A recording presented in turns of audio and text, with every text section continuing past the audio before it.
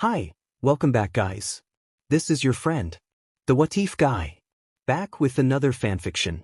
This is the first part of What If Issei Becomes Emperor of Darkness. Now before starting, please give this video a like and subscribe to the channel if you want more videos like this. Now let's get into the fanfic. Chapter 1. First worst nightmare. A boy about 17 years old with brown hair and chocolate brown eyes. His name was Issei, of course, host of Welsh Dragon Drag, aka the Red Dragon Emperor or the Heavenly Dragon of Domination, walking home with a huge smile on his face and a group of people surrounding him. They were walking home after a day of having fun together. The high school year just ended and Akino, Rias and Sona and her queen Tsubaki graduated from high school yesterday, while Issei, Asia, Zenobia, Irina and Kiba will be third-year students after the summer break. The graduates are planning to go to college next year that is near Kutown. Issei had a great idea to celebrate their graduation together for a whole day. Much to everyone's joy, Sona and Tsubaki agreed to join them for the day along with her peerage. They had an extremely fun day at an amusement park and later at a beach, much to Issei's and Saji's excitement. Irina wasn't able to come with them as she was sent to heaven by Michael himself for the whole summer. They were able to watch some bouncy action as the girls played volleyball. When it was their turn to play, they couldn't focus on the ball and were hit a couple of times in their faces, or even worse, below their waist. It was quite dark already when Issei, his ladies and buddies reached the house. Kiba and Saji tagged along to spend some more time together. Issei didn't mind them coming as they were his best friends and brothers by everything but BLD. They entered the house and turned on the lights. While everyone went to the living room, Asia and Akino went to the kitchen to prepare some snacks and drinks.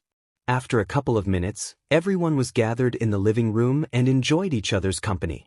But suddenly everyone's attention was gathered by a red magic circle with Gremory ruins glowing in the middle of the room. Seconds later, 4 people emerged from it. 3 of them were tall, but one of them wore a formal robe and shoulder platings. His eyes were baby blue and shoulder-length crimson hair like Rias, while the other was muscular and had purple eyes and jet black hair and wore simple clothes. The muscular man held a box full of what looked like expensive bottles of alcohol. The other 2 were a man and a girl that looked a lot alike. The appealing young girl had dark blue eyes.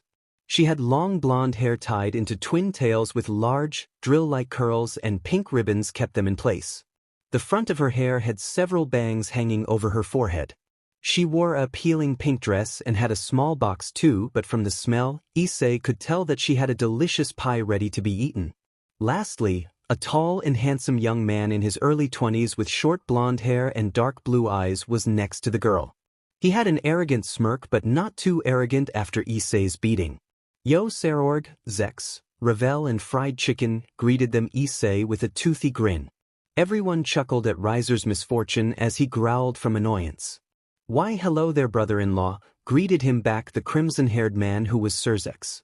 Both Issei and Rias gained a tint of red on their faces from slight embarrassment, while the rest of the girls had jealous looks. To make the situation worse for the duo, the muscular man with the box, who was Sarorg, started laughing at their embarrassed reactions. If you're gonna laugh any longer, I'm gonna beat you again like 2 weeks ago, warned Issei. I wouldn't mind us fighting again, replied Sarorg as he put the box on the ground next to his feet, but never broke the fierce eye contact between the Red Dragon Emperor. The raiding game between Sarorg Bale and Rias Gremory was 2 weeks ago, and Issei came victorious at the last moment after getting knocked out by Sarorg and gaining his newest and strongest form yet, called Cardinal Crimson Promotion. Issei was promoted to the middle-class devil after the raiding game, and Sarorg's mother woke up from her long-lasting coma. Now, we didn't come here to fight, said Surzex calmly with a kind smile. Both titans broke their fierce glare and shook hands with prideful smirks. So what business do we have with you? After all, it's quite late, asked Issei politely this time. Well, we came here to celebrate 3 occasions tonight, said Surzex. And those are? Asked Rias. Issei's promotion, answered Ravel shyly with a blush. Your graduation, dear sister. The next one who spoke was Surzex. Your victory of the raiding game. The last one was Sarorg that spoke. I understand Rias's graduation, but we already celebrated the victory of the raiding game and my promotion, said Issei with a confused expression. Well, I didn't participate in the last two celebrations because as you heard my mother finally woke up from her coma, so I spent as much time with her as I could, said Sarorg. And I had some business to attend to with my family, said Ravel. Come on Issei, I don't think it will be harmful to re-celebrate your promotion and our victory again, right? Plus they already came here with some nice presents, said Akino with a stuck voice as she hugged him from behind. Yeah, I think so too. I mean my parents will return only after tomorrow, so let's celebrate, said Issei with a strong blush as he felt Akino's melons being pressed against his back. Everyone cheered and soon enough Sarorg took out a couple of bottles from the box that he brought while Akino went to bring some glasses. They somehow managed to make Issei drink some of the alcohol even if he wasn't of age. But Saji drank with no problem as if it wasn't his first time, even though it was because he was drunk after only a couple of glasses. But Ravel and Kiba didn't drink any as they didn't want to. After 2 hours of drinking and sharing some hilarious stories while drunk and funny moments of Rossweiss who passed out not too long after, Surzex had to go as he had business in the morning to attend to. Of course, he didn't leave by himself. Grafia helped him. No, dragged him by his ear while she scolded him for drinking too much and left. Not much later Ravel decided to leave too as she achieved her goal of making Issei try her cinnamon apple pie, which Issei described as amazing, much to her joy. They were having fun and drinking until Issei had what he thought was a great idea. He grabbed Kiba by his wrist and started to drag him out of the living room. Hey Issei, what are yo? Kiba tried to ask him what he was doing but got silenced by him. Nessish. I want Hiccup to propose to the girls Hiccup, so I need your help Hiccup to finish our project, said Issei between hiccups as he wobbled towards the exit with Kiba behind. But aren't you too drunk? Asked Kiba nervously. Nah Hiccup, I'll be fine, said Issei as he opened the door and walked outside with Kiba. Hey Drake, you awake? Called out Issei to the mighty dragons of domination through the mental link. What is it that you need, partner? Asked Drake with a tired voice that indicated that he was asleep. Can you maybe somehow make me undrunk? Asked Issei. After a moment of silence, Drake responded tiredly. Sure, but it will get really hot. Asked a dumbfounded Issei. He didn't get an explanation from Drake but rather a demonstration. Issei started to sweat a lot as his body temperature rose significantly. He started to breathe as the temperature rose and burned out all of the alcohol within his body, and after 5 minutes Issei was good as new but sweaty. Thanks, pal, thanked Issei as he was now sober. No problem, replied Drake as he fell asleep. Kiba, can you help me out here? Asked Issei as he pointed at his sweaty clothes. Sure, replied Kiba with a chuckle as he summoned a light blue sword. He slashed at the air with the sword and a small wave of water hit Issei. It was stronger than what Issei expected as he was knocked down to the ground. Sorry, apologized Kiba as he offered his hand. Issei grabbed his hand and Kiba helped him stand up. He then summoned a different sword that emitted small flames from the edges. Don't burn me, said Issei. Kiba nodded and did the same as last time but with much less force and a weak flame, just enough to vaporize the water from the clothes.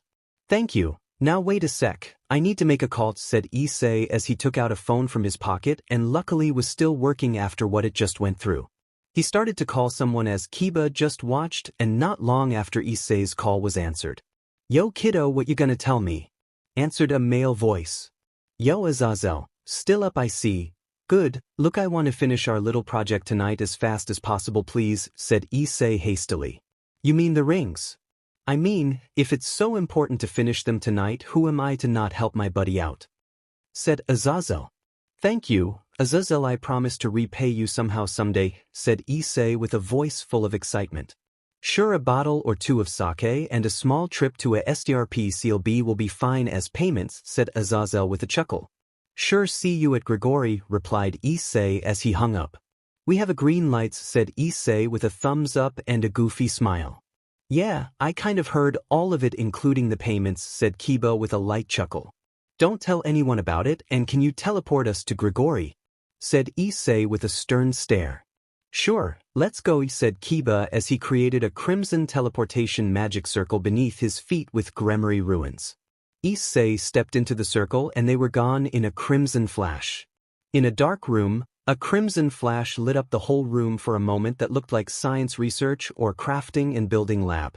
Soon the lights turned on and a tall man who appeared to be in his 20s with an average build, black hair, golden bangs and a black goatee slowly walked into the room with a long yawn. "So you are already here. Good, let's get started," as it sounded urgent in the phone calls, said Azazel as he walked towards the duo. "Yeah, let us not waste any more time than needed," said Issei, all hyped up. Azazel prepared some tools and took out a wooden box which contained unfinished rings for Rias, Aquino, Asia, Kaneko, Zenobia and Irina, though Irina will get hers when she comes back. Issei brought materials like gems and diamonds out of a safe. Like that the trio spent at least 4 hours finishing the rings. Issei poured his whole heart and soul into them to make them perfect for the girls. Azazel was already asleep in his chair and Kiba almost fell asleep too if not for Issei who closed the wooden box with the rings. "Well Kiba, thank you for your assistance once again and I will repay you too in some kind of way," said Issei with a tired smile. "Sure, but not the same way as Azazel," said Kiba with a tired chuckle. "Okay, but you at least need to find a girlfriend," said Issei. "Sure someday," replied Kiba as he stood up from his chair and stretched his limbs. "Alright, take this box and let's do like we practiced those other times," said Issei as he gave Kiba the box. Kiba once again created a teleportation magic circle and teleported both of them back to the mansion with the same crimson flash. "Good luck kiddo," whispered Azazel with his eyes closed as he fell asleep for real this time. Issei and Kiba arrived at the mansion's doorstep. "Well, time to go in," said Issei, but he sounded completely different. Just a moment ago he was excited and looking forward to it with confidence. Now he sounded nervous. "Don't worry Issei, no need to be nervous, remember that you have mine, Azazel's and Draig's support right at this moment so nothing can go wrong," said Kiba with a kind smile as he held the wooden box. "That's right partner, don't be a chicken and enter like a fearless dragon," roared Draig confidently. Issei smiled after hearing that they will support him and nothing will go wrong. It put his mind at ease. He took a deep breath and opened the door. They saw that the lights in the living room were still on but no noise was heard. Issei and Kiba thought that maybe they fell asleep as they did take 4 hours at the Grigori, but Draig had a bad feeling already. They entered the living room and much to their surprise they saw only a passed-out Rossweiss on the ground with a bunch of empty bottles laying around the room. Issei and Kiba chuckled before Issei picked her up and placed her gently on the sofa. "Maybe they are upstairs?" whispered Issei as he looked at Kiba. Kiba just nodded and they went to the elevator. They got to the 3rd floor and silently walked towards Issei's bedroom.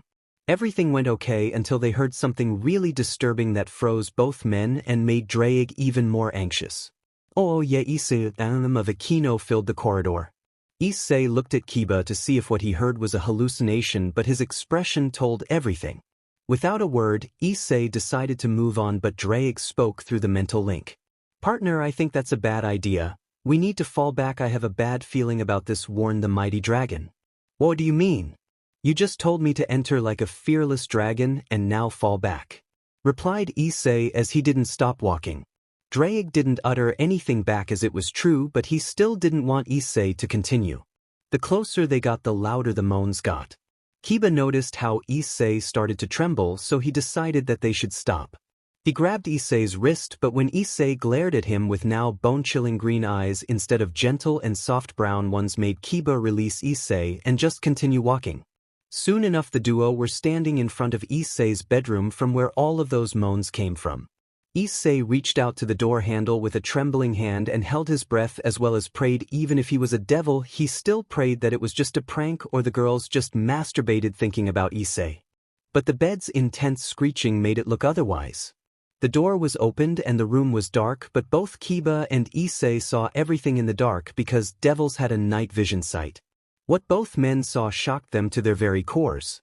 Kiba looked at Issei and saw him stop breathing and his green eyes glow more intensely. It reminded him of the time when Issei activated the Juggernaut drive for the first time. Kiba then looked back to the horrid scene that was Aquino being ravaged by Riser while the other girls and 2 men were passed out cold from alcohol and all the fun they had. Kiba then noticed that Asia's womanhood seemed to be gushing out. The white stuff, while the other girls were clean because they used condoms, And seems like Issei noticed that too as he started to breathe unevenly. Yes, Issei, you are so good at this, suddenly moaned Akino with an expression that screamed pleasure as Riser ravaged her. It seemed that the bed begged for help as it barely was standing. The girls are so drunk that they somehow managed to mistake Issei for them, thought Kiba with such fury. He couldn't believe that his MSTR and savior who he looked up to so much was doing such things behind Issei's back, his brother's back, who he looked up to even more. Kiba wanted to summon his sword of betrayer and slash the heads of the three men. But before he could do that, Issei started to back away slowly before sprinting out of the house down the stairs. Kiba didn't even get the chance to stop him as he just disappeared. "You morons, what are you doing?" shouted Kiba at the disaster that was in front of him. But they were so drunk that they didn't even hear him and continued their fun. Kiba saw that there was no use, so he contacted Grafia. "Lord Surzex needs to get here as fast as he can. We have a huge problem. Please get here quickly to Issei's mansion. The town is in danger," said Kiba with an anxious voice as he feared for the worst. "We're coming," replied a feminine yet serious voice. 5 minutes later, the bed screeching and Akino's moans were silenced, and a few more minutes later a silver magic circle appeared next to Kiba, who was leaning against the wall next to the door where the hideous scene was seen. "What's the matter, Knight of Rias?" asked Surzex, who stood in front of Kiba with his wife and Queen Grafia, who was wearing her usual maid uniform. "Psych, just look inside this room and you'll see how your dear sister messed up this time," said Kiba with a disappointed sigh as he pointed at the door next to him. Surzex got a bad feeling when the knight of his sister said those words. He looked at Grafia, who nodded and walked in front of the door before opening it. As soon as she opened the door, she let out a shocked gasp and covered her mouth with both of her hands. Surzex rushed in right behind her, and he saw Rias and half of her peerage naked together in bed with Serorg, Riser, and Surzex became furious as he released his aura and woke up all of the filth as the mansion started to shake. Everyone shot up from the bed, and the first thing they saw were Grafia's and Surzex's glowing blue and red eyes that were full of anger and disappointment. "Brother," stuttered Rias out of fear and confusion as she saw his angry eyes. "Brother, what's going on? What are you doing here?" asked Rias, still not processing what was going on and not noticing the three men who were at the bedside shivering from fear, regret, and disappointment in themselves. "No, Rias, it's me who wants to know what is going on here and what were you doing with them," said Surzex with controlled anger as he pointed at the three men who flinched. Rias and the girls looked at the three naked men and then recalled the moments of what happened not too long ago. The memories were hazy and blurry, but they understood what happened. No, this can't be real, no it can't be," shouted Rias with a horrified expression as the girls behind her started to cry and sob. "But it's real and you F up big time here," said Kiba with disgust, who was standing in the doorway with his arms crossed. "Where is Issei?" asked Akino with a shaky voice. "He ran away after we saw you." Akino enjoy Riser's PP. "Oh, and by the way," said Kiba calmly before leaning behind the door and grabbing a wooden box. He threw the box on the bed in front of the girls. "Open and see what he was preparing to do for you tonight," said Kiba as he glared at the women. Zenobia with shaky hands took the box and opened it in front of everyone, and what they saw made the girls cry harder and the three traitorous men flinch from the sight of 6 appealing handmade golden rings with different gems that sparkled beautifully. The rings had their names carved from the inside. Kiba took one ring from the box that had a golden orange gem. That ring was Irina's. Since she wasn't here, Kiba decided to give it back to Issei, so at least one girl will stay faithful. "A week ago Issei asked me to cover for him with devil work so he could make these rings for you. Every early morning he asked me to help him practice his proposal speech so that he wouldn't disappoint any of you. He was really looking forward to this moment. He put so much thought and effort into this one single moment, but I can't believe how messed up you are," said Kiba before he turned to look at Surzex.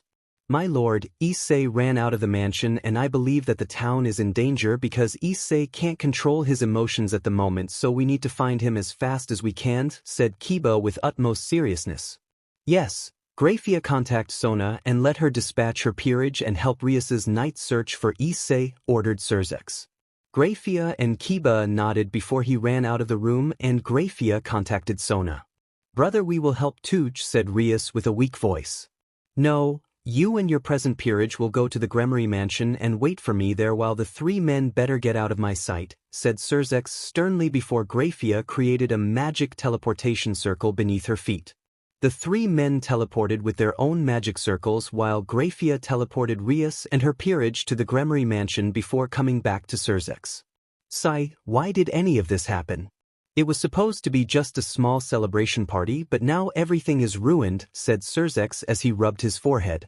Graphia walked up to him and placed her hand on his hand. Not now, dear. We have a huge problem at hand. Later you can rant all you want, said Graphia with a sweet and soft voice. Surzex took her hand before kissing it. Okay, dear, let's Jeej. Before he could finish, a loud roar followed by a huge amount of dominating aura washed over the town. Oh no, said Surzex as he and his queen flew with their devil wings towards the source of the roar. Chapter 2. Tears of BLD. 30 minutes earlier, after running out of the mansion, Issei took flight into the skies with his balance breaker activated.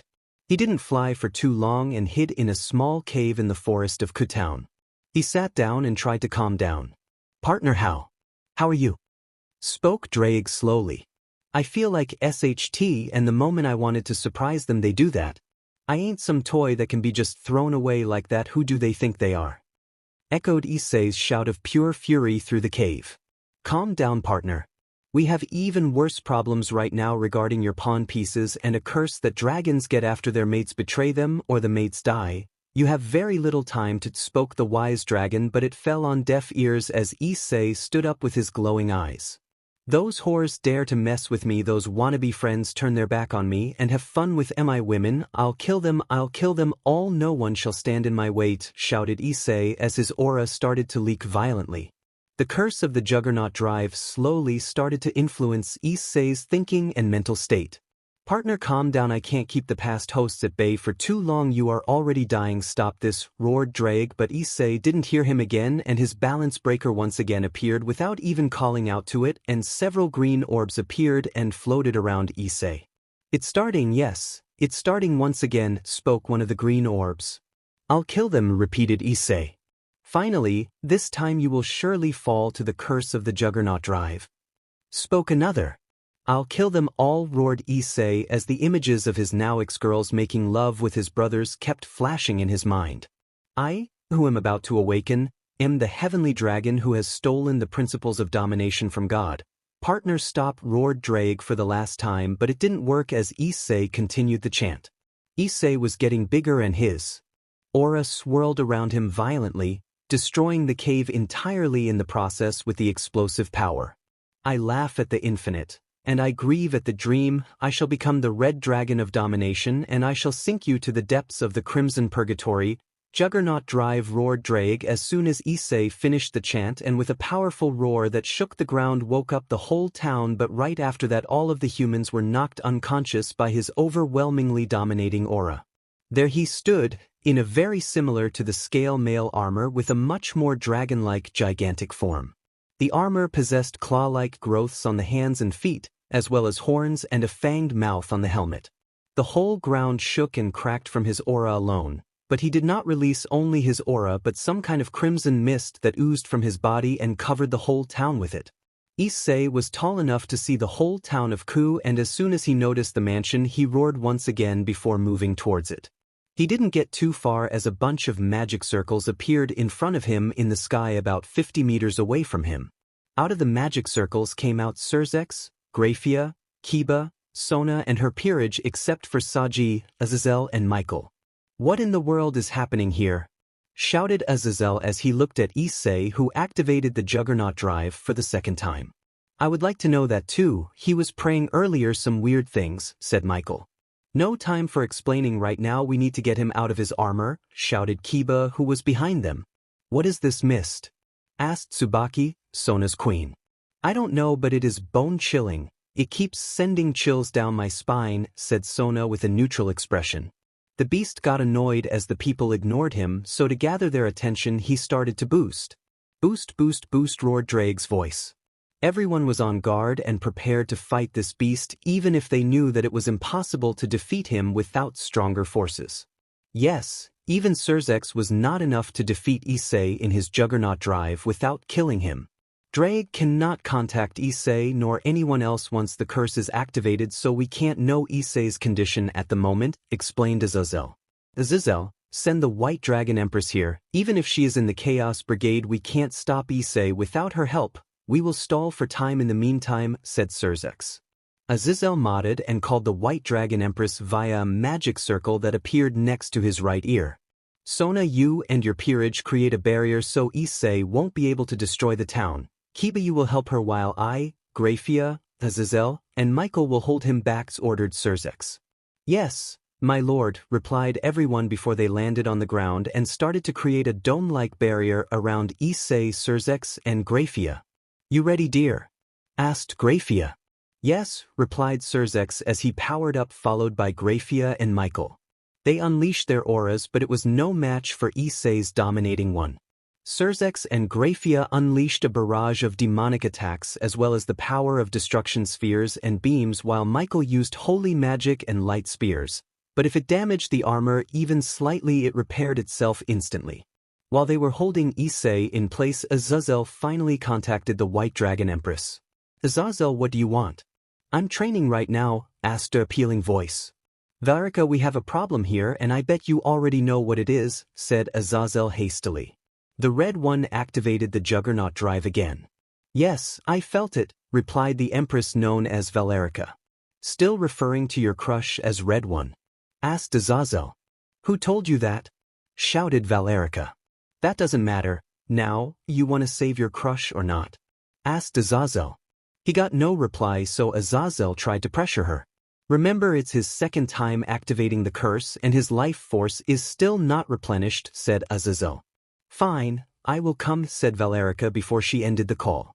Itchim from rivals to lovers, how sweet, chuckled Azazel before he entered the barrier to help hold Issei in one place.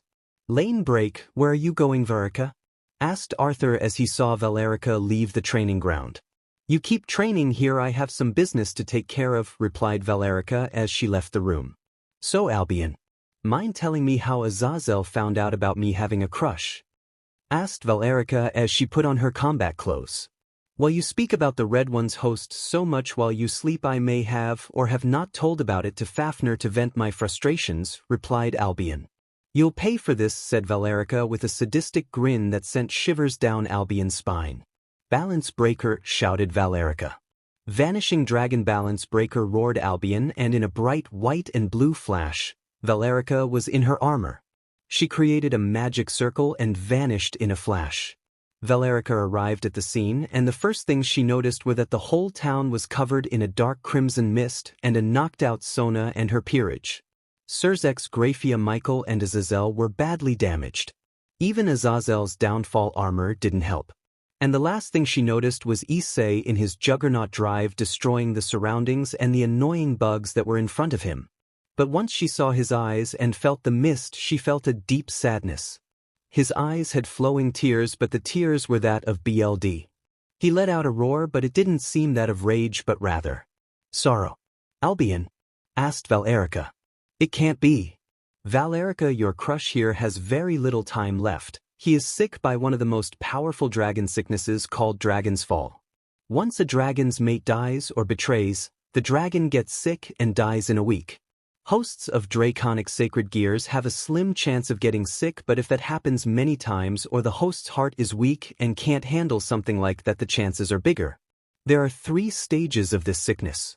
The first one is rage. The dragon can't control its emotions. Second, a mist is spread from dragon's body, and the third is BLD tears, but I feel a strong demonic and draconic energy clash that is happening inside the boy's body. His pawn pieces are corrupted and are quickening the process of the dragon's fall, not speaking about his life force being depleted right this moment. Luckily this time the form is incomplete too, otherwise we wouldn't be able to save him, explained Albion to Valerica. Then there's no time to waste, said Valerica, and as she was ready to take action, Issei launched a Longinus smasher at the faction leaders and Graphia, who were stalling for time. They were luckily knocked out unconscious and not killed, as the attack didn't hit them directly, just blown away from the force. They were too exhausted fighting a beast like that anyway. Valerica landed on the ground and started to chant. I, who am about to awaken, am the heavenly dragon who has taken the principles of supremacy from God. I envy the infinite, and I pursue the dream. I shall become the white dragon of supremacy, and I shall take you to the limits of white paradise. Juggernaut drive, roared Albion as soon as Valerica finished the chant. Her juggernaut drive was similar but white instead of red, and the gems were blue, not green like Issei's, and some details were different but the same draconic appearance. Longinus Smasher, roared Drake's voice as Issei unleashed another beam, this time at Valerix, but once it got close it disappeared without reaching its target as Albion roared. Divide, divide, divide. Valerica didn't waste any time as she charged a blue sphere in her mouth using the energy she stored up from Issei's last attack combined with her demonic magic. Once she released the attack it hit Issei and he roared out of pure pain as bits of Issei's armor flew in every direction before Drake's voice rang out again. Divide, divide, divide, and Issei cancelled the attack but was obviously damaged and the armor was repairing slowly now. Valerica was glad when she saw Issei get weaker, but it wasn't because of the attack. Valerica, his life force is almost all dried up. He isn't getting weaker, he will use every last drop of his power and life force to destroy everything here in one last move, roared Albion, shocking Valerica in the process. Do you have any suggestions? Asked Valerica hastily. Yes, but you won't like it. Not one bit, answered Albion. Just tell me already, shouted Valerica. You have to run, said Albion. Are you crazy? I am not running away, shouted Valerica. Then you'll die here. You don't have the time nor the power to stop him anymore. It's too late, roared Albion back. Valerica became silent and had very complex emotions about this until she had one last idea. Ophis, I need your help, roared Valerica, but nothing happened.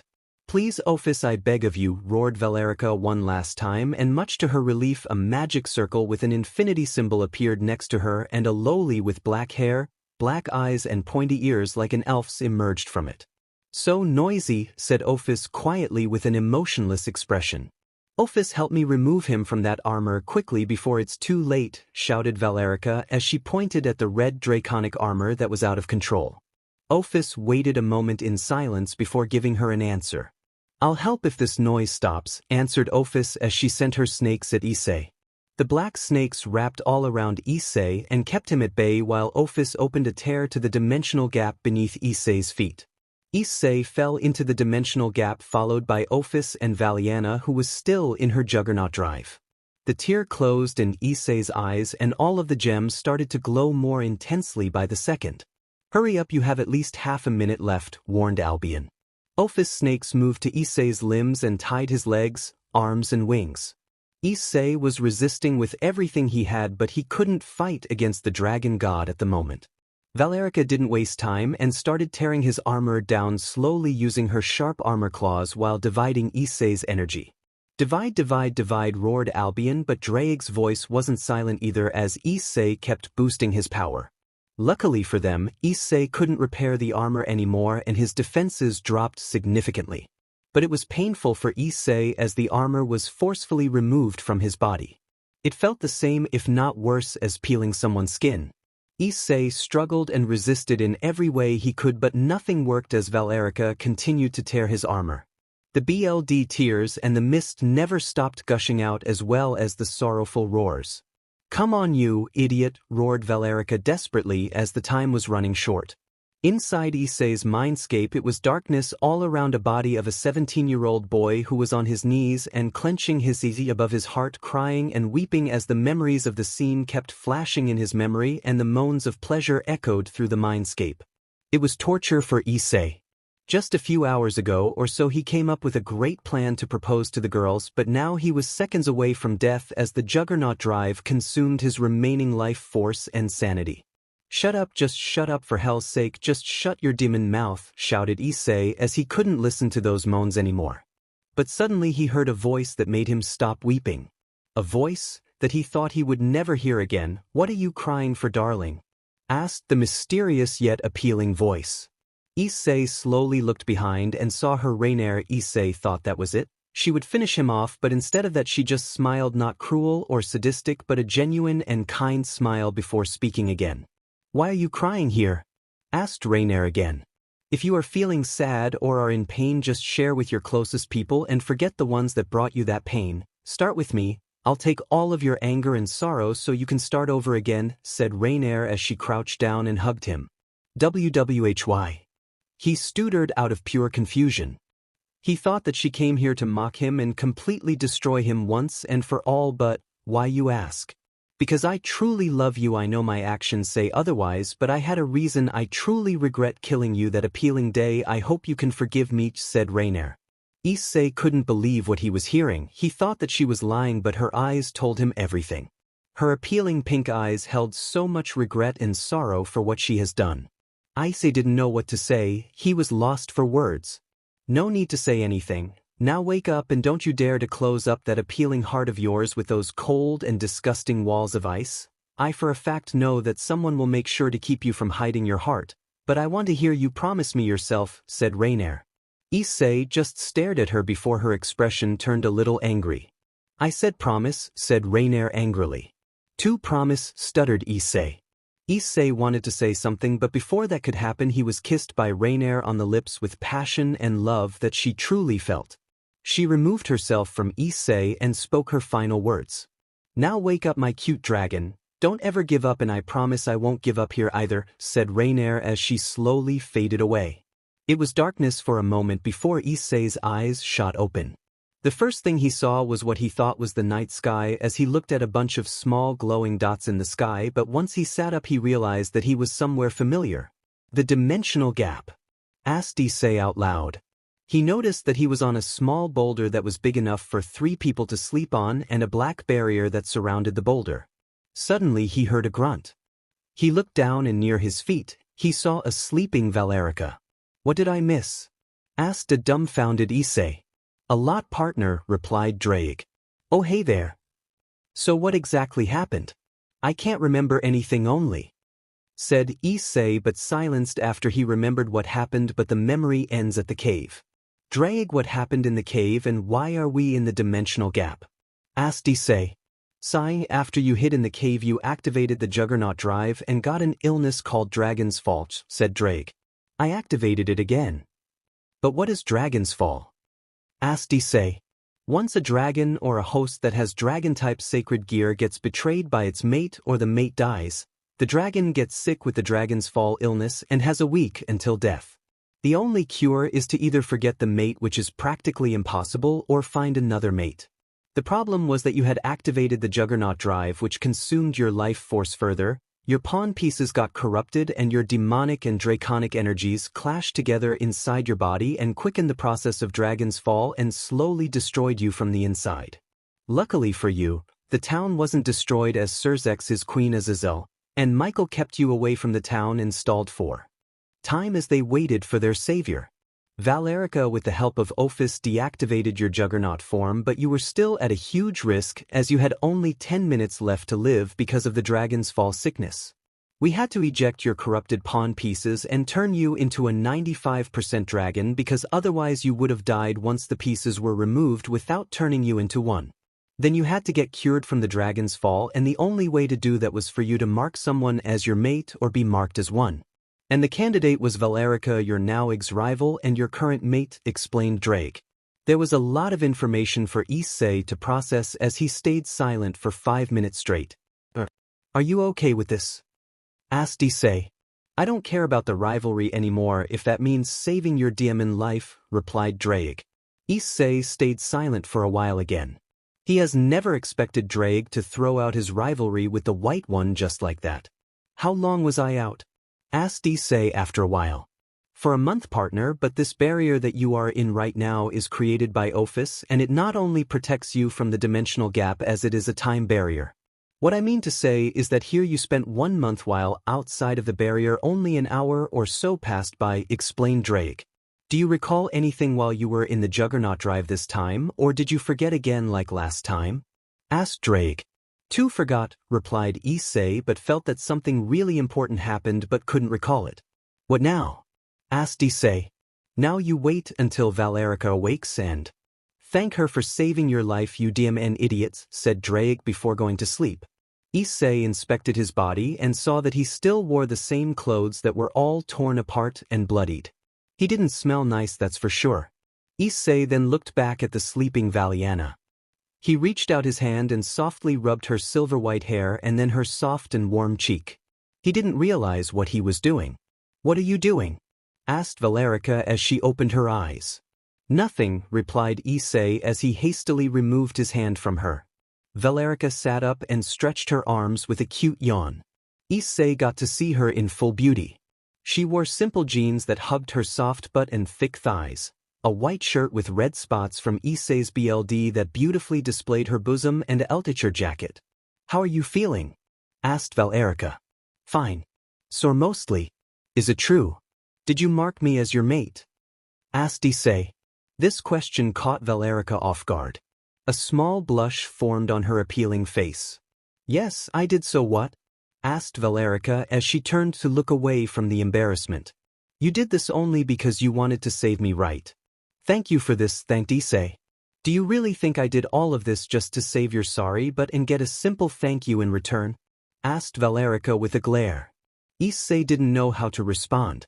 "I did this because I like you for quite some time now, and when Albion explained about Dragon's Fall curse, your corrupted pawn pieces, and the lifespan consumption of the drive made me sad because I thought you were slipping out of my grasp as I literally watched your life slowly slip away and reach its end. It hurt me so much for some reason," explained Valerica with tears that rolled down her cheeks slowly. This was a side of Valerica that only a few people have ever seen. Issei just looked straight into her eyes and saw how appealing they were. The blue orbs shined beautifully until for a moment he saw that horrid scene in his mind again. He flinched and Valerica noticed that. "I don't know if I can after what happened," said Issei as he looked away. Valerica felt a little hurt, but she did expect something like this. She got closer to him, grabbed him by his collar, pulled him closer. Their faces were almost in contact. "Listen here. You are the Red Dragon Emperor and a dragon who are known to be fearless. Will you really let those whores stop you here? Or will you make them regret their choices? You are my mate now and I will love you until I die and no one will stop me, not even you, so you either forget them or be a wimpy kid who dropped his ice cream on the ground. I don't need a weak mate, understood?" shouted Valerica with a glare. As Issei heard her describe him as weak and a wimpy kid made him furious as his pride took a hit. His new dragon instincts didn't like that at all and made Issei dominate her rather than let her insult him. He kissed her full force with passion. Valerica was shocked but reciprocated the short embrace. As they finished, they both blushed and didn't make eye contact as they weren't used to this yet. They were rivals not too long ago after all. Valerica stood up and offered Issei her hand. "Let us go," asked Valerica. "Sure, but he'll need a shower and new clothes," said Issei as he stood up with the help of Valerica. She helped Issei walk because he didn't walk for a month now. She took a sword out of her pocket dimension that was Caliban that she took without Arthur's knowledge and slashed the air with it. A tear in the air was made. They walked through that tear and left the dimensional gap. Chapter 3: The Horrible Truth. Unknown location. Issei and Valerica were standing in front of a huge mansion, a bit smaller than Gremory Mansion, but still, a mansion is a mansion. "Here we are, my house, now yours too," said Valerica. "House? You mean castle, right?" deadpanned Issei. "Well, maybe it's a little bigger than a house, but whatever. Now let's go inside and meet with my team," said Valerica with a giggle. "Sure, let's," said Issei. Upon entering the house, Valerica went to the training room below the mansion. There she met up with her team who were training in pairs together. Lu Fei with Kuroka training and learning some useful magic, while Arthur and Biko were sparring together, both drenched in sweat. Arthur was fighting with the Excalibur ruler, while Biko with his staff. The training stopped once the team noticed Valerica enter the training grounds. "Oh, so you returned already? What exactly was the problem, Naya?" Upon noticing Valerica, Kuroka asked with her cute voice. "You'll see in a couple of minutes," answered Valerica. With curiosity shining in Team White Empress eyes, they nodded and went to clean up. 5 minutes earlier, "I'll gather my team in the living room while you go take a shower, and I'll bring you fresh clothes, all right?" ordered Valerica. "Sure, just show me where the shower is," answered Issei. "All right, just follow me," replied Valerica. With Issei in the shower. Issei was standing, letting the water wash away all the dirt, sweat and BLD, painting the floor dark red. "Partner, are you alright?" asked Drake his partner. "Dunno, just thinking what happened to me just because I left for 4 hours. I mean, it's crazy. I got betrayed and cheated, I almost died a painful death, I activated the Juggernaut drive for the second time and survived it, almost destroyed the town, I have turned into a full-fledged dragon, Valerica confessed to me and became my mate. What's happening to me?" answered Issei. "Yeah, I'm surprised that you didn't slaughter them there and then," said Drake. "If I hadn't run out of the mansion I would have slaughtered them and many more," replied Issei. "Luckily, the town is safe and only the forest and that cave were destroyed. I was holding the past hosts at bay, but your fury and sorrow were too powerful and you triggered the drive for the second time, partner," said Drake with a serious voice. "That close to killing a bunch of innocent, huh? I'm a ticking bomb now," replied Issei with a blank look. "Partner, you need help, you aren't stable mentally, you still can trigger Juggernaut drive any moment for the third time, and if that happens no one can save you anymore," advised Drake. "Drake, can I use divine dividing without any side effects?" asked Issei his partner. After a moment of silence, Drake replied. "Now that your body is that of a dragon's turned after being exposed to mine and Albion's auras, there shouldn't be any side effects, though I must ask, what are you planning?" asked Drake curiously his partner. "Well, sacred gears work by adapting to the host's emotions, so I thought maybe you can divide my negative emotions, so I won't trigger the drive for the third time," answered Issei. Drake was flabbergasted. Is that even possible? Drake didn't want to risk it though. "Partner, I suggest you better go seek help. There might be severe side effects," said the mighty dragon with utmost seriousness in his voice.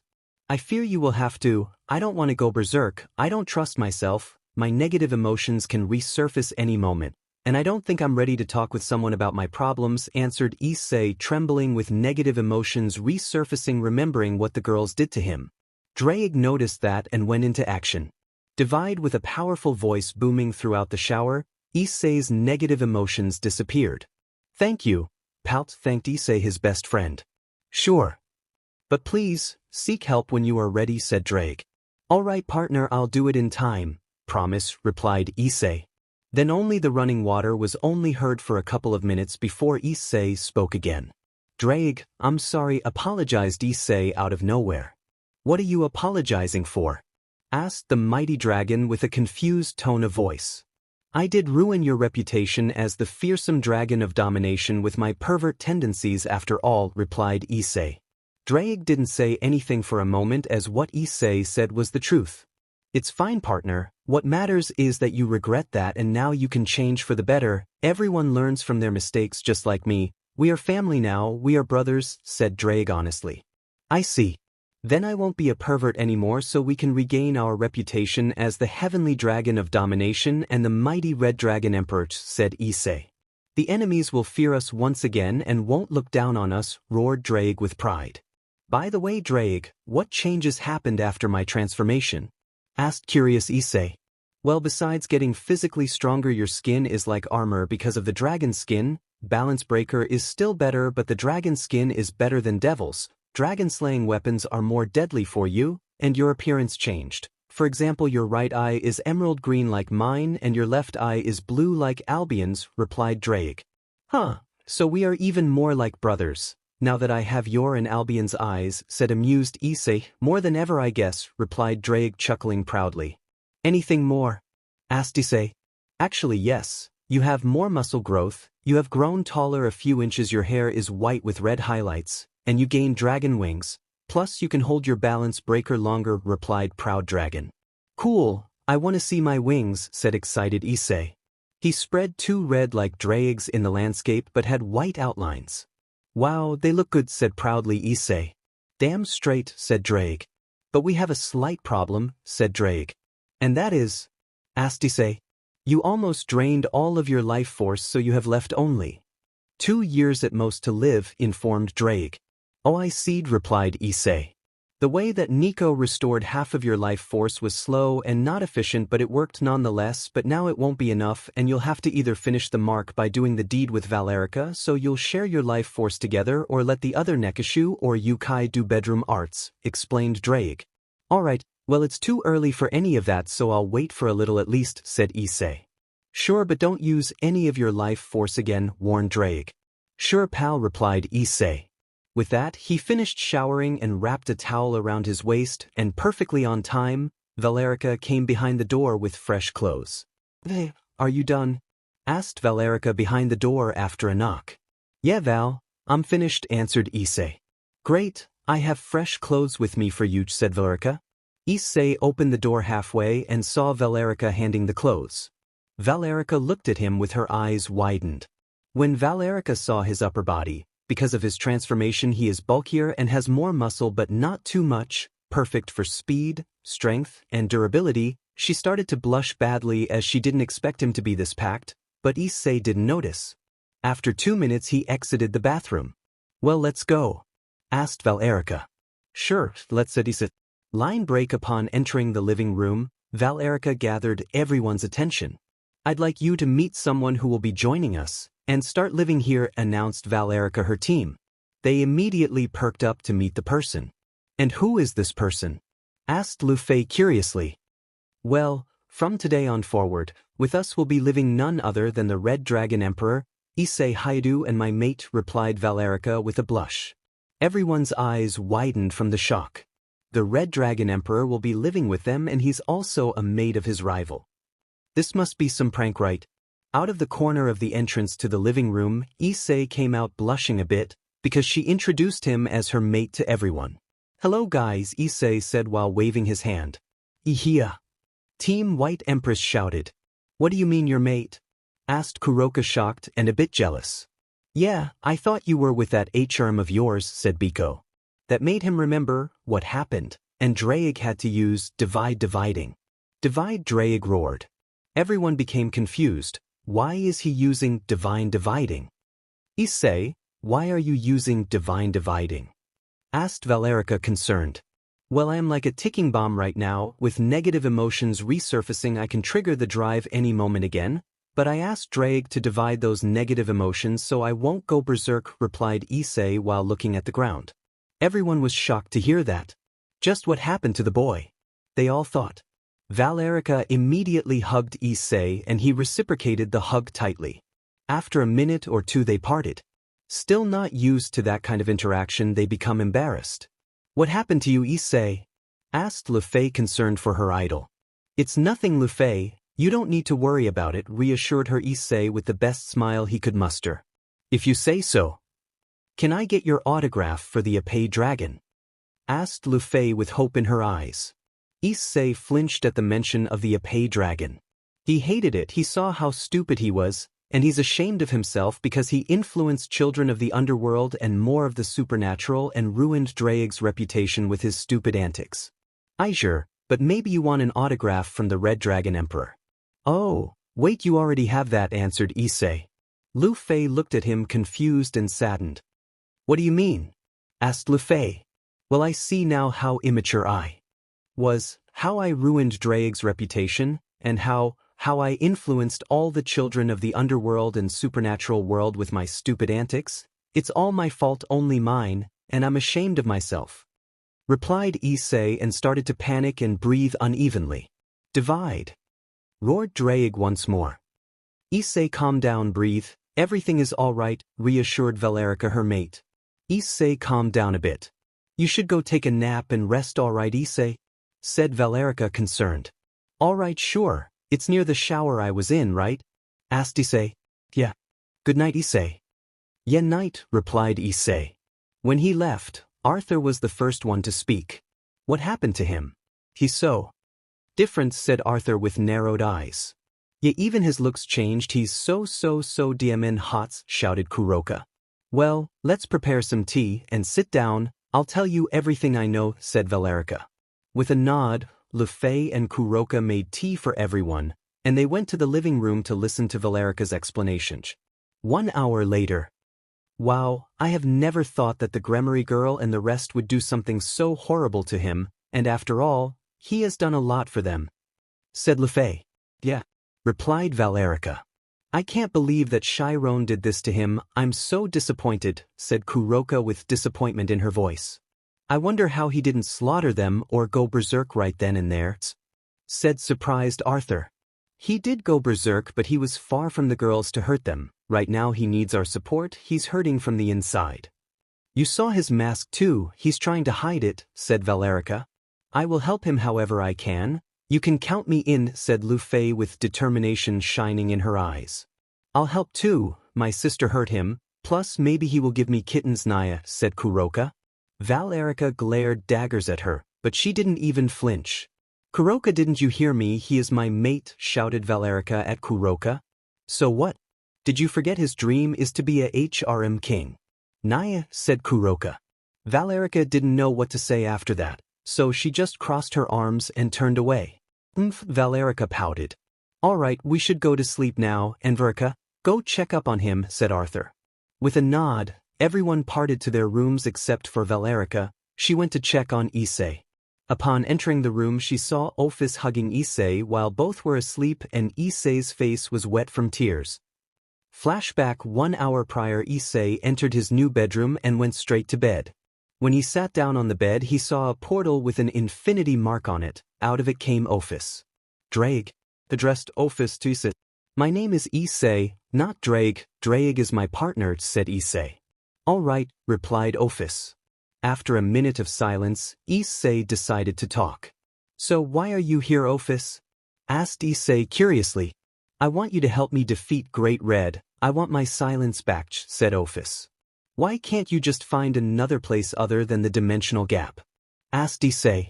Because I was born there, it's my home and Baka Red stole it from me, said Ophis. What about you start living a normal life like with friends? Do you have any friends? Said Issei. No, I don't. What are friends? Asked Ophis.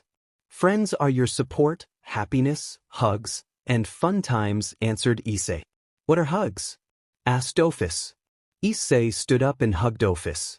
She stood there for a second and reciprocated the hug. I like it, I want lots of hugs, said Ophis. If you like it that much I can be your friend and give you hugs anytime, said Issei happily. Okay, said Ophis. After 5 more minutes Issei released Ophis from the hug and sat back on the bed. We can hang out at times, I'll show you how to live a normal life with friends, well as normal as it can get in the supernaturals, said Issei. Ophis only nodded and sat beside him and hugged again. By the way, thank you for helping Valerica get me out of the Juggernaut drive, thanked Issei. Issei expected her to say no problem or something like that, but instead of that, he got a question. Why is my friend hurting? The dragon god asked Issei as she looked at him sit her shining black eyes. The question shocked Issei for a second but decided to reply. Well, I've been through a lot lately, said Issei. He then proceeded to tell her a short version of what happened to him before he activated the Juggernaut drive. Ophis listened carefully. Now I understand why you feel like a dragon and not a devil. Do you want me to kill them? Asked Ophis. No, no need, it's not worth it, said Issei as he shook his head. But that's not all, what aren't you telling me? Said Ophis. It's nothing, Ophis, I'm all right, said Issei. Don't lie to me, you are my friend, right? Asked Ophis. Issei hesitated for a moment but decided to tell her. Well, when I was just a human, I was killed by my first girlfriend Yuma, or rather Rainier, and I'm kinda traumatized by that. I'm still kinda scared of girls, and after what Rias and the others did to me, I can't really trust anyone blindly. That increased my fright of women too, but Rias saved my life by reincarnating me into a devil, said Issei. Rias didn't save you, said Ophis. Issei's eyes widened at her remark. What do you mean she didn't save me? Asked shocked Issei. I've been watching you since you were born, because I knew you had Drake and I could feel your potential, and I saw everything. She schemed your death. She knew fallen angels were targeting you. That's why the white-haired Nekashu have been following you. To make sure the plan went perfectly, she wanted you to become her pawn, to use you, replied Ophis calmly. While this can't be true. Can it? Issei couldn't believe that was the truth. Partner, I think she's telling the truth, she just has no reason to lie. I always suspected the Gremory girl. Remember when you got that summoning circle before the date? That was her familiar that gave you. She knew all along, said Drake with fury. Issei started to panic, breath faster, and tears started to come out of his eyes. So she just used me all along from the very start. Issei shouted with fury, but before anything could happen Drake used divine dividing. Divide, roared Drake. Issei immediately calmed down. Tears stopped streaming down his cheeks, but still had a face full of horror. Later Valerica walked in and saw Issei asleep with Office hugging each other. Valerica wanted to lay down too but was not sure, maybe it's too early for that. Just go and sleep with him already, voiced Albion his opinion. Valerica gulped before she walked over to the bed. She could see that he was crying. She went to him and hugged him from the other side as she laid down, and he fell asleep like Office after 5 minutes. This was the first night in a while that Issei got to sleep peacefully without any nightmares about Yuma, not Rainier, killing and insulting him over and over again. Chapter 4. A Helping Hand. Morning came and Issei slowly woke up, but the problem was he couldn't move. Opening his eyes, he saw his mate on his left hugging his arm, and Office on the right doing the same. Issei didn't even know how to react to this. After everything that happened to him, he isn't that much of a pervert because people kept using that side of him to manipulate. They had just to show a pair of a pay and he'd do anything. At least it worked. That is until now he tried to get free from his morning prison, not that he wasn't enjoying this, but because he had to go to the bathroom really badly. Besides that, he was really hungry. After all, he didn't eat anything for a long time. But his plan failed. Valerica woke up and saw Issei trying to get out carefully. Good morning, Issei, greeted Valerica with a sleepy voice as she looked at him. Issei flinched, because he failed to escape. Good morning, Val, stuttered Issei. Where are you going? Asked Valerica. Bathroom, replied Issei. First I want to talk to you about yesterday, said Valerica. Issei didn't want to talk about what happened yesterday, but the glare that Valerica gave him, it gave him mad chills. Women are scary. Thought he said, alright, what do you want to know? Asked Issei. First, why is Office keep hugging you? Asked curious and amused Valerica because of the dragon god's actions. Well, we are friends now. I told her that friends give hugs. She didn't know what hugs were, so I hugged her, but she likes it a lot now and can't stop it. Valerica was shocked. Office likes something else besides her silence and wants hugs. Anything else you want to know? Asked Issei. What were you talking about with Office that made you cry? Asked concerned Valerica. Well, I found out that I was being used all along. From the very start. Replied Issei. What do you mean? Asked Valerica. What I mean is that my death was planned all along. Rias taught that if I get killed by a fallen, she could just swoop in and revive me to get my eternal loyalty, power, and a new peace. Replied Issei, holding his rage. Divide, roared Drake. If she would have just asked me and explained about the supernatural, I would have gladly joined her peerage. Said Issei. Plus, she knew I was a pervert. So she just used that side of me, so I would do anything she wanted, said Issei with a blank look. But now that will change. I'm no pervert anymore, and no one will use me ever again. Said Issei firmly. Oh, but I like that side of yours. It's amusing, pouted Valerica, trying to lighten the mood. I'll be a pervert for you whenever you want, Empress, teased Issei. Valerica blushed a bit, but stood up from the bed and went to the door. I'll make some breakfast for us, so go take a shower and come downstairs, said Valerica before leaving. After a shower, Issei went downstairs. There he met Valerica, and the others were already awake, eating breakfast or just drinking coffee. Good morning, Issei, greeted everyone. Morning, everyone, Issei greeted back.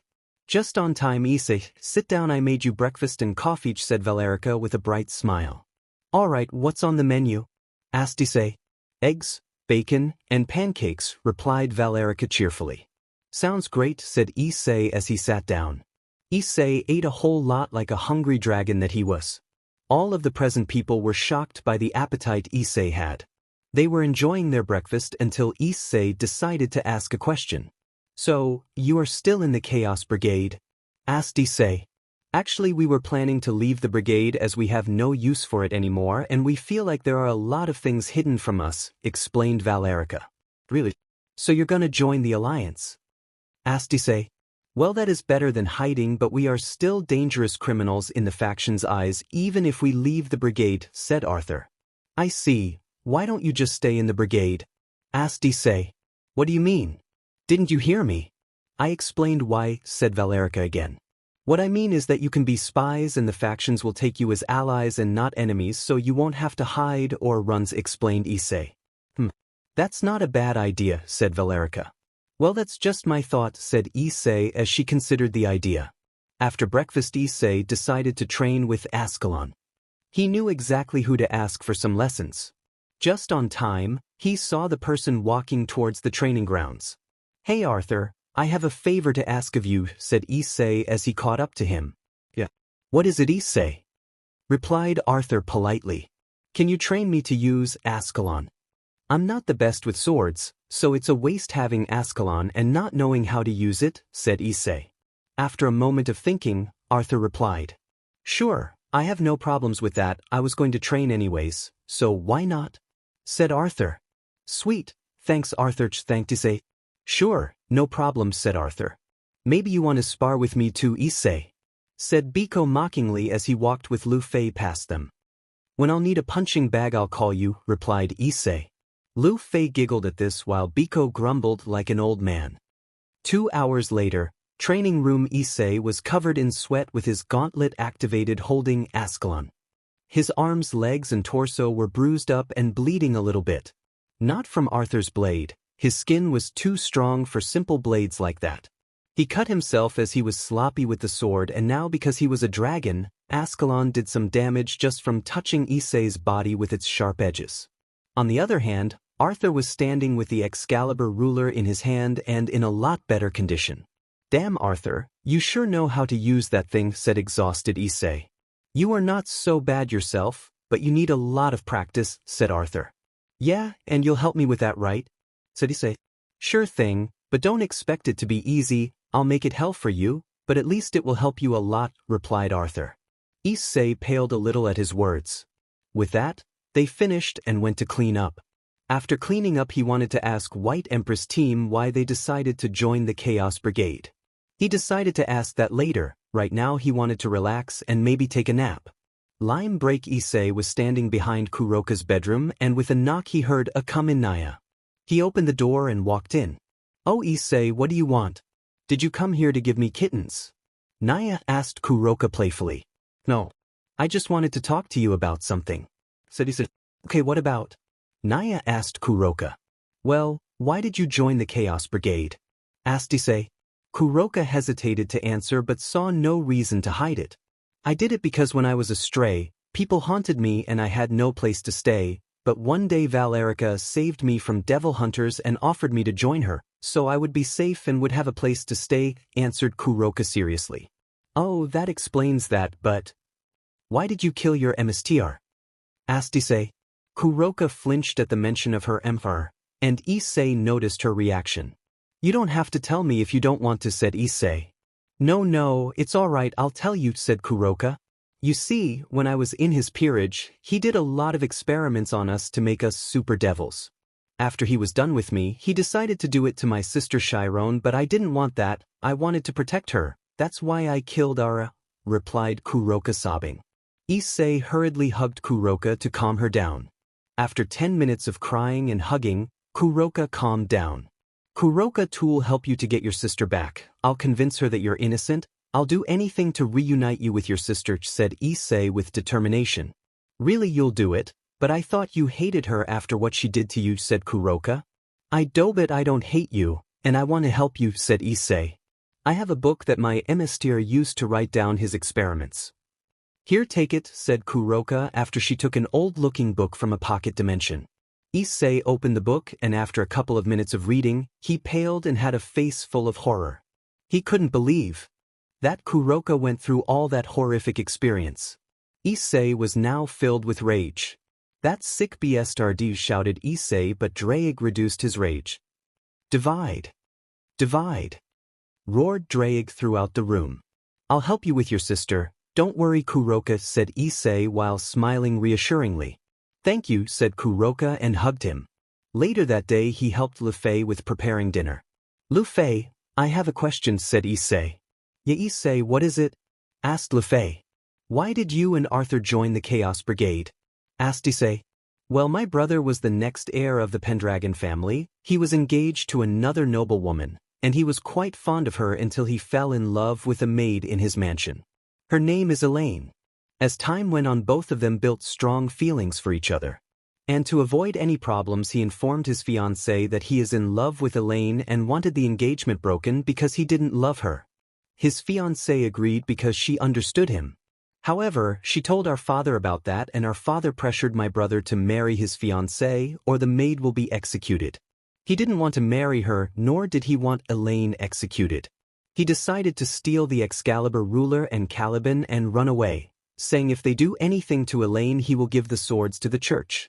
I really love my brother and I like Elaine, I even call her sister, so I ran away with Arthur, and Valerica found us one day in a small cave where we lived for a couple of days. She offered us to join her for safety, home, and food. We agreed to join her, and here we are, said saddened Lu Fei. Issei was quite shocked that Arthur went through something like that. Lu Fei, what if I told you that I would go and raid that mansion to rescue Elaine? Said Issei calmly while chopping the ingredients. Lu Fei froze as she couldn't believe that Issei would do something like this for her and her brother. You really would do it? Lu Fei questioned Issei with excitement. Sure, why not? He is a good friend and you are like a little sister to me, so I would love to help you in any way I can, said Issei with determination. Lu Fei immediately hugged Issei and started to sob while repeating, "Thank you," over and over again. After a couple of minutes, Lu Fei returned to her task. It's no problem, just don't tell anyone about this. I want to surprise Arthur, alright? Said Issei with a smile. Okay, replied excited Lu Fei. By the way, later I'll need you to tell me the location of that mansion. I plan to raid it tomorrow early in the morning or later at night, said Issei. Alright, replied Lu Fei. After that, they finished making dinner and prepared the table. As they finished their dinner, they all went to sleep. But unknown to Issei, someone snuck into his room while he slept. Chapter 5. A Helping Hand. Point 2. The next morning Issei woke up pretty early. It was 4 in the morning. He decided to get ready for his raid, but when he tried to move, he heard a cute grunt. Looking to his side, he saw Valerica sleeping peacefully on his sissy with a smile. He decided to continue sleeping and go for the raid at night. This time Valerix woke up. She yawned cutely and got up above Issei. Seeing that he was still asleep, she smiled before kissing him on the lips, but something unexpected happened. Issei reciprocated the embrace. When they parted, Issei greeted her. "Morning, that's a nice way to wake me up," said Issei. Valerica blushed even harder as her heart started to beat even faster. Morning, Valerica stuttered out while looking away, trying to hide her blush. "Not that I don't enjoy this kind of morning wake-up, but what are you doing here?" asked amused Issei. "Well, I couldn't sleep alone last night for some reason, so I decided to sleep with you, and it worked in an instant," replied Valerica. "Ho, the White Dragon Empress can't sleep without her hug pillow," teased Issei with a smirk on his face. "Oh, shut it," shouted Valerica while hitting his sissy playfully. After that, they decided to go eat breakfast, and later do some training. The day was average for Issei until he ran into Biko. He decided to ask him the same question he asked Kuroka and Lu Fei yesterday. "Sup, Biko, how are ya?" asked Issei. "Oh hey lizard," replied Biko mockingly and angry. "Come on, you wanted to spar, I granted your wish." "It's not my fault, you are a great punching bag," said Issei with a smirk. Biko glared at him. "So what do you want?" asked Biko. "Just one question," said Issei. "Yeah, what is it?" asked Biko. "Why did you join the Chaos Brigade?" asked Issei. Biko was confused by the question but answered nonetheless. "I left my ancestral territory because no one appreciated my work. I always worked my butt off for someone to acknowledge me for who I am and not as next Wukong. But it all was for nothing, no one changed their views about me, so I just gave up. After my training was complete and I had mastered all the Wukong techniques, I left the place to travel the world. During my travels, I met Valerica. We hit off pretty well, and later we joined the Chaos Brigade," answered Biko. Hearing this, Issei gave Biko a bro hug. "Well, I think you're a great help to your team as they do appreciate you a lot, plus, you're a great friend," Your jokes are funny even if you go a little overboard, and you're a nice punching bag, said Issei, releasing Biko from the bro hug. With that, Issei helped Biko get past his trauma, but got chased around the mansion because of the last part he said. Furious Biko decided to stop when everyone got called for dinner by Lu Fei. After dinner was over, everyone went to their rooms to get some sleep, but Issei went there only to get ready for the raid. Before going out, he left a letter on the bed. Are you ready for the night raid, partner? Asked Issei with a smirk. Of course, partner, finally some action, replied a happy dragon. With that, he jumped out of the window and activated his balance breaker. Just as he jumped out the window, Valerica came to his room but saw that it was empty and had an open window. Looking over the room, she saw a letter in which she read, "To my Empress." She blushed a bit and opened the letter. If you are reading this, I guess you want to sleep with me again. Sorry, but I have an important mission tonight. I'll come back early this morning if the mission is successful. You don't have to worry, it's nothing too serious. Good night and sleep well, my Empress. Valerica was a little pissed off, because Issei didn't tell her anything about it, but decided to ask him about the mission when he returns. With eyes high, as Issei was flying at an impressive speed, he was near the Pendragon mansion. After getting the description of Elaine, he knew how to find her. Suppressing his presence, he sneaked into the mansion through the balcony. Deactivated the balance breaker and he went inside. He wore black clothes and a black face mask, his white hair was out. Upon entering, he saw something disgusting. Elaine was pressed against a wall by a man who was trying to get his way with her. It's all your fault that my son left. Now I'm going to have a fun night with you all, Demon Knight, so you'll pay for it, said the man identified as Arthur's father. Issei didn't wait any longer and took out Ascalon from the gear and rushed towards the man, stabbing him through his leg and kicking his lower part. The man screamed out in pain and fell to the ground. Issei heard guards coming. Without wasting time, Issei grabbed Elaine in a bridal style. She yelped out of surprise. Don't worry, I'm a friend of Arthur. I'm doing him a small favor, said Issei. She immediately calmed down. For the kidnapping to look more realistic, start screaming for help, said Issei. She did just that, but before the guards could get them, Issei jumped off the balcony, which was on the 6th floor. Elaine was terrified. But before they could hit the ground, Issei whispered something. Balance breaker, said Issei. Welsh dragon balance breaker, roared Draig's voice filled with pride. Elaine was shocked because she was being carried by the Red Dragon Emperor. But moments later they both started to laugh because of what happened to the old man. After 2 hours of flying, they reached Valerica's mansion. They entered through the window Issei left. Upon entering, Issei deactivated his balance breaker and released Elaine. Then he saw Valerica sleeping on his bed with the letter that he left in her hand. He smiled before kissing her forehead. It was 3 in the morning, so he decided to bring Elaine to a spare bedroom to get some rest. Returning to his room, he laid down beside Valerica and fell asleep before wrapping her with his arms and wings. In the morning, Valerica woke up being wrapped up in something really comfortable and warm. Opening her eyes, she saw Issei holding her close and his wings wrapped around her. She blushed a little bit but smiled and kissed him on the lips. I will never get tired of this kind of wake-up calls, said amused Issei. Valerica smirked a pain-promising smirk before asking a question where a wrong answer can cost him suffering. What kind of mission did you have yesterday? And why didn't you tell me? Asked Valerica as she glared at Issei. Issei shivered at the cold glare and her smirk. Well, why don't you call everyone downstairs to meet our new member, huh? Said Issei. Valerica became confused. What do you mean, Issei? Who did you bring here? Questioned Valerica angrily because Issei brought someone without her knowledge. You'll see, just call everyone for the meeting, all right? Said Issei while sweating buckets. All right, but you'll have some explaining to do, said Valerica as she got up and walked outside to call everyone. You nearly dodged the bullet there, partner, said amused Draig. Yeah, that I did, said Issei as he got up and went to get Elaine. Time skip 5 minutes later. Everyone was seated in the living room waiting for Issei. Well, who is it, Issei? Asked impatient Valerica as he entered the living room alone. Well, I'd like you to meet our new house member, said Issei, getting glances of curiosity from everyone but Lu Fei, because she knew that Issei raided the mansion. I'd like you to welcome Elaine Westcott, said Issei. As he finished, Elaine walked into the living room with a huge smile. Arthur couldn't believe what he was hearing or seeing. As Elaine walked in, she saw Arthur with his mouth agape. She giggled a little bit before going straight to him and bringing him into a tight hug. Arthur, for the first time in a long time, smiled, not a forced smile, but a genuine smile full of happiness. Lu Fei ran towards Elaine and hugged her too. "Sister, I missed you so much," shouted Lu Fei and started to cry tears of joy. "Me too, dear Lu Fei, I missed you too," replied Elaine as she patted Lu Fei's head.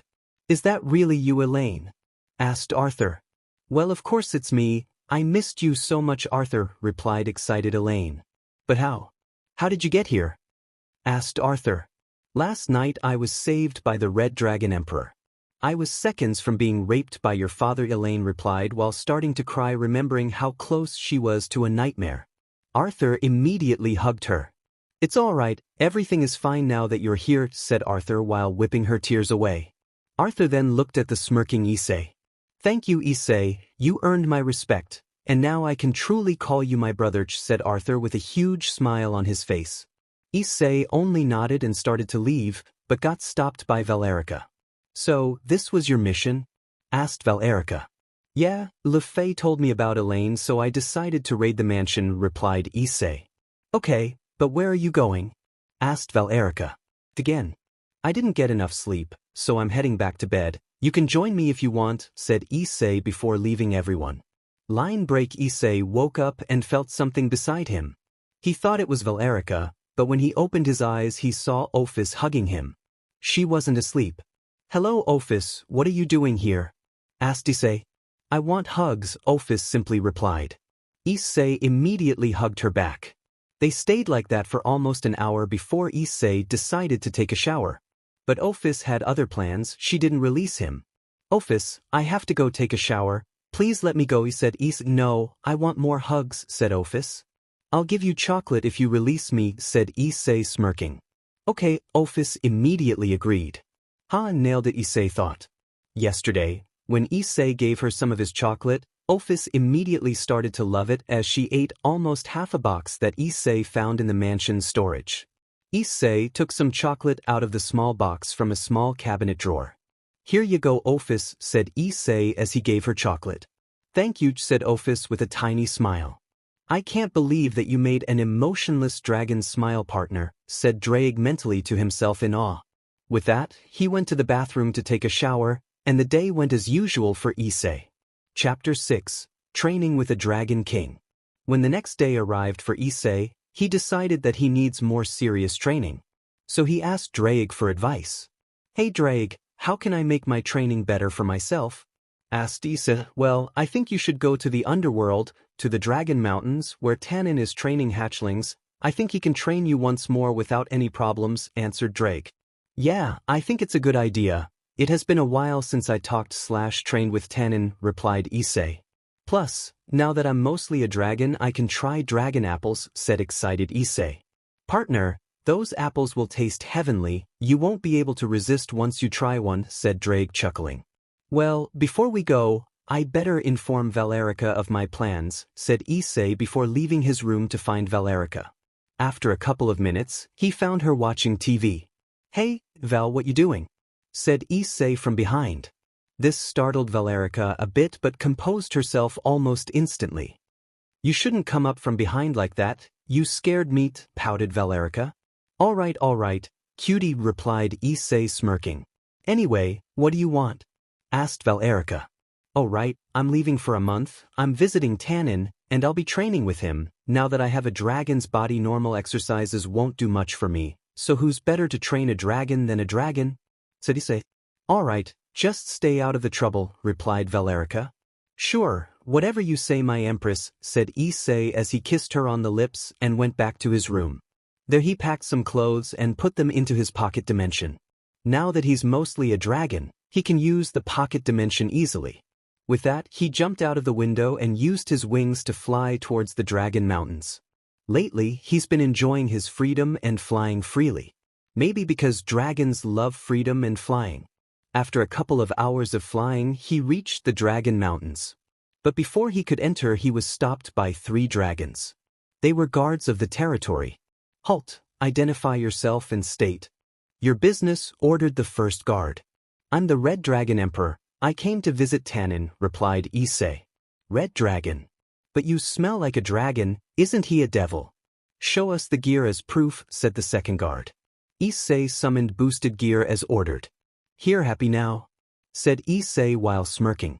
Yes, please come with us. We will lead you to Tannen immediately, Red Dragon, said the third guard. No need, I'll do it myself. You just guard this place, said Issei as he flew away into the territory. Upon entering, he saw a bunch of dragons flying around, some sleeping in the caves, and hatchlings training or playing with each other. After 5 minutes he reached Tannen and saw him training a group of hatchlings. Issei didn't want to interrupt, so he sat on the hillside waiting for the training to end. After an hour of waiting, he saw hatchlings leave Tannen alone, so Issei thought their training was over. He flew towards Tannen. Hey old man, long time no see, said Issei grinning.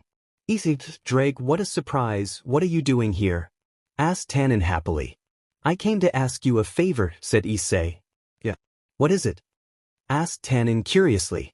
I want you to train me, said Issei. What do you mean? Like last time with a woman's body? Asked Tannen. No, I'm sorry about last time, I'm not that way anymore. What I mean is that you train me as a dragon, said Issei. I'm not a devil anymore, I'm mostly a dragon now, just don't have my dragon form, replied Issei. Yeah, you don't smell like a devil and your presence is different. I won't even start about your appearance. How did you become a dragon? Asked Tannen. Well, after I got Dragonfall's curse, my pawn pieces got corrupted and I had to eject them, but if I do that I would die, so Drake and Albion had to turn me into a dragon by taking my heart, said Issei. Tannen was shocked. What happened to the boy to get such a terrible curse? All right, but you have to explain to me what happened to you, said Tannen with a serious voice. 1 hour later, that spoiled little brat, I didn't expect her to go low like this, growled Tannen. Yeah, I didn't expect that either, whispered Issei. Divide, roared Drake. How come you can use Albion's power? Asked Tannen. In a peace treaty day, when Valerica betrayed us, I took Albion's gem and absorbed her divide powers. Of course, it was really painful and took some of my life force, said Issei. Okay, but why are you using it right now? Asked Tannen. Drake divides my negative emotions so I won't activate the Juggernaut drive again. I already did it twice and it consumed almost all of my life force already. If that happens again I will die and people around me will die too, said Issei calmly. But I don't understand one thing. How did you get cured of the Dragonfall's curse? The only way is to mate with another female, said Tannen. Well, this will be amusing for ya. I mated with Valerica, the White Dragon Empress, replied Issei with a serious gaze. Tannen's jaw dropped. Never was he speechless like this in his long life, hearing that 2 heavenly rivals mated. Too many surprises for one day. I think we should go to sleep now, there are enough surprises for me to date, said Tannen with a sigh. Sure thing, old man, said Issei as both of them flew away. Tannen showed where Issei will be staying. Of course, it was a cave, but Issei had no problems with it. The next morning when he woke up he felt really great, even though he slept on the ground in a cave. Getting out of the cave he was met by Tannen in his human form waiting for him with strange fruit. Catched, said Tannen as he threw that fruit. Issei caught the fruit and asked Tannen while inspecting the strange fruit. Hey old man, what is this? It smells great, said Issei. That is a dragon fruit, come on try it, answered Tannen. With one bite Issei immediately ate the whole apple in seconds while drooling for more. Wow, these are good, I want more already, said Issei. Told you, partner, once you try it you can't stop, said Drake while chuckling. Drake is right, but before you eat more, how about a spar? Asked Tannen excited. Issei, being a dragon, couldn't resist fighting. He had become a battle maniac like Valerica. Sure old man, bring it, said Issei confident with a huge smirk. Both of them unfolded their wings and flew to some open space for the spar. Upon reaching it, they landed on opposite sides facing each other with battle-hungry grins. Tannen immediately created a barrier around them to avoid unnecessary destruction. Balance breaker, said Issei. Welsh dragon balance breaker, roared Drake. Boost, roared Drake.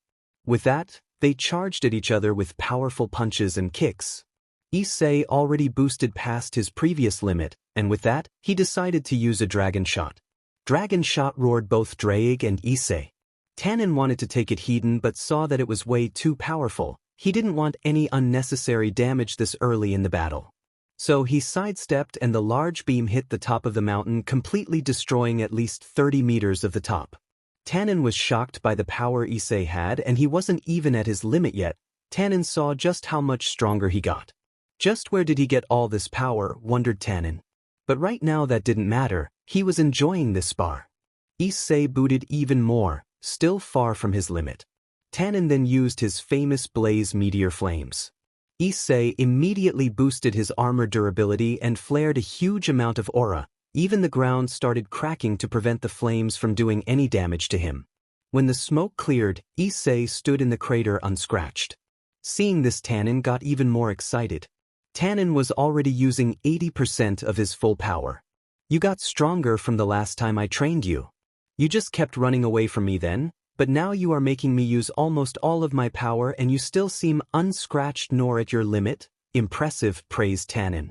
Well, I've been working strong lately, replied Issei as he uppercut Tannen, sending him flying a few meters back. Tannen lost his guard and Issei used this opportunity to use another dragon shot but 10 times stronger. He quickly charged a small energy ball in his left arm while boost echoed throughout the battleground. Issei launched the dragon shot at Tannen. Tannen had no time to react and got hit by the beam dead on.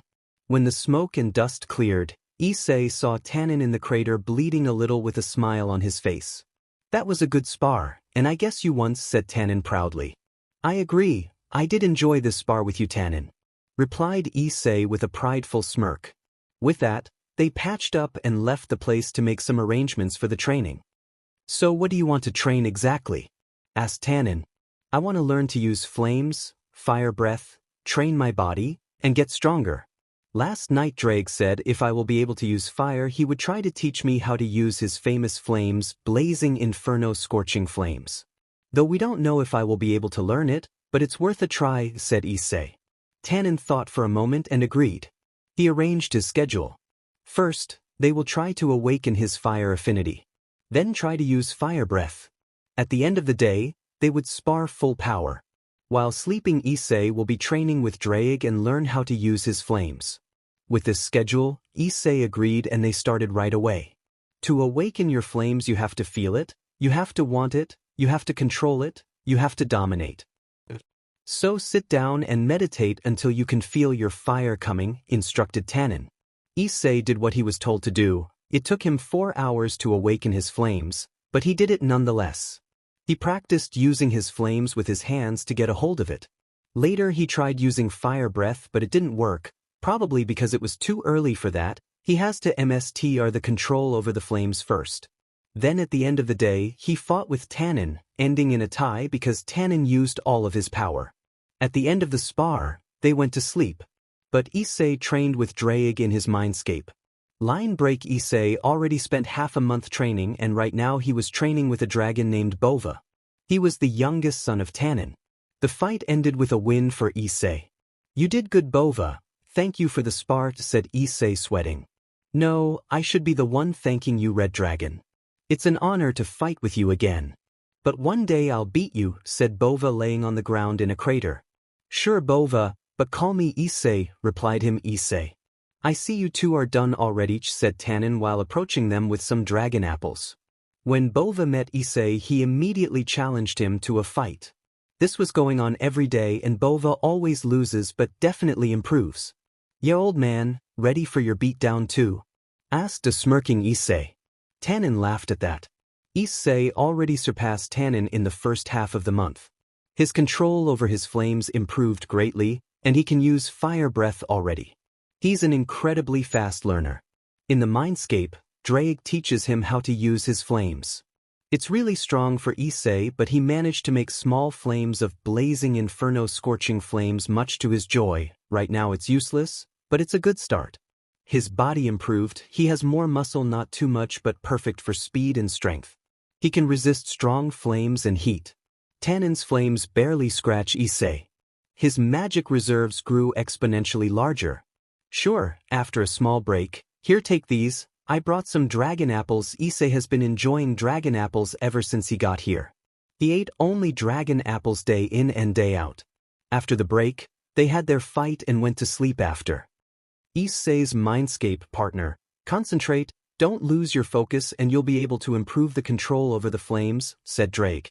Right now Issei is training in his mindscape, trying to learn to control Drake's flames.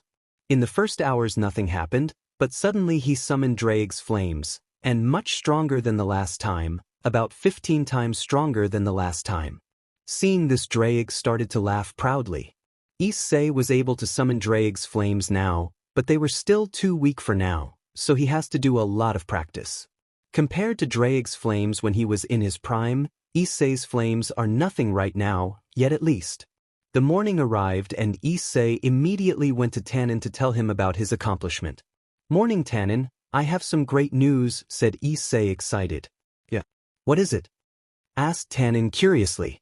I can finally summon Drake's flames. They are still weak compared to when he was at his prime, but it's a really good start, said Issei proudly. That's great hatchling, keep pushing forward and you surely will be a powerful dragon, said Tannen proudly. Tannen has been calling Issei hatchling because he was like a newborn dragon that had to learn everything from scratch, like fire breath and more. By the way, today I won't be able to train with you because I was called to a meeting with faction leaders, said Tannen. Alright, but don't tell them that I'm here, they are still searching for me as Valerica told me. I'll reveal myself in time, said Issei. Tannen only nodded and flew away. Meanwhile, I'll show the world true chaos as I release the monster from its cage, said a man with a cold voice. My lord, the preparations will be done in a couple of months. While we are waiting for the preparations to be done, we should gather more men and allies, said another man.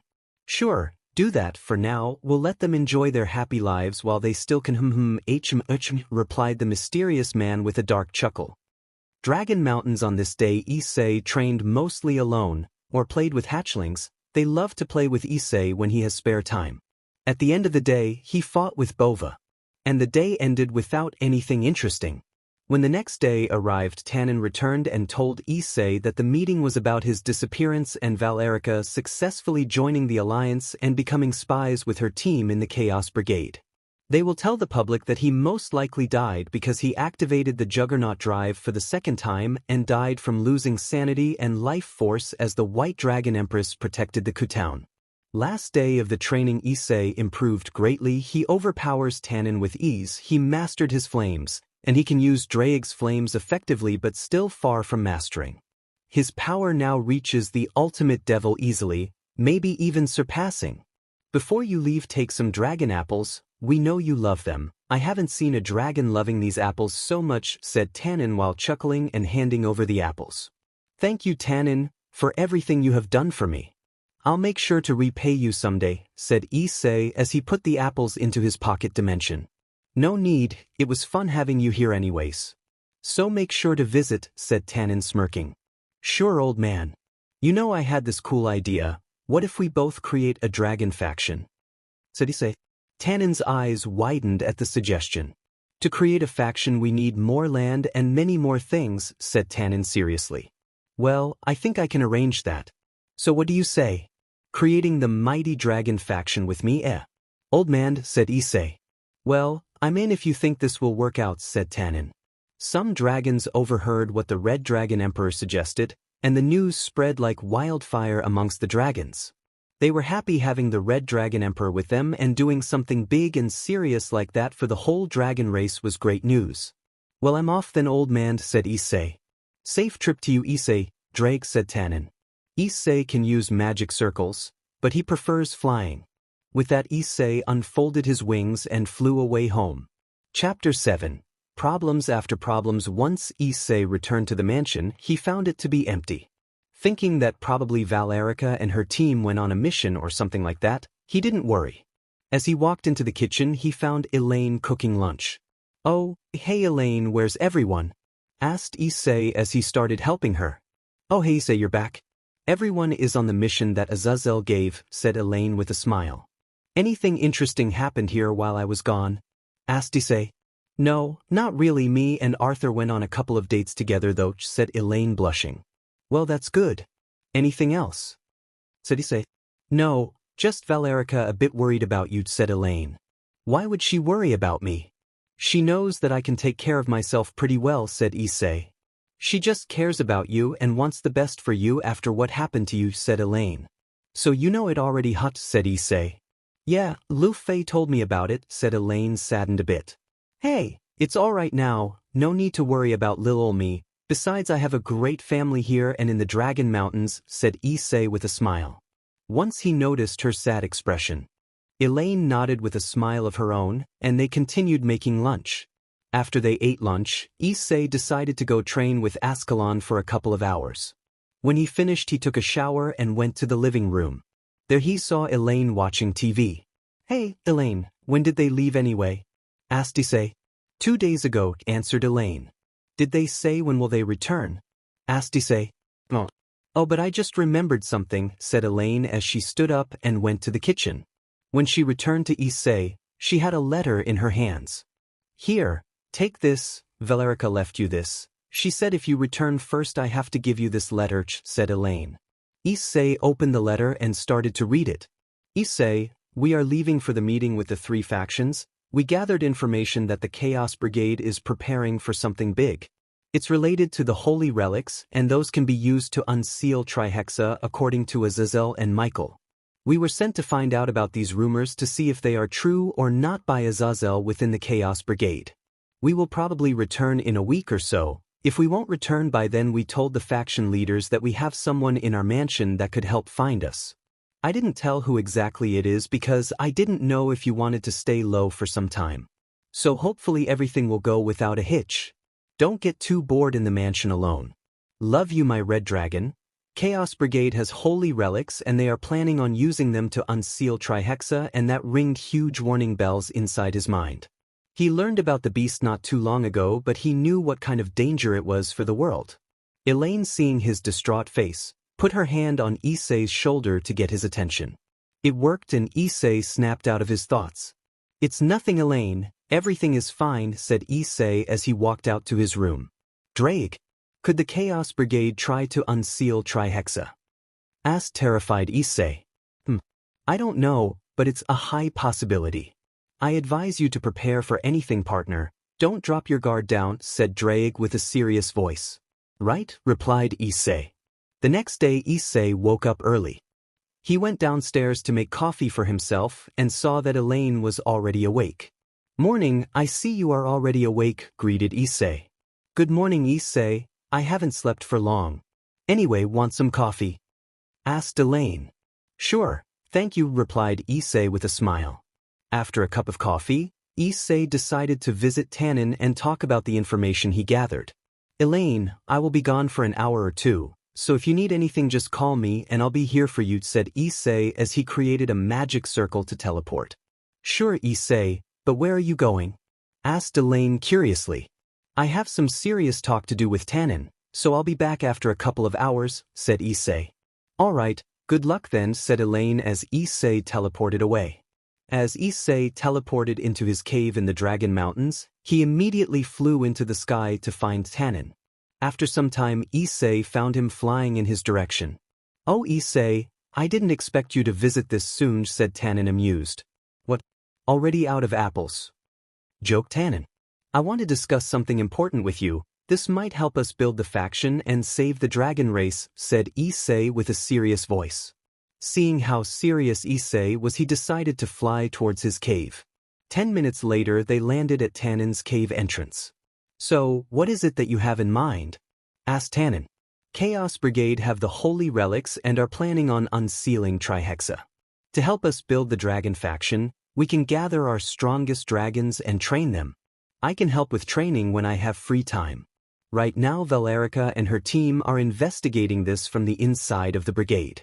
I know that we already don't have many dragons, but we don't really have any other choice.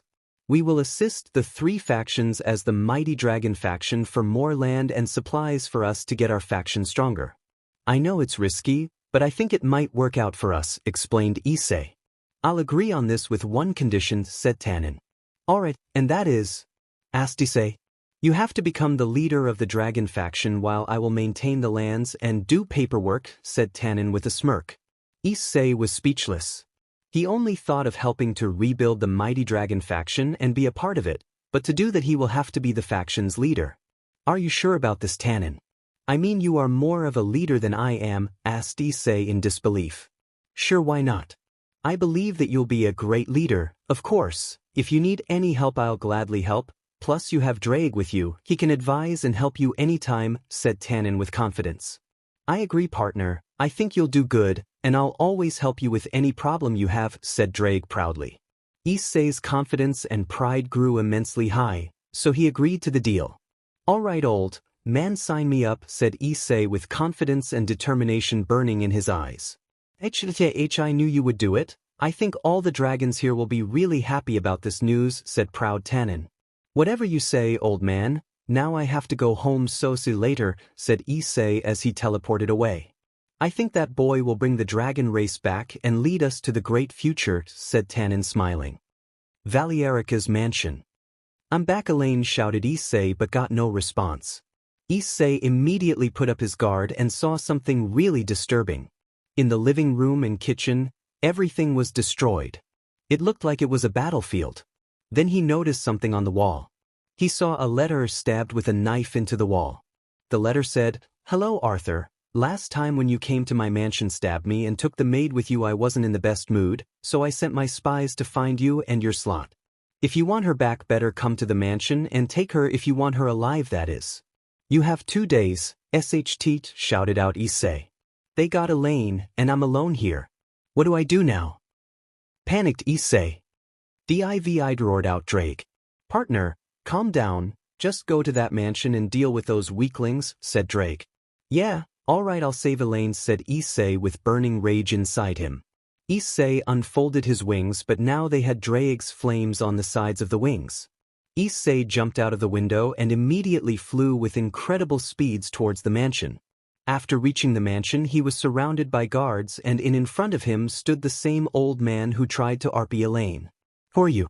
Why are you here, Dragon Boy? Asked the old man. I'm here for Elaine, said Issei, suppressing his rage. So Arthur stabs me and now he is scared to come by himself, so he sends a lizard here, mocked the old man. No, he doesn't even know about any of this. Currently he is on an important mission, plus I was the one who stabbed you, so I'm the one who is here to deal with you tonight, replied Issei with a smirk. What are you going to do about it, lizard boy? I bet you're just a weakling. Last time was just a lucky shot.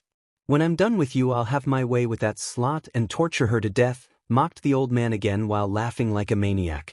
Now Issei flared his domination aura. His eyes glowed emerald green from the rage and his voice mixed with Drake's. I'll slaughter you all and take Elaine back. Now kneel, shouted Issei as he flared his aura. No one could withstand his aura, and the guards immediately disintegrated in nothingness while the old man kneeled and had trouble breathing. He let the old man stay alive for a few seconds longer. Seeing this, Issei slowly made his way toward the old man while he begged for mercy. Please have mercy, I'll do anything, I'll give you money, women, anything you longing, shouted the old man with the last strength that he had. Filthy scum, you deserve to die a painful death, said Issei with a voice full of rage. Issei then proceeded with fire breath, but instead of using regular fire he used Drake's fire and burned him slowly while he was screaming out of pain. When Issei was done, he calmed down and returned to normal. He proceeded to go inside the mansion to search for Elaine. After half an hour he couldn't find her anywhere. Just where is she? Asked Issei himself. Until he hit a wall. Out of frustration, he accidentally opened a secret passageway to the basement. Well, that was a lucky shot, said Issei while chuckling. Indeed, partner, but let's hurry up, we still need to rescue the girl, said Drake. Issei immediately went downstairs to find many torture chambers, and in one of them Elaine was crying on the ground, bruised up and chained to the wall. Elaine, are you all right? Issei shouted to her. I say, what are you doing here? Asked a shocked Elaine. I'm here for you, of course. Did that old beast do anything to you? Asked worried Issei. Not really, just whipped me, that's it, said Elaine. All right, don't worry, I'll get you out of here, said Issei as he broke the cell doors. He then proceeded to free her from the chains. Here, drink this, said Issei as he took out Phoenix tears from his pocket dimension. Elaine took the tears and drank them. She healed immediately. Alright, is this place important to Arthur? Does he have something that he needs here? Asked Issei as he looked at Elaine. No, I don't think so. Are you asking? Wondered Elaine. You'll see, said Issei as he grinned evilly. When they got out of the mansion, Issei summoned Draig's flames and shot them at the mansion. The mansion exploded and started to burn down. Elaine watched in awe. Wow, I have never seen flames like these. They are extremely powerful, said Elaine, amazed. These flames are called blazing inferno, scorching flames. These flames are the most powerful flames to ever exist. These are heavenly dragons of domination flames. He taught me how to use them. But right now they aren't anywhere near their original power, but I'm getting there. I and Draig are the only ones capable of using these flames, said Issei proudly. Wow, that's amazing, said Elaine. Demonstrates, said proud Draig. Elaine and Issei chuckled at Draig's remark and teleported back to the mansion. Upon arriving at the mansion's destroyed living room, the both of them were met with worried Valerica and her team. They all immediately hugged Issei and Elaine and checked them for any wounds. Come on, Val, we are fine, don't worry, said Issei nervously. Just what happened here? Demanded Valerica and Arthur for an explanation. Well, while I had to talk with Tannen about important plans, Elaine was kidnapped here. Your father wanted you to come and take her back yourself if you wanted her alive. I was so pissed off that I raided the mansion again and saved Elaine's, explained Issei. Where is that beast? I will kill him, shouted Arthur with rage. Dead, replied Issei with no emotion in his cold voice. What do you mean? Asked Arthur. I burned him and his mansion till there was nothing left, replied Issei with a blank look. Everyone was shocked by his statement. When he said he will torture and have his way with Elaine. I just couldn't hold my rage anymore, so I let off a bit of steam there, replied Issei while clenching his fists and gritting his teeth. Arthur immediately gave Issei a bro hug. Thank you so much, Issei. You have no idea how much that means to me. I don't even know how to repay you, said Arthur. No need to repay, we're family. I'm just glad I could help out a brother, said Issei as he reciprocated the bro hug. When they let go, Issei went to his bedroom to rest after saying goodnight. After 5 minutes, Valerica came into his bedroom. Issei, are you sleeping? Asked Valerica. No, can't sleep without you, said Issei. Valerica blushed before she went to his bed and laid down next to him. Issei immediately hugged her and wrapped her into his warm and comfortable wings. The flames on his wings didn't hurt her. Actually, the flames comforted her.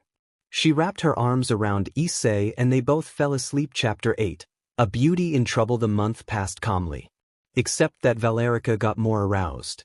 They made out for almost 1 hour. Draig says that it's because of the mark. So until they finish the mark by doing bedroom activities, they will want to do it each day more, until they won't be able to resist anymore. Issei continued to train and improve his body and sword skills. Issei wasn't informed about the brigade in a while, so B decided that it was time to ask if they found anything about the Chaos Brigade plans. Hey Val, did you find anything about the Chaos Brigade? Asked Issei seriously. We think that the rumors are true. Chaos Brigade is recruiting people with sacred gears or powerful mages, said Valerica. And do you know who is the leader yet? Asked Issei. Unfortunately not, but hopefully it's nothing too serious, said Valerica. Alright, I am planning to build a dragon faction with Tannen. So we are training dragons just in case. And I'll be the leader of the said faction, said Issei. Really? That's unexpected, said Valerica. Yeah, I didn't expect that either. There aren't many dragons left, so I thought I could help with building the dragon faction, but I didn't expect him to make me the leader of the faction, said Issei. Well, I think you'll do great, said Valerica, giving Issei a peck on the lips. Yeah, thank you, said Issei with a blush. Personally, I think you'll do fine. You do have leadership skills, you just didn't put those skills into use yet, said Albion. Albion is right, partner. Just believe in yourself, and you'll do fine. Me and Albion will help you. We made a communication link so that you could talk with Albion just like with me, said Draig. Thank you, Draig and Albion. Your support does calm my nerves a bit, said Issei, happy having brothers like these two dragons. The rest of the day went boring for Issei. Valerica and her team got information about an attack in the underworld, so they had to inform Surzex about it. Issei walked into the living room right when everyone teleported to the underworld. What's going on? Asked Issei out loud. Probably Azazel called for an urgent mission or something like that, answered Drake. Yeah, most likely, replied Issei as he went back to his room. 1 hour later. I wonder when they will return. I have a bad feeling, said Issei. Drake wanted to reassure his partner but got interrupted. Issei, can you hear me? Contacted Albion. Yeah, Albion, is there a problem? Chaos Brigade are attacking the underworld at this very moment. The devils managed to almost fight them off, but they have a hostage who is an important person. Valerica and her team can't help because they will be exposed as traitors to the brigade, and we think devils won't be in control for too long. So I'll send Drake the coordinates and get here immediately, said Albion hastily. All right, coming, responded Issei immediately. Underworld. Release the brigade members from the prison or I will kill this girl here, demanded a Chaos Brigade member as he held a appealing girl in a tight hold as he pointed a sharp drag at her neck. What to do? I can't just reveal myself, wondered Valerica.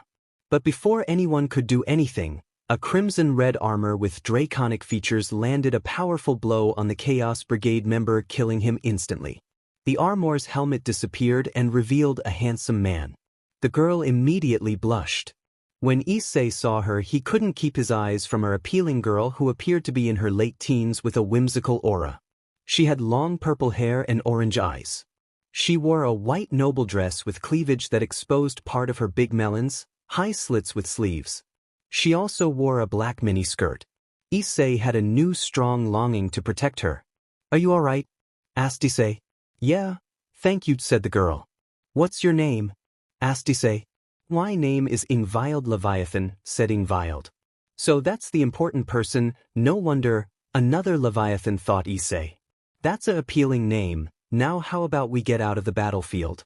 Said Issei while smiling kindly. Ingvild only nodded shyly while still looking at Issei's eyes. Issei immediately grabbed her bridal style and flew away at astonishing speeds. Was that Issei? Shouted Rias at top of her lungs. Yeah, there was Rias and her peerage defending the underworld. Yeah, that was my mate, replied Valerica with a smirk. The brigade retreated and the area was checked by Kuroka, Biko, and La Fei, and it was safe to finally come out. What? Shouted all the girls. All right, let's calm down, and Miss Valerica, you'll have to tell us what's the meaning of this, and where is Ingvild, said the redhead man who was Surzex. Sure, but I don't know where Ingvild is right now, said Valerica. Unknown location, are you hurt anywhere? Asked a concerned Issei. No, I'm fine, said Ingvild shyly while she blushed. Cute, Issei muttered, but Ingvild heard him and blushed even harder. They looked at each other's eyes, captivated by their beauty. But suddenly somebody interrupted them. Having fun? Asked someone from behind Issei.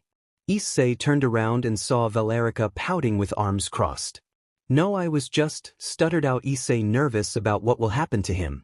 You know, I don't mind sharing you, but no harems. There can be a love triangle though, said Valerica, smirking. Hearing this, Issei's jaw dropped and Ingvild blushed like she never had before.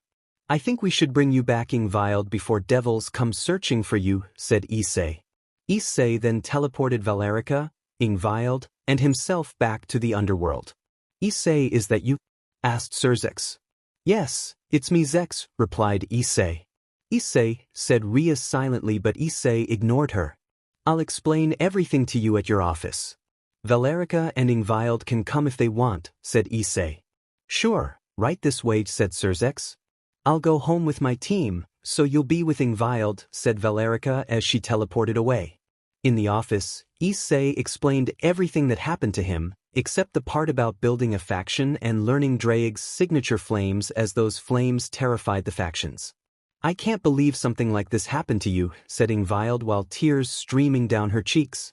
Issei cupped her cheeks and whipped her tears away.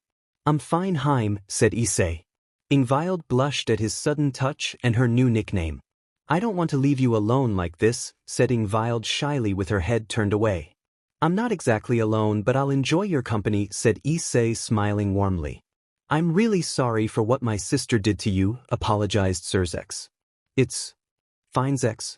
I don't have anything against devils, just ORC except for Rosweiss, Ravel, Kiba and Gasper, plus they are grown up enough to make their own decisions, said Issei. Hearing this, Surzex calmed down a bit. How can I ever repay you? Maybe you longing something.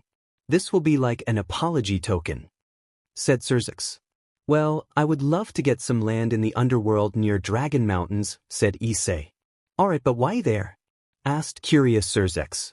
Well, I'm a dragon now, so I started to love dragon apples. I want as much land as I can get, said Issei, not saying the true reason. Alright, I understand. In a week or so, you'll get your land, said Surzex. Thank you, Surzex. Now I'll take my leave, said Issei. Alright, goodbye, said Surzex, getting to his paperwork. Ingvild immediately got saddened because Issei is leaving, but Issei saw her expression immediately and had a great idea. Hey Haim, where do you live? Asked Issei. In the Leviathan Mansion, here in the underworld, said Ingvild. Alright, but how about you move in with me into Valerica's mansion? I bet it's lonely alone here, said Issei. Ingvild's eyes lit up with extreme happiness. For some reason, she didn't want to leave him and stay by his side. Are you sure about this? Asked Ingvild with hope in her voice. Of course I'm sure, replied Issei, smiling. Alright then, I'll do it. I'll go get my things, said Ingvild before teleporting to her mansion. By the way, Issei, tomorrow is Ingvild's birthday and we are planning her a surprise birthday party, so could you bring her back here tomorrow evening, said Surzex while smiling at Issei. Sure thing, Zex, said Issei. And by the way, you'll have to go back to school. I already prepared a house here in Ku, said Surzex. Ugh, I forgot about school, groaned Issei. You'll be going with Ingvild to the same class, so I ask you to look after her, said Surzex. I would have done it anyway, replied Issei. After 15 minutes, Ingvild arrived with 2 bags. Issei immediately took the bags from her to carry. Ingvild, we can't go live in Valerica's mansion, said Issei. Ooh, it's fine, I'll just get my bags back then, said Ingvild, saddened by the news. No need, because we're both moving to our own house in Ku. We will be going to the same school, said Issei. Ingvild suddenly started jumping out of happiness while Issei chuckled. Ingvild then noticed what she was doing and started to blush badly. So shall we go home, Haim? Asked Issei. Ingvild only nodded because she's still not used to her nickname. They teleported to their new house. It was a spacious house with 2 stories. It had 1 kitchen, 2 bedrooms, 2 bathrooms, and 1 living room. They went to their rooms and unpacked their belongings. Issei informed Valerica that he will be living in Ku in an apartment before grabbing his belongings. When they were done, they made a delicious dinner together. After dinner, they went to sleep. The next morning, Issei and Ingvild spent their day in Ku Town, going to an amusement park, arcades, and restaurants, and bought her an appealing necklace with a silver dragon's head which had green eyes. Ingvild loved it and had it on for the rest of the day. They got back to the apartment ready to make some dinner, thinking it was over. Hey Haim, come over here for a moment, said Issei. Ingvild came into the living room and saw Issei standing with a magic circle under his feet. His magic circle had both heavenly dragon marks merged into one. I need your help with something, can you come with me for a moment? Said Issei. Sure, replied Ingvild happily. When she stood next to Issei, he immediately wrapped his arm around her waist, bringing her closer. Issei teleported them in red and white flames. When they arrived, Ingvild couldn't see anything, only Issei's slightly glowing emerald green and frost blue eyes. Surprise, shouted everyone in the room as the light turned on. Ingvild got scared and with a yelp, she jumped onto Issei, hugging him tightly. Issei and everyone chuckled at her reaction. Issei leaned to her ear and whispered, "Happy birthday, Haim," said Issei, smiling warmly. Ingvild had tears of happiness in her eyes. The party started. Everyone was talking with each other and wishing happy birthday to Ingvild. Of course there was ORC too, but they just stayed in a corner and just stared at Issei, except for Rosweiss, who wasn't present for some reason. Kiba was elsewhere in the room. Everyone then left Ingvild alone with Issei as the guests continued the party. "Are you enjoying Haim?" asked Issei with a smile. "Yes, very much, thank you, Issei," said Ingvild happily. "But I just brought you here, I didn't prepare anything for the party," said Issei. "Well, I did enjoy our date in Ku," whispered Ingvild. Due to Issei's enhanced dragon senses, he heard her loud and clear. "Glad you enjoyed that date," said Issei with a smirk. Ingvild blushed a bit because Issei heard what she said. Then the music started playing and couples started dancing. "May I have this dance?" asked Issei as he raised his hand for Ingvild to grab. Ingvild was surprised for some reason and started blushing. Issei found her reaction cute. "You know you're way too cute for your own good. May I have this dance, my lady?" said Issei with a smirk. "Dummy," replied Ingvild as she took Issei's hand shyly and both of them started dancing. Meanwhile, on the other side of the room, Rias thought it was a great chance to talk with Issei while offering him a dance. But all her hopes were crushed when she saw Issei dancing with Ingvild with a big smile.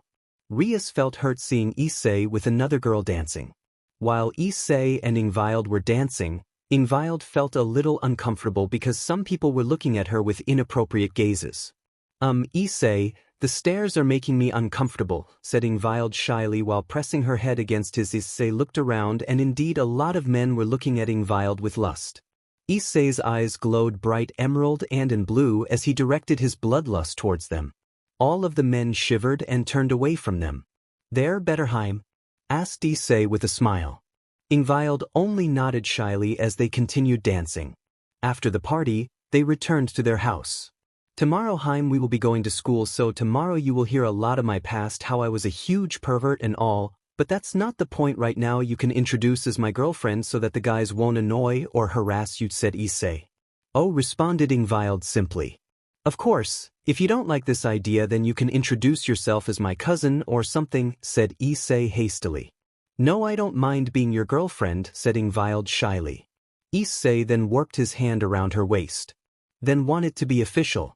Will you go out with me, Heim?" asked Issei. "Yais," answered Ingvild blushing. While Issei had a satisfied smile.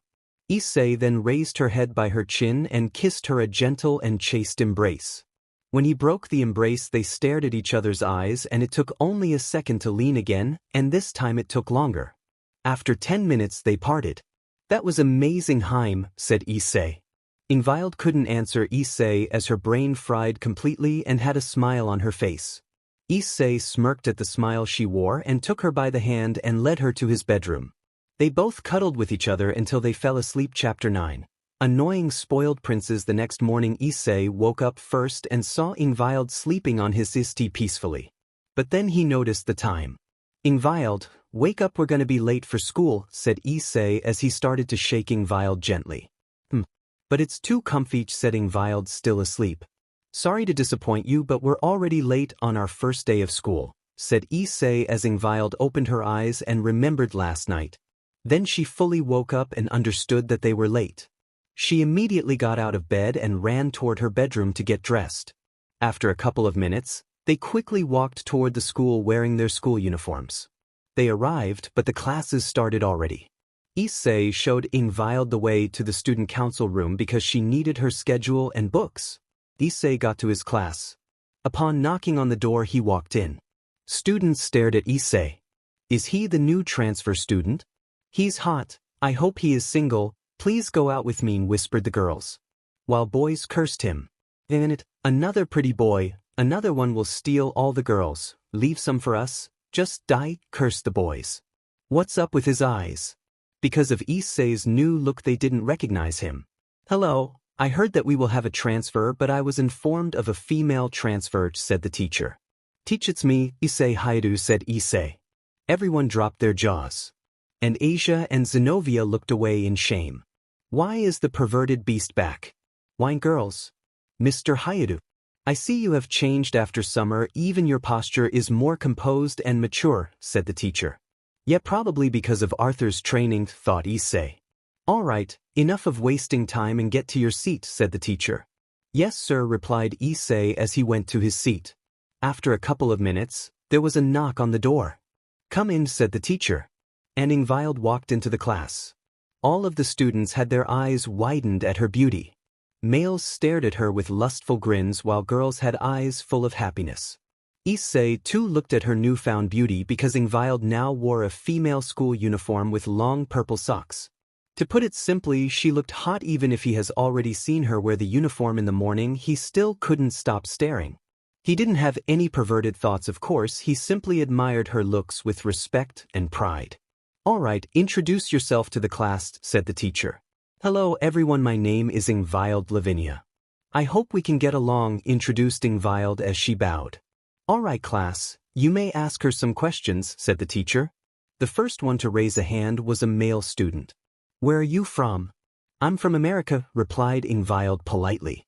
That wasn't a lie though. Before Devils discovered that a descendant of Leviathan was alive, she lived with her mother who was a human in America. What are your measurements? Asked one of the perverted trio, now a duo. All of the girls had disgusted expressions and Issei was a bit pissed off. The teacher was about to scold him, but Issei knocked him out with a karate chop to the neck. Everyone stared at him in shock for a minute but then gathered their attention back to Ingvild. Are you single? Asked another male student. No, currently I'm in a relationship, said Ingvild shyly. All the males started to whine. Hello, my name is Aika, and who are you in a relationship with, may I ask? Asked the girl now known as Aika. I'm with Issei Hyoudou, said Ingvild with a blush. What? Screamed all the students but Issei. Zenobia and Asia flinched once they heard her answer. They all glared at him, but he had a smirk of pride and victory as he mocked the males of his class with his arrogant grin. Alright class, you may ask Miss Ingvild more questions after class, said the teacher. You may sit in front of Issei, said the teacher. With a nod, Ingvild sat in front of Issei with a smile. The lunch break started and all of the girls,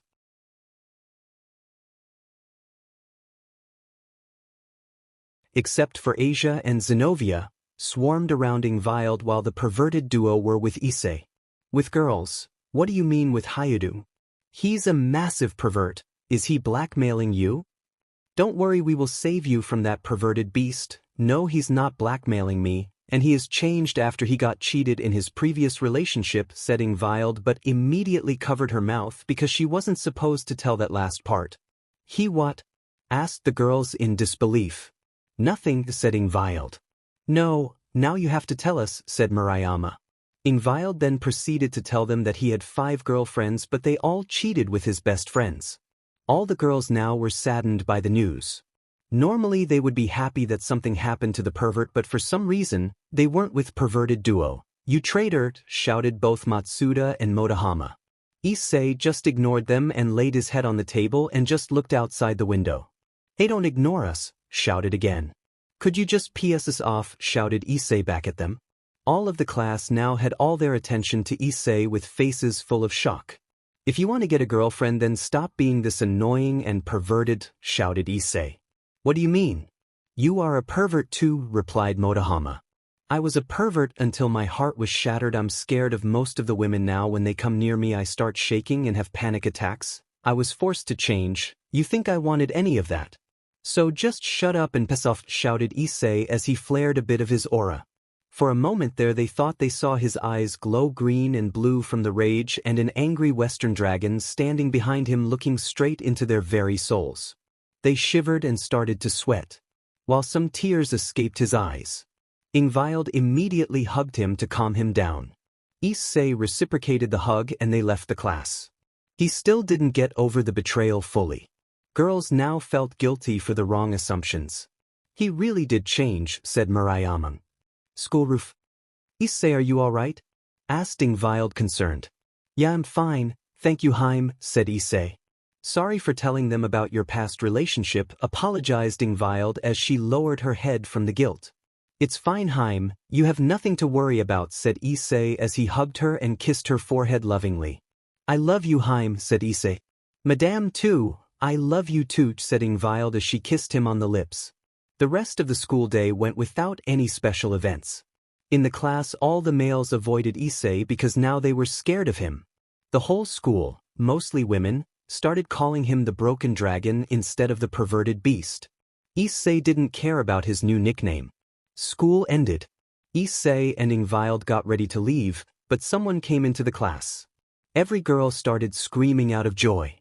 Oh hey bro, greeted Issei with a smile. Where were you all this time? Asked Kiba after he got close enough. I'll tell you sometime later, replied Issei. Fine, but Rias wants to talk to you in the club room. You don't have to come as I know you won't anyways. I just came here to see you mostly, said Kiba. She can piss off, I have nothing to talk with her nor the rest of the traders, snarled Issei. Yeah, I expected that. By the way, here you go, said Kiba as he gave Issei a golden ring with a golden orange gem. That was Irina's ring. Thank you, Kiba thanked Issei. No problem, are you okay? Asked Kiba, worried for his friend. I'm fine for now, don't worry, replied Issei. If you say so, if you need help know that I'll be there for you, said Kiba. Sure, replied Issei as Kiba left. Kiba left the class. After a couple of minutes, Issei and Ingvild left too. Why was he so angry at the whole ORC? Asked one of the Kendo club members. I don't know, wait, shouted Murayama. What? Asked Kates. We know that he was cheated by 5 women from Ingvild, even if she didn't tell us who exactly they were. I think I figured it out. In the ORC he was the closest with Rias, Zenobia, Aquino, Kaneko, and Asia. Well, Irina too, but she isn't in the ORC club. She just hanged out at times. So I believe these 5 are the ones who hurt Issei, explained Murayama. The whole Kendo club's eyes widened in shock at the realization. That explains why Zenobia and Asia avoided him, said Kates. But what was that ring? Asked a random girl. Everyone stayed silent as they tried to connect the dots. Back home. What do you want for dinner, Issei? Asked Ingvild. I don't know, Haim. Maybe some homemade dumplings, suggested Issei. Sure, I'll make some, said Ingvild cheerfully. All right, I'll help you, said Issei as he got up but was stopped by Ingvild. No, not today. You need to relax for now after that whole school incident, said Ingvild sternly. All right, I'll relax, said Issei as he chuckled. Just what did I do to deserve you, said Issei as he walked to his room to take a nap. Ingvild blushed a bit and immediately went to make dinner. The next morning Issei was woken up by Ingvild as it was time for school. They got ready, grabbed their bags and immediately went toward the school. Upon reaching the school they were met by Sona. Good morning, Mr. Hyoudou and Miss Ingvild, greeted them Sona. Morning, Miss Shirtorai, both at the same time greeted her back. Right, could you come to the student council room after school? Asked Sona. Sure, we'll come, replied Issei with a smile. All right, thank you. Now go to class, it will soon start, said Sona as Issei and Ingvild walked away. Upon entering the class he was met with everyone's gaze. This annoyed Issei a little but chose to ignore them. Issei and Ingvild sat in their seats. Murayama and Kates came up to Issei to talk, but they immediately noticed that he started shaking a little. He didn't make eye contact either. Hey there, Muri, Kate greeted Issei. Hey Issei, how are you? Asked Kates. I am fine, answered Issei. We thought that we should be friends like in the middle school again, said Murayama. Why would you want to be my friends after everything I did to you? I don't think three'll be much of a good friend, said Issei as he started shaking even more. He immediately took some pills out of his bag and ate them hastily. Those were the same pills that Drake had to take when Issei ruined his reputation. After 2 minutes he stopped shaking mostly. This scene hurt the girls a little from the inside. Sorry you had to see that, said Issei saddened. No, it's fine. But I still think that we could restart our relationships. The only reason why we avoided you and disliked you was because you were a pervert and we didn't want to stain our reputations, but now you changed. So why not try again? Said Kates confidently while Murayama nodded. Well, if you think it would work out then I guess we can try, said Issei more confidently but still not sure. Ingvild was happy to know that Issei was trying to get past his trauma and those girls were helping him. The girls smiled and left Issei alone because they heard the bell indicating the start of classes. When lunch break started, Murayama and Kates came over to Issei and Ingvild. Hey Issei, Ingvild, wanna go eat together? Asked Kates. Sure, I would love to, said Ingvild. Then the girls looked at Issei. Murayama and Kates immediately noticed that he was shaking way less than before. It made them smile. Sure, said Issei. They went to the roof of the school to have their lunch. Issei sat down on the floor in a cross-legged position while the girls were on their knees as they were wearing their skirts. They started eating their meals but Issei just stared at the sky, not even blinking. Murayama touched his shoulder out of concern and Issei jumped out of fright slightly. Oh, I'm sorry. I didn't want to frighten you, I was just concerned about why weren't you eating your food, said Murayama. It's fine, I was just lost in thought, replied Issei as he looked down and started eating his lunch. The girls didn't like to see Issei in that kind of state. After a couple of minutes, the roof doors opened, and a certain redhead walked in. "Hello Issei, how are you doing?" asked Rias. Issei flinched and widened his eyes. The three girls immediately saw his reaction and knew that this may not end well. Issei didn't reply nor turn his head towards her. He just stopped moving completely. The three girls got even more concerned. "Why didn't you come to the club yesterday? You're still a member of ORC," said Rias. "But I'm not. I left it that night. Did you forget already?" said Issei with an emotionless voice. Rias flinched a little. "But Issei, I just want to talk things out," said Rias saddened. "There's nothing I have to talk to you about, and by the way, the Issei you are trying to talk with is dead. He died that horrible night and no one can bring him back anymore, and you and the others who participated that night are at fault," said Issei as he turned his head towards Rias. But Rias started to sob seeing his emotionless and cold look. It's like his eyes held no life anymore. Rias ran out through the door. "I don't think you should have been this hard on her. What did she do to you anyway?" said Katis. "Remember when Ingvild told about the 5 women who broke my heart?" asked Issei.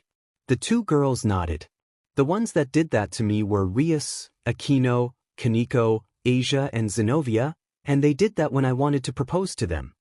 Can you imagine your loved ones that you do anything to protect them to make them happy just betray you with your best friends?" said Issei as he still held an emotionless expression but his tears streamed down his cheeks. "So I was right and the ring who was is for," thought Murayama. The three girls immediately hugged him tightly. "It's okay now, you have your girlfriend and us as your support. If you ever want to talk or need something you can always ask us, we will do anything," said Murayama. "You don't have to be alone, we can share your burden too. We want to help you Issei," said Kates. At those words, Issei finally broke down completely. He hugged the girls tightly and started crying uncontrollably. When the bell rang they cleaned themselves and went back to class. When they arrived all the girls saw that Issei, Ingvild, Murayama and Kates had red and puffy eyes. The boys didn't care so they didn't even notice. The rest of the school day went calmly for Issei as he didn't listen to what the teacher was talking about. He just laid his head on the table and looked outside the window and thought about what Murayama and Kates said to him while they were on the roof. He chuckled a bit but that didn't go unnoticed by the girls. They felt bad for what happened to him. And the boys of course didn't care, they were scared of Issei. As the class ended he said his goodbyes to Kates and Murayama as he packed his stuff. Issei and Ingvild walked downstairs ready to go and meet Sona, but an unpleasant sight stopped them. There the whole ORC was waiting for him. Except for Gasper because he's with Valerie, his childhood friend who they saved from Chaos Brigade not too long ago, in the hospital. "Issei, come to the clubroom and don't worry, I informed Sona that you won't come today," said Rias. "I already said I have nothing to do with you nor that club," said Issei coldly. "Those were my brother's orders," said Rias with a confident smirk. "The nerve she has to even talk to Issei, no less order around after what she did," thought Draig angrily. "As a devil and my pawn you ha." Rias didn't finish because Issei interrupted her. "No Rias, I'm not your pawn anymore nor a devil to be ordered around. I'm a free dragon now, no one controls me," said Issei with pride. "What do you mean you're not a devil?" asked Aquino. "What I mean is that when I was corrupted by the evil Pisces the only way for me to survive was to eject them and let Draig and Albion take my heart to turn me into a dragon," said Issei. "Plus I would have done that anyways, corrupted or not," said Issei. RC was speechless. "Plus I'll go to that stupid club, okay? I have some business talk with Zex," said Issei. "Don't disrespect your king," said Rias. "I told you already. I have no king, only a princess and an empress," said Issei. Ingvild blushed a little bit. "So let's go already, I don't have all day. I have to make dinner for my princess," said Issei as he walked towards the club with Ingvild following him. In ORC Issei waited for Surzex to arrive. Aquino served some tea but Issei didn't drink and that saddened Aquino. "Why did you bring her here?" said Rias with jealousy. "Well, she is my princess so I have to protect her," replied Issei as he was looking onto the ceiling. "This slut!" shouted Rias. Ingvild didn't react to Rias but Issei on the other hand. Well, he wasn't too happy. Say that one more time, BGMI, if dare you, shouted Issei while flaring his dominating aura, and his eyes started to glow emerald green and frost blue, scaring the tea out of the whole club. They almost couldn't breathe and stand because of his aura, except for Ingvild, Rosweiss and Kiba. Ingvild just hugged Issei and kissed him on the cheek, calming him down. After a couple of minutes, a silver magic circle with BGMI ruins appeared in the middle of the room, and out of it came Surzex with Grafia. "Hello, Issei. Glad you could make it," said Surzex with a smile. "Sure, but let's hurry up, I want to go home already," said Issei. "Sure, just come this way, I want to talk with you in private," said Surzex. Issei, Ingvild, Grafia and Surzex went outside of the room and created a powerful sound barrier around them. "About your land. You officially have all of the lands around the Dragon Mountains. You can do whatever you want there," said Surzex. "All right, thank you," said Issei. "By the way, anything about the brigade?" asked Issei. "Unfortunately no, but we have to stay on guard," said Surzex. "Well, all right, then I'll be going home," said Issei as he walked out of the building with Ingvild beside him, but was stopped by someone. Wait, they turned around and saw Rosweiss coming toward them. "Hello, I guess we haven't seen each other for a while," said Issei awkwardly. "Yeah, I'm sorry," apologized Rosweiss with a bow. Whoa, stand up, Rose, and what are you apologizing for?" asked Issei. Rosweiss stood back up with a slight blush after Issei's nickname. "Kiba told me what happened that night. If I was not drunk I could have watched over them. But I gave into the booze again, sorry," apologized Rosweiss as she looked down at the ground ashamed. Issei stepped forward and hugged her, much to her confusion.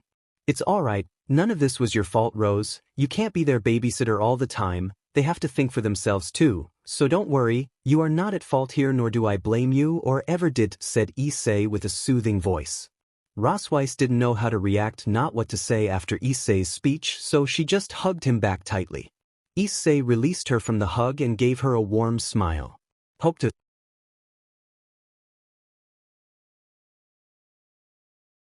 see you very soon, Rose," said Issei. "Why do you keep calling me Rose?" asked Rosweiss. "Because this is your nickname, don't like it." "I can stop," said Issei.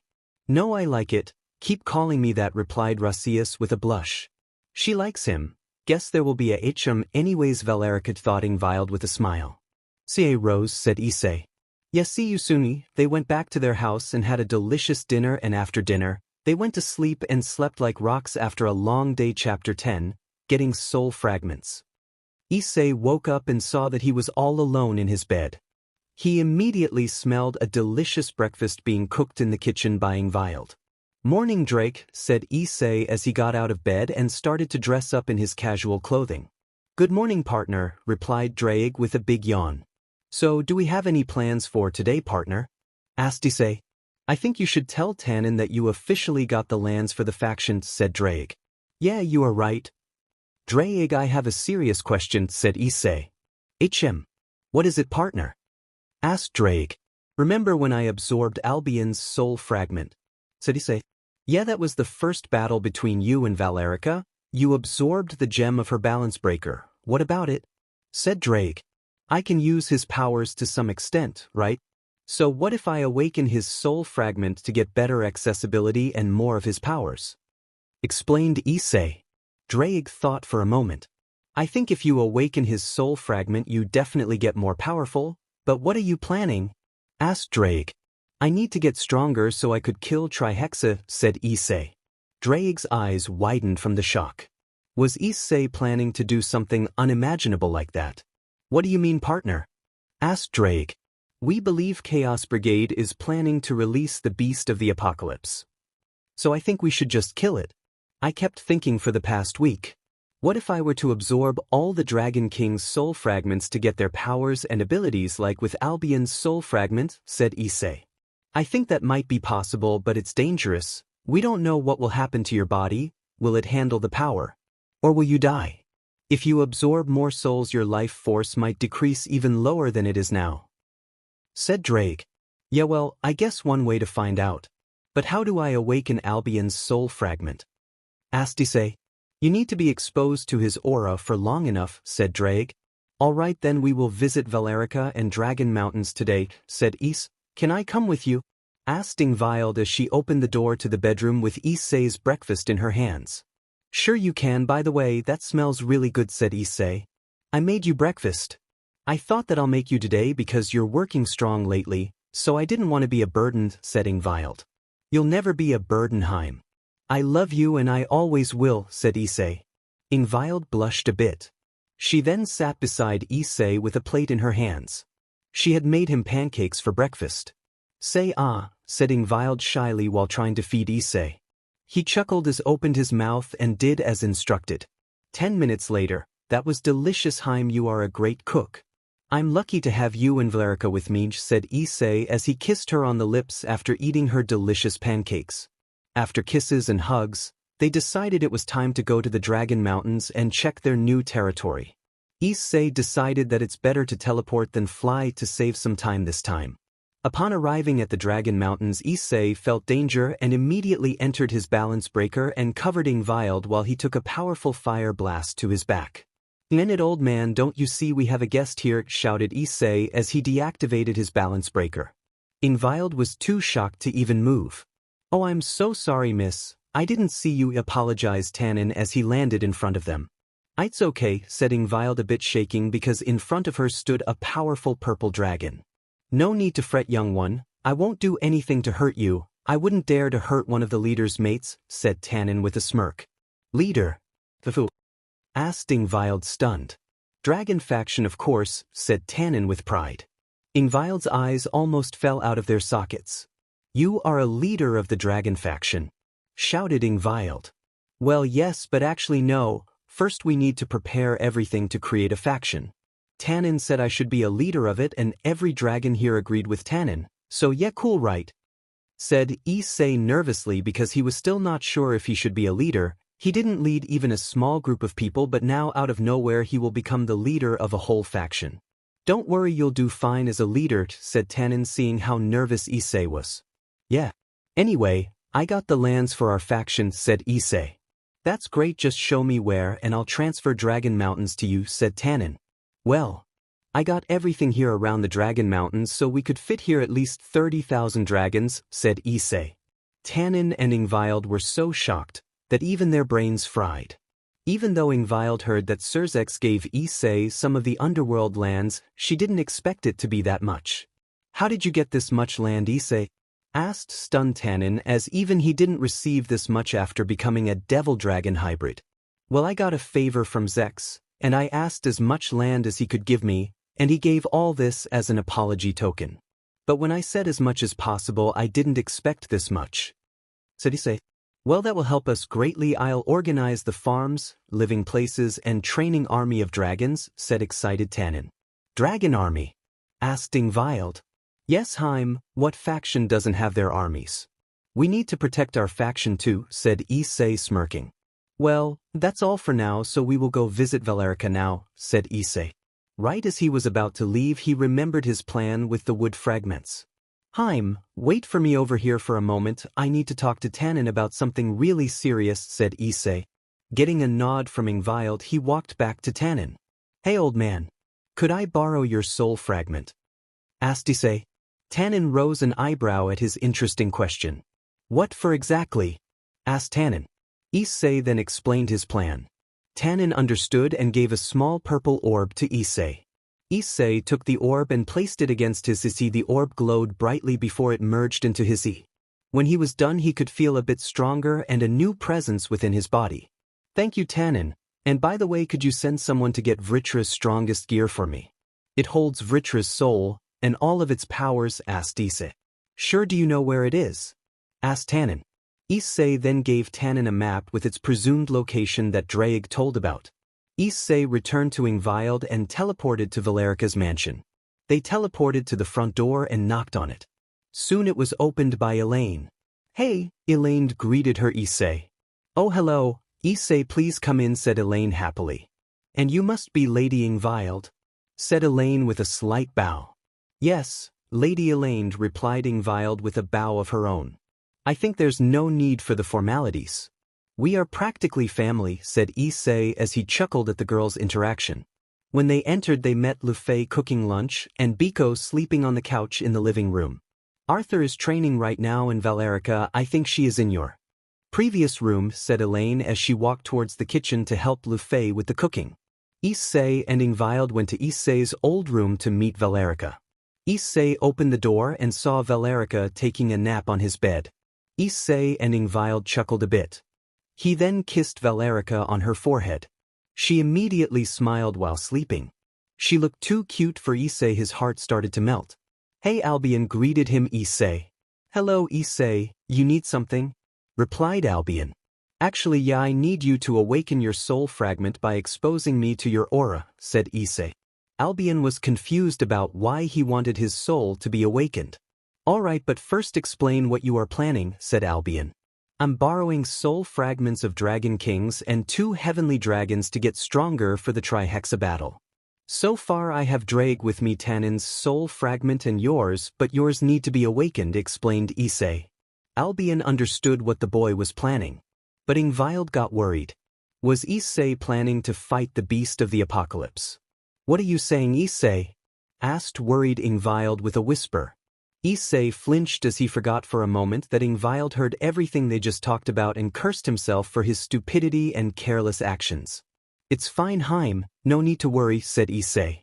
What do you mean no need to worry? You are planning to fight the beast of the apocalypse, said panicking Ingvild. Yeah, I know it sounds really dangerous, but I have a plan that should work, said Issei nervously. It better work. Will you tell Valerica about it? Asked Ingvild. I don't think so. She already has a lot on her plate, she already has a lot of work to do, and this stuff will just do more harm to her than good, answered Issei. Ingvild wasn't sure about this. You already know the risks, right? Asked Albion. Yeah, I do, replied Issei. Albion then flared his aura and Issei's aura raised too. The room started to shake a little and Valerica almost woke up, but they lowered their auras in time. Now Issei's aura was reddish-white and purple. Did it work? Asked Issei. Yes, it did, my new partner, replied Albion's soul fragment. We'll call you Al because it will be confusing calling you Albion too, said Issei. I'm fine with it, replied Al. Alright, cool. When she wakes up tell her that if she wants to she can visit us at any time, said Issei. Sure, I'll do it once. But remember I'm not a messenger, said Albion. Alright, thank you, Albion, said Issei as he and Ingvild went downstairs to say their goodbyes. They returned home and the rest of the day went peacefully for them. They just relaxed and Issei mostly slept. The next day Issei decided to visit another Dragon King. The one Drake told him that was really mad at him. And that dragon was located in the familiar forest. Issei didn't have access to that forest because he was a dragon and not a devil, not anymore. So he decided to ask Ingvild if she could teleport them there because she's a high-class devil. Hey Heim, do you have access to the familiar forest? Asked Issei. Yes, I do. What do you want to do there though? Asked Ingvild. I know there is a dragon king that lives there. I need her help with something, said Issei. Alright, but I'll come with you, said Ingvild. Sure, you can come with me, said Issei as he kissed her on her cheek as a thank you. They arrived in the familiar forest and barely saw any familiars, probably because it was not a full moon yet. They just walked in a random direction until they saw a man standing on a tree branch looking afar. Issei immediately recognized him as the familiar Mstr. Hey, Ash Ketchum on Drags, can you tell us where the Dragon King Tiamat lives? Asked Issei. The familiar Mstr turned around and saw Ingvild and Issei staring at him. He didn't recognize Issei because his appearance was a bit different, nor did he ever see Ingvild. Why do you want to find her? Do you want to die? Said the familiar Mstr. Just stop wasting our time and tell us already, said Issei annoyed. Just head north to that mountain, you'll see a cave, she lives there, said the familiar Alright, thank you, Ash on Drags, said Issei as he and Ingvild went in the said direction. After 1 hour they finally reached the cave. Alright Heim, stay here and don't get out of here under any circumstances, is that understood? Said Issei with a serious facial expression. But why? I thought dragons won't attack their faction leaders, said a confused Ingvild. Well, just the dragons that live in the Dragon Mountains know about a faction we're about to build. And this dragon hates Draig so much she just by feeling his aura starts hunting him down and killing his hosts, explained Issei. Ingvild now was very worried. But don't worry, everything will be fine, said Issei as he started walking towards the cave, flaring a bit of his dominating aura. Walking towards the cave, he immediately noticed ice blue eyes staring at him with killing intent. "Dee!" roared Tiamat as she walked out of the cave. When she walked out of the cave, Issei saw a celestial blue dragon staring down at him. She flared her aura to frighten Issei. But Issei flared his and easily surpassed her aura. She was shocked for a second before deciding to ask a question. "Tell me why you came here, Drake," snarled Tiamat with venom as she glared at Issei with her cold eyes. Just her glare made Issei feel the chill running down his spine. "I'm not Drake. I'm his host. My name is Issei Hyoudou and I'm a leader of a faction I'm building," said Issei. "And what faction is it?" asked Tiamat. "Dragon faction," replied Issei simply.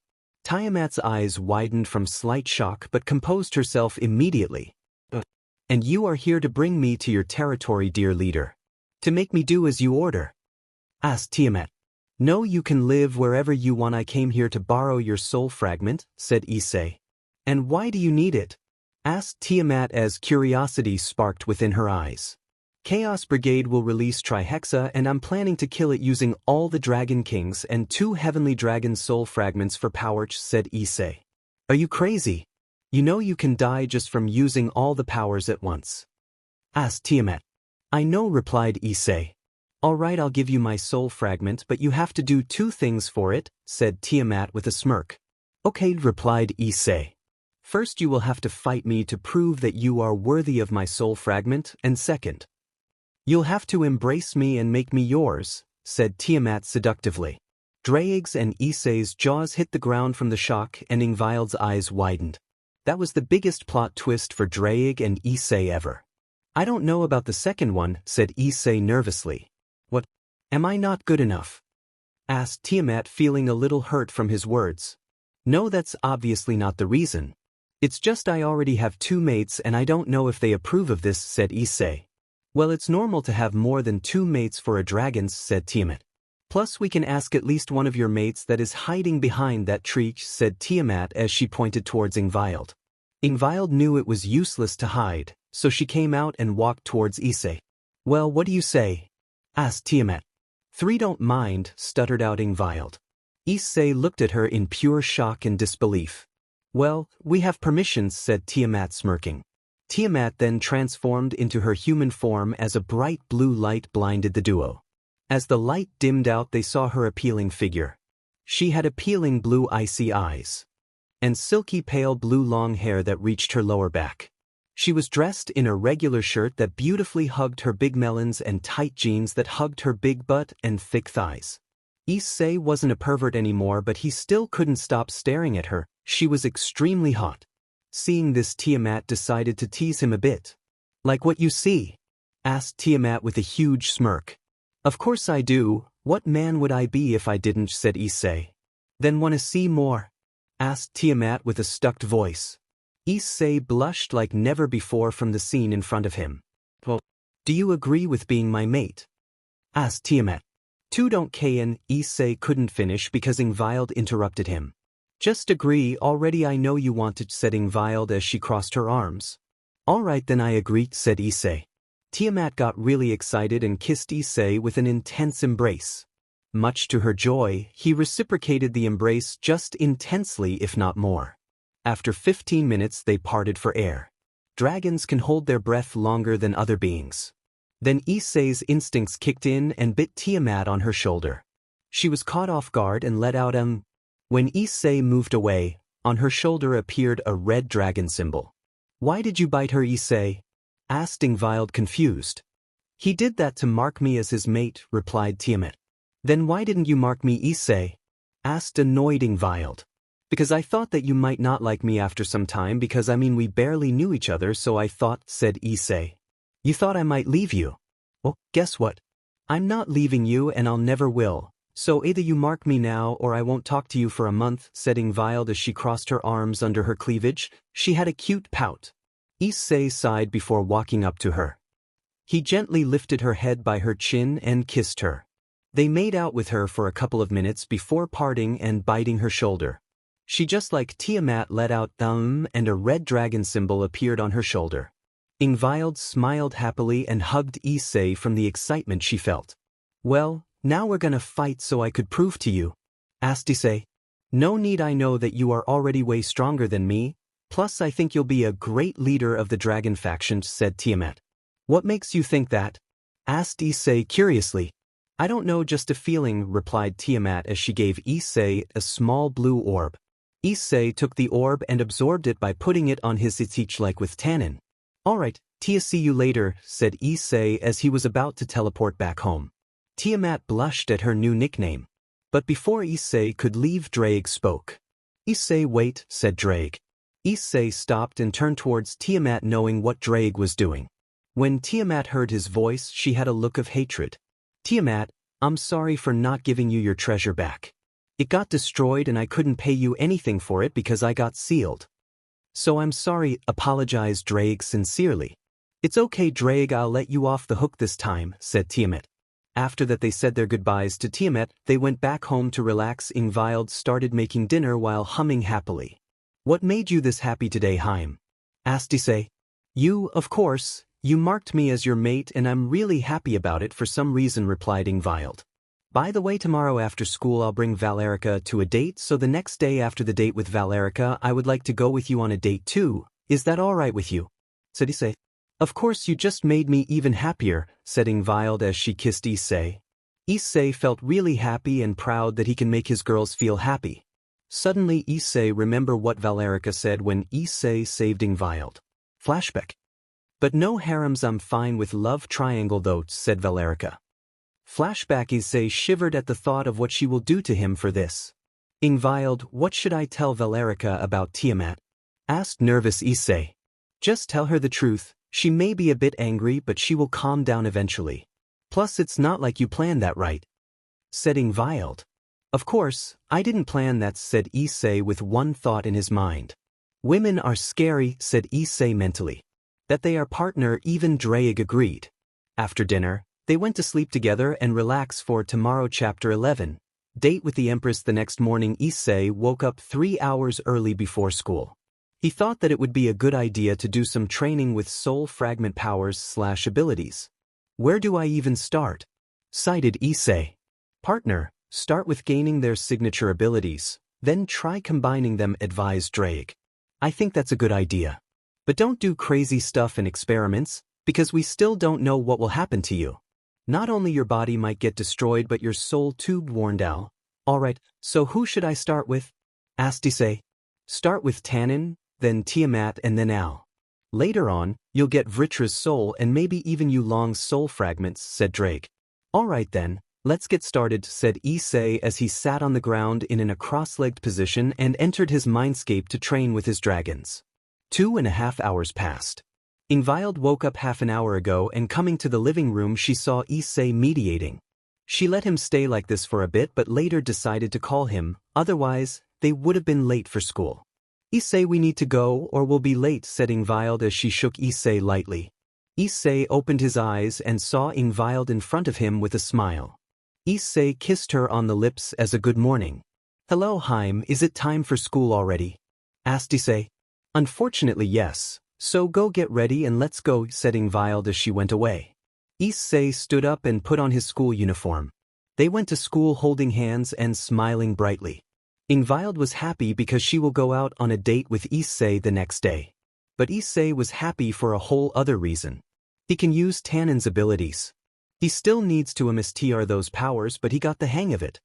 His dragons were shocked just how quickly he learned. They reached the school gates but to their surprise, Kates and Murayama were waiting for Issei and Ingvild. Good morning Issei, Ingvild greeted both girls. Good morning, replied Ingvild cheerfully. Morning Mura, Kate, replied Issei, even less nervous than the last time. The girls noticed that and smiled. Well, let's go to class, said Murayama. Okay, replied Ingvild. They went to class and sat in their seats. After the bell, the teacher came to class and announced that some seats will be changed. When the moving was done, Murayama and Kates had huge smiles. That's because they got seated next to Issei. Issei and Ingvild stayed in their original seats while Keitase sat to Issei's right and Murayama behind Issei. The lesson was boring for Issei as he just folded his arms on a desk and used them as a pillow for him to sleep. In this case, he was in his mindscape. When the lunch break started, the three girls wanted to go together with Issei on a roof to eat their lunch together. But then they saw Issei still sleeping. They tried to wake him up but nothing worked. "Ugh, why aren't you waking up?" shouted Keitase. "Let's just go without him this time, he must be tired," said Murayama. They then went up the roof to have their lunch. "Maybe you and Issei want to go with us today to the arcade or something?" asked Murayama. "I can, but Issei has a date today," said Ingvild. And then she remembered that she shouldn't have said anything about the other girls. "What do you mean? Did you break up?" shouted both Murayama and Keitase. "No, we did not," said Ingvild. "You mean, you just let him go out with other girls?" asked Keitase in disbelief. "Well, that girl actually shares him with me. She was the one that saved Issei from going insane because of his betrayal," said Ingvild. "You mean he has a HRM again?" asked Murayama. "Sort of. But he didn't plan any of this. He wanted just to close his heart from everyone and forget love," said Ingvild, saddened. "How many girls does he have right now?" asked curious Murayama. "3 in total, me, Valerica, and Tiamat," replied Ingvild. "Well, that's unexpected," said Keitase. "Agreed," replied Murayama. "Do you girls know each other?" asked Keitase. "Well, I know both of them, but Valerica and Tiamat don't know each other because Tiamat is new to the HRM today. Issei, after his date with Valerica, will tell her. Though I don't know how she will react. She said she doesn't mind a love triangle but no harems, and here we are having a HRM," said Ingvild, a bit concerned about what Valerica will do to Issei after his confession. The bell rang indicating that the lunch break was over. When they came back to class they chuckled a bit because they saw Issei still sleeping. He looked cute in Ingvild's, Murayama's and Keitase's eyes. The classes ended and Issei had woken up. As he and Ingvild were about to leave, Issei was stopped by a certain redhead. This just ruined his day. "What do you want, Gremory?" asked Issei with no emotion while he was holding in so much rage. "Issei, I want you to come back to me, to us. We love you, please just come back. I know that slot over there is just manipulating you," said Rias as she pointed at Ingvild. The students were shocked because of Ria's words. The girls once looked up to Rias and the rest of the ORC, but now they were disgusted by her actions. Issei, on the other hand, was so pissed but somehow managed to hold his rage in. "Listen here, Gremory, I don't care what you or what the rest of you want. I don't care what you need. I don't care what you call me. But you dare to call my precious mate like that after what you and the rest of the girls did to me. You call her a slut while you slept with my best friends," shouted Issei, not able to control his rage anymore. The whole class was shocked as well as the outside to hear Issei shouting the truth. Rias immediately started to cry. "Two just want us to be together again," said Rias while crying. "I don't care what you want, plus don't you have college work or something?" "It's the second time you come here," asked Issei as he wanted her to go out of his sight. Rias turned around and slowly walked out. Issei just stood there and looked at the ground as his hair shadowed his eyes and had clenched his fists and gritted his teeth, but students saw his tears hit the ground. They felt horrible for him. Ingvild came and hugged him together with Keitase and Murayama. After the incident, Issei went home, while Ingvild and the two girls went to spend some time together. As Issei came back to the apartment, he called Valerica via magic circle. "Hello," answered Valerica. "Hey Empress, wanna go on a date today?" asked Issei. "I would love to. When are we going out?" asked Valerica. "How about in an hour?" asked Issei. "Sure, that's perfect," replied Valerica, excited for her date. "All right, I'll come to get you in an hour," said Issei as he went to get changed. Issei changed into a red shirt, blue jeans, and a black elted shirt jacket with white and red dragons on its back. An hour passed, so he teleported to Valerica's mansion. When he got there, he saw Lu Fei making dinner. "Hey," Lu Fei greeted her Issei. "Oh Issei, hello. Are you here for Valerica?" asked Lu Fei. "Yep, I guess she told everyone already?" asked amused Issei. "About the date?" "Of course, she did. She was so excited. Right now I think she's with Elaine upstairs, so just wait here for a bit," said Lu Fei. "All right," said Issei as he sat down on the couch. After 5 minutes Valerica came downstairs wearing blue jeans that hugged her thighs and butt. She wore a white shirt and a half-elted shirt jacket with a white dragon on her back. Wow, you look amazing, Val. I like your outfit, said Issei. Thanks, you look good too, replied Valerica, blushing a bit. Well, let's go then, asked Issei as he stretched his hand towards Valerica. Yes, let's go, said Valerica, taking his hand, and Issei created a magic circle with 2 heavenly dragons and teleported back to the apartment where Ingvild already was making dinner. Hi, Valerica greeted her Ingvild with a hug. Hey Ingvild, how are you? Asked Valerica. I'm great, it's fun here in Ku, said Ingvild with a smile. Glad you enjoy it here, said Valerica. Have a nice date, said Ingvild. Alright, bye Heim, said Issei as he and Valerica went outside. Well, where are we going first? Asked curious Valerica. Where do you want to go first? Amusement park or theater? Asked Issei. How about we go to an amusement park first, then we'll go watch a movie? Said Valerica.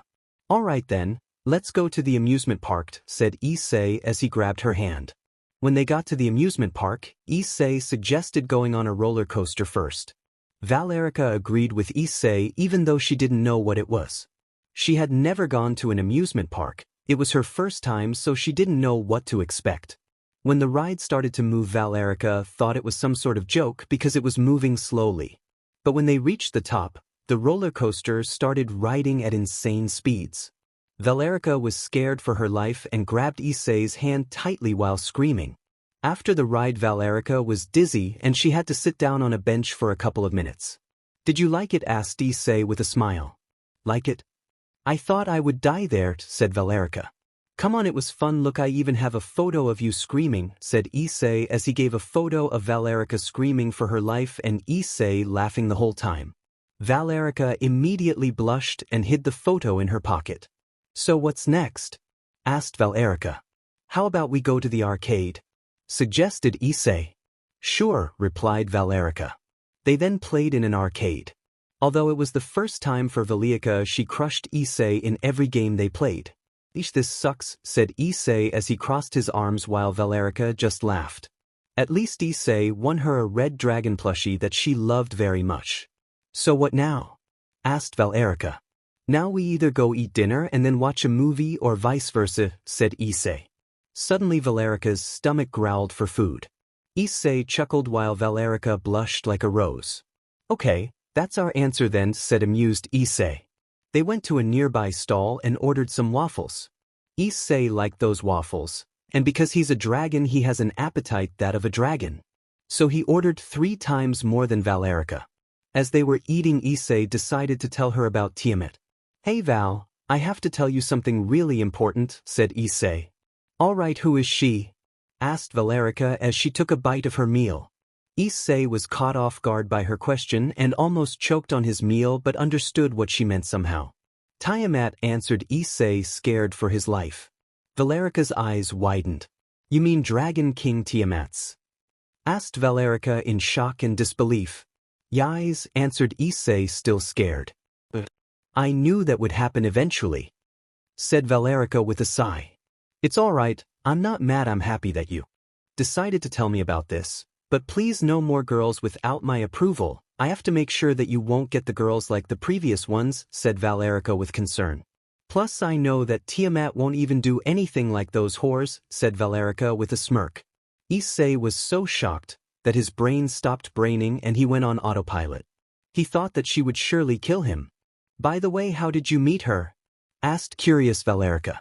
I wanted to meet her in the familiar forest to say sorry for what Draig did to her treasure and make it even somehow, and she said she wants to be my mate, explained Issei, telling half true. Alright, said Valerica, understanding the situation. Well, now that we are full, we'll go to watch a movie? Asked Valerica. Yeah, replied Issei, still in a somewhat shocked state.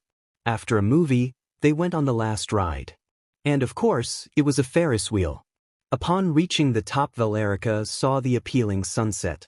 Thank you, Issei, for this wonderful date. I don't remember when last time I had this much fun, and the whole Chaos Brigade stuff just stressed me out, but you helped me to relax today, said happy Valerica. Issei kissed her and they made out for a minute. You're welcome, my empress, happy to make you happy, said Issei. After they were done with their date, they went back home. It was already dark and Issei decided to take a shortcut through a park. And suddenly they reached a fountain where Issei was killed. Issei's face immediately lost all emotions, which didn't go unnoticed by Valerica. "What's wrong, Issei?" asked concerned Valerica. "Well, this is the place where I was killed. For a moment I forgot that even happened," replied Issei. Valerica immediately understood what he was saying and felt saddened. "I hate it. I never asked for this to even happen. But at the same time, I love it. I'm not a sad, useless and hated pervert. Somebody actually loves me as much as I love them. I just love you girls too much," said Issei. Valerica then kissed Issei with love and support. "We will never leave your side, Issei. We will always love you and stay by your side no matter what, even if the world turns against you," said Valerica confidentially. Issei smiled warmly and kissed her this time. After they were done, they finally made it back home. "Well then, Issei, see you later. Oh, and by the way, tomorrow you will get my surprise," said Valerica with a smirk. "All right, my empress. Good night," said Issei as Valerica teleported back to her mansion. As Issei walked inside, he saw that the lights were off already, so he assumed that Ingvild was already sleeping. Issei took a quick shower and went to bed, joining Ingvild. He kissed her on her forehead as a good night and brought her closer to himself. She wrapped her arms around Issei as he went to sleep. The next morning started as usual for Issei. He went to school with Ingvild and met up with Murayama and Keitase. Then the bell rang and everyone got to their seats. The teacher came in with an announcement. "All right, students, today we have a transfer student," said the teacher. Everyone was interested, even Issei was a bit interested, but Ingvild already knew who it was. "Please come in," said the teacher. The doors opened and Issei just froze. "Hello everyone, my name is Valerica Luferda and I'm Issei Hyoudou's second girlfriend," introduced Valerica with a huge smirk. "What?" shouted the whole class except Issei and Ingvild. Issei just slammed his head on the table and it broke from the impact, much to everyone's shock. "The Emperor of Darkness hiatus, rewriting, what?" shouted the whole class except Issei and Ingvild. Issei just slammed his head on the table and it broke from the impact, much to everyone's shock. After the table replacement, Valerica was seated in front of Keitase. She saw that she will be sitting close to Issei, which made her smile greatly. Valerica saw Issei's reaction and it looked really funny in her eyes. The lunch break started and Issei and the four girls went up to the roof. "So I guess this is your surprise?" asked Issei. "Yup, are you happy that I'm here?" asked Valerica with a smirk. "Yes, I'm happy, but did you really have to say that you are my second girlfriend?" said Issei with a sigh. "Of course, they have to know that I'm off limits," Valerica simply replied. "You could have just said that you don't want any relationship or already are in one," deadpanned Issei. Valerica just giggled. Plus, now that Sona is in college and Zenobia is the president of the student council, all of the guys here became more daring and more perverted, as they do not fear Zenobia at all. "So from now on I'll have to watch out not only for Ingvild, Mura, Kate, but after you too," said Issei with a tired sigh. "Don't worry, you can show them who's superior here and everyone will not only fear you but listen to every one of your orders," said Valerica with a confident smirk. "Actually, that might work," said Issei as he started to think about it while the girls started to talk with each other. "Hello, I'm Murayama, and I'm Keitase. We are Issei's friends," introduced both girls. "Hello, I'm Valerica, but you can call me Val." "Hope that you aren't trying to get these girls into your charm, Issei," said Valerica. Both girls blushed. "No, I'm not trying to get any girls, it just happened somehow," said Issei as Valerica's statement got Issei's attention. "By the way, girls, I didn't expect your reactions to be so calm hearing that Issei has a second girlfriend," said Valerica. "Well, we know that Issei has 3 girlfriends, Ingvild told us," replied Keitase. Issei and Valerica looked amused at Ingvild. "Sorry, I didn't mean to," said Ingvild. "It's all right, Haim," said Issei as he gave her a reassuring smile. Ingvild immediately calmed down. "Will you be living with us, Val?" asked Issei, already knowing the answer. "Of course, I will be living with you," answered Valerica happily. "All right, where will you sleep?" asked Issei. "That's a stupid question, Issei." "Of course, I'll be sleeping with you as well," replied Valerica. "What made you fall in love with him anyway?" asked curious Murayama out of the blue. Well, he's really caring, brave, gentle, strong, and handsome, said Valerica with a smile. How did you meet? Asked Kates. One night I was walking home, but suddenly two big guys grabbed me into the alleyway. I think they wanted to use me. But I let out one single scream and Issei came and beat the CRP out of those guys. He saved me from near death, or at least a deep trauma, replied Valerica. Of course, that was a lie, and the funny thing was that Valeric saved Issei from near death when he activated the Juggernaut drive.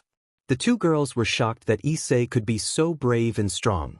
The pervert changed so much, thought Kates and Murayama. The bell rang and all five of them went back to class. After class was over they all walked together until Issei suggested something. You girls can go and hang out, I have some business to attend to, said Issei. With who? Asked Valerica. Tannen, Issei simply replied. Alright, when will you return? Asked Ingvild. I'll come back for dinner, said Issei. Alright, have fun, said Issei as he went in the opposite direction from the girls. Who's Tannen? Asked Murayama. He's one of the friends that Issei has, he's really a nice and fun guy, said Valerica. The girls then went to have fun while Issei teleported to the Dragon Mountains. Issei teleported to the Dragon Mountains into Tannen's cave. There he met Tannen and Bova. Well, do you have it?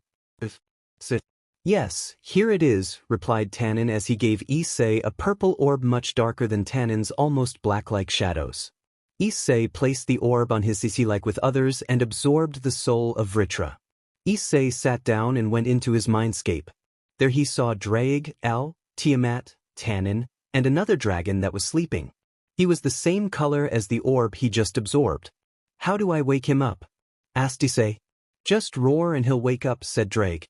Issei then roared with power and authority, and that woke the said Dragon King. Issei's roar was so dominating that Tiamat and Tannen started to shake a little. Who are you? And what do you want? Hissed Vritra. My name is Issei Hyoudou and I'm the Red Dragon Emperor. I need to borrow your strength, replied Issei with seriousness. Why do you need me when you already have 2 heavenly dragons and 2 strongest dragon kings? Asked Vritra. I need all the strength of dragons to kill Trihexa, replied Issei. Interesting goal, alright, but you'll get my powers only when you'll defeat me in battle, said Vritra. Alright, Drake and the rest you can go and watch some TV, said Issei. Vritra was confused. You have a TV here? Asked Vritra. Of course, it's my mindscape so I give the best comfort for them. Soon you'll join them, said Issei confidently. Vritra smirked and got ready for the battle. Issei only activated his boosted gear. They got ready and charged at each other while Issei boosted. Issei got the first punch into Vritra's head and sent him flying. Issei didn't waste any time and shot a powerful dragon shot. Vritra somehow managed to escape his dragon shot and Issei realized that he was using shadows to get out of the way. Vritra suddenly appeared from behind and sent Issei flying. He then proceeded with a fire breath which hit Issei. But to his surprise, Issei got barely scratched. Not bad, said Issei. But how about this, said Issei as he launched a weak, blazing inferno scorching flames in Vritra's direction. Vritra felt those flames before and knew they were no joke and knew immediately that those flames were Drake's. He immediately dodged, not wanting to get hit by the most powerful flames in the world. When Vritra dodged, he didn't expect Issei to be right there. Issei uppercut Vritra and launched him into the air. Issei then kicked Vritra from above and sent him to the ground. The ground shattered and created a small crater where Vritra was exhausted and damaged badly. Issei, you proved yourself worthy of my help. I shall help you with everything you need, partner, said Vritra as he stood up. Alright, now go join the others and rest for a bit, said Issei as he returned to the real world. As he opened his eyes, he was met with Valerica's blue shining eyes staring at him. But Issei looked unfazed by the sudden scare. But from the inside, he died a bit from the scare. I think I just lost some more of my life force, thought Issei. Hey, what are you doing here? Asked Issei. I was waiting for you to finish your training, answered Valerica. I said that I'll come back for dinner, said Issei. You've been here for a whole night, Issei's deadpan Valerica. What? Shouted Issei as he stood up. Yeah, you've been here for the whole night and didn't come back. I and Ingvild got worried and I decided to check up on you. Then I met Tannen. He said that you are training, said Valerica as she hugged Issei. It's all right, Val, let's just go home, said Issei. Suddenly they heard Tanin's voice from behind. Did it work? Asked Tanin about Vritra. Yeah, it did, said Issei. What worked? Asked Valiana. I learned how to use Drake's flames. Yeah, that's it, said Issei. Issei didn't want Valerica to know about his plan about getting dragon souls and killing Trihexa just yet, because she will worry way too much. Well, old man, we are leaving then, said Issei as he created a magic circle and teleported himself and Valerica back home. It was morning already and 1 hour before school. He wasn't that tired because when he is in his mindscape it's like sleeping for him on the outside. Issei, Ingvild and Valerica went to school. Issei in the middle, Valley and Ingvild on his side hugged him. When they reached the school they got uncomfortable stares of lust and jealousy from the boys, but when Issei glared back they immediately got scared and turned away while the girls blushed a bit as Issei showed his demps. Issei now has 2 nicknames. One is the Broken Dragon that was given by the girls knowing his heartbroken state, and the boys called him the Dragon of Death as they can't forget the time they saw a dragon behind Issei. They were scared of Issei way too much. Issei has repaired his reputation in school, but Issei didn't care about that. He was more focused on getting stronger. He plans tomorrow to go and ask Azazel for Fafnir's soul and go to Kyoto to get Yulong's soul fragment. While Issei was lost in his thoughts, he didn't even notice he was already in class sitting in his seat while the 4 girls looked at him worried. Issei, are you okay? Asked Ingvild. Yeah, you've been spaced out and didn't even talk since you came here, the next one said Murayama. Oh, sorry, I was just lost in thought, replied Issei. Is something wrong that made you space out so much? Asked Kates. No, everything is fine really, replied Issei, trying to get out of this situation somehow. Okay, if you say so, said Valerica, still not fully convinced. The class started and Issei as always didn't pay any attention as he was thinking of a plan on how to defeat not only the Beast but the Chaos Brigade too and any possible threats to his loved ones or Dragon faction. Now that he will be a leader, he has to make sure that they will only grow stronger. But Issei started to overthink and started to stress over the days. Drake didn't want to wait any longer. Partner, don't overdo it. You need to take a break. If you keep working like this all your plans and efforts will fail, said Drake as he was concerned for his partner. Alright Drake, if you say so, but I'll still train when I'm asleep, said Issei. That's good enough for me, answered Drake. So Issei decided to stop thinking about the problems. During the lunch break, they ate at their usual spot. They just talked about normal stuff and the girls saw Issei more relaxed and he talked more than usual. This sight made the 4 girls happy. After the class, Valiaka, Murayama and Kates went home as Issei and Ingvild went on a date.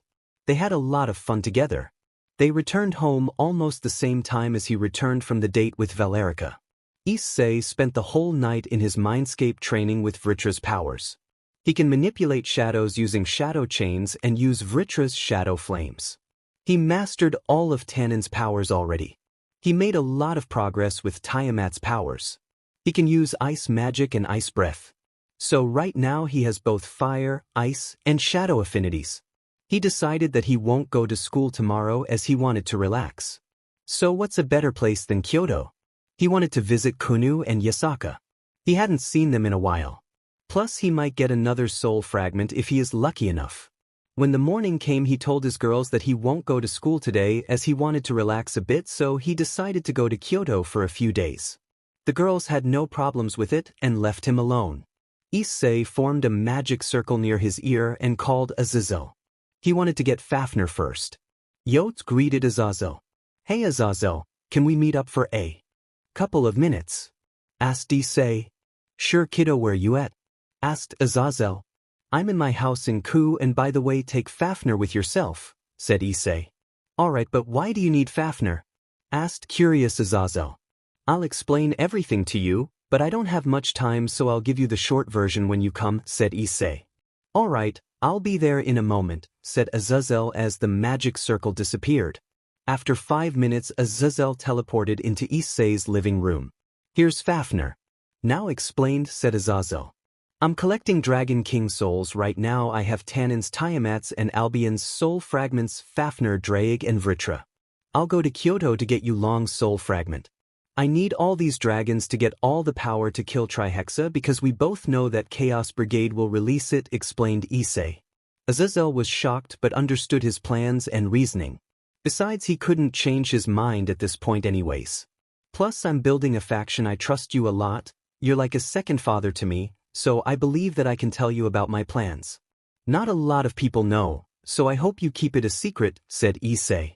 This piqued Azazel's curiosity. What kind of faction are you talking about? Asked Azazel. Dragon faction, replied Issei. And I'll be the leader of the faction. We already got a decent amount of lands, said Issei. Dragon faction. Wow, that's great. I'll support you with anything you need. You can consider us your allies, said Azazel proudly. I only needed to borrow Fafnir, but got the whole alliance with the fallen angels as well, their support. I call this day a success, said Issei as he and Azazel chuckled. Yeah, how are you holding up? You really scared me that night, asked Azazel. I'm doing better, replied Issei.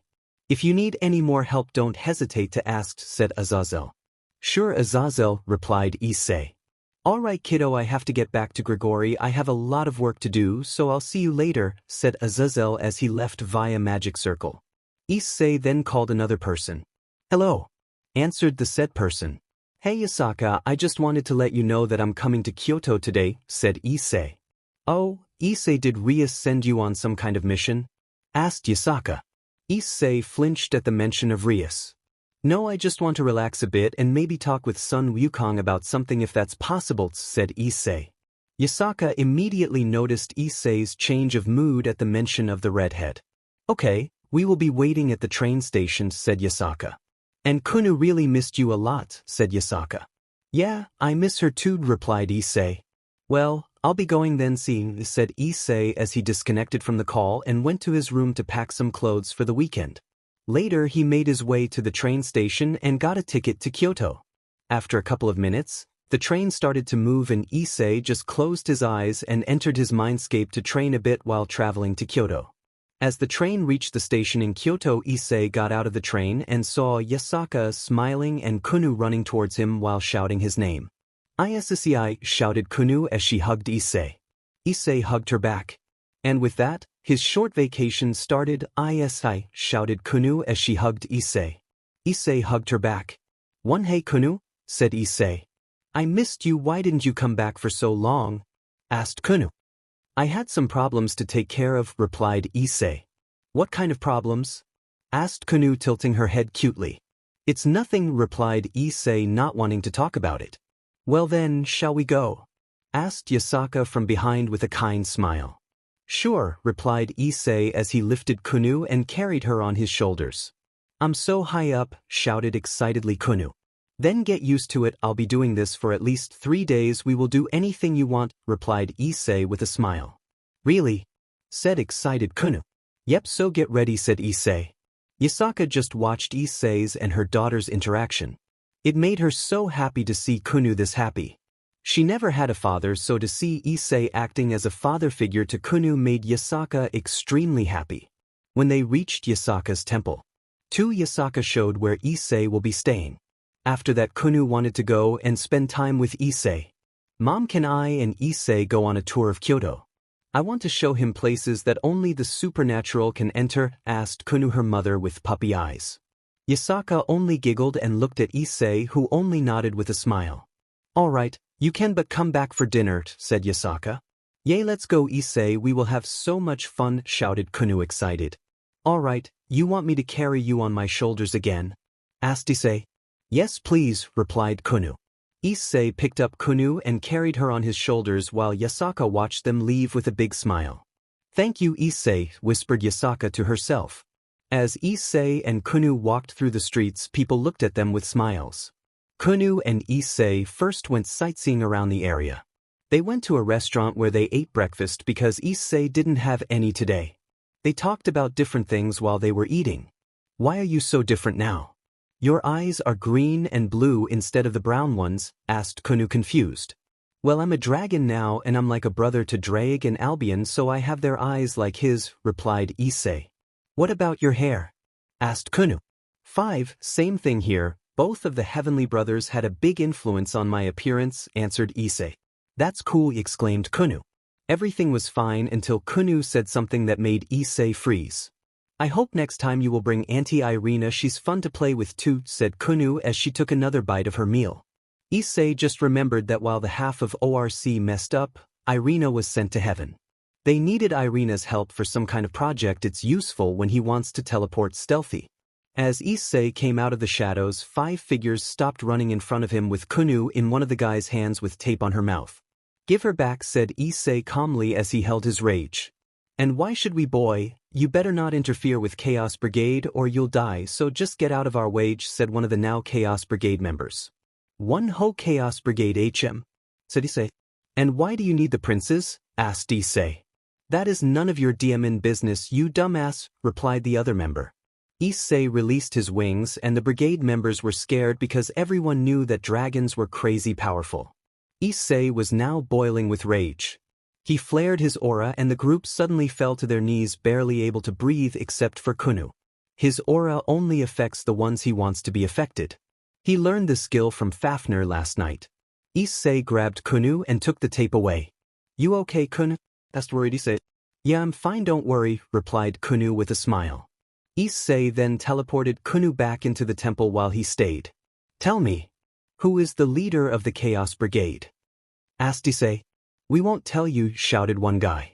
Wrong answer, said Issei with a mixed voice of his and Draig's, and burned him to ash with Draig's flames, which burned him slowly while he was screaming in agony. Good thing Issei put a barrier around them. Everyone was scared. I'll ask again. Who is the leader of the Chaos Brigade? Asked Issei with a still mixed voice booming full of authority and power. Please don't kill us, we'll tell you, just have mercy, said the other guy. Spill it, said Issei. It's rise of him live on. Lucifer, replied the guy. Issei's eyes widened from shock. What do you mean, Lucifer? Asked Issei. We accidentally found out from Chow Chow the other day. He is a pure-blood Satan-class devil who was believed to be killed by the White Dragon Empress long ago as she used her sacred gear to kill him when she was a child, but he faked his death as she wasn't strong enough as a kid to actually kill him. He is her grandfather, replied the guy. Grandfather? Was he the one Valerica told me about a month ago? Though Issei. About a month ago Valerica told Issei that she had a grandfather who killed her parents and tortured her just because her father fell in love with a human woman and gave Biardage to a hybrid. What is he planning to do? Asked Issei. We don't know, we are low rank there, so they don't tell us everything. We were only lucky enough to find out who the leader is, said the other guy. Alright, I'll spare you because you gave me valuable information, said Issei. The brigade members sighed, thinking they dodged a bullet there. So I shall kill you painlessly, said Issei as chains of shadows wrapped around them. Plus, while they tried to stop Issei but it was too late, he froze then in ice and with a dragon shot obliterated them with no trace of them even existing. Issei sighed and teleported back to the temple. Chapter 14. Why does this keep happening? As Issei teleported back to the temple, a small figure instantly appeared on Issei with a strong hug. Issei, thank you for saving me, cried out Kunu. It's okay, Kunu, everything is fine. I won't let anyone hurt you again, said Issei as he hugged her. When she got off Issei, they both stood up. Issei looked at Yasaka expecting her to yell at him, but instead of that, she talked to him calmly. I'm not mad at you, Issei, everything is fine. Kunu is safe, and that's what matters, said Yasaka calmly with a smile. But it was my fault in the first place that she got kidnapped. I was supposed to look after her, said Issei as he looked away in shame. It's not your fault. No one knew that would happen, said Yasaka. It's fine, Issei, I'm just happy that you came for me. That shows just how much you care for me, said Kunu as she hugged Issei again. Of course, I do care about you, Pumpkin, said Issei with a smile. Now then, Issei, I want you to come with me. Sun Wukong is here, said Yasaka. All right, replied Issei. Can I come too? Asked Kunu. Yasaka looked at Issei for approval, but Issei answered Kunu himself. Sorry, Pumpkin, but not this time. We need to have a really serious talk, said Issei as he patted her head. Kunu pouted with her crossed arms. Even her tail swayed in an unhappy manner but complied nonetheless. Just wait for me in my room. I know that you want to sleep with me again, said Issei as he and Yasaka left. Kunu had happiness shining across her face as she sprinted towards Issei's room. Issei had a powerful barrier in his room so that the only ones that can enter are the ones he lets in himself. Issei and Yasaka entered another room where they saw Sun Wukong smoking his pipe. "Ah? Security boing," said Sun Wukong. "That's me old monkey," said Issei with a smirk. Sun Wukong just laughed at his nickname before getting to business.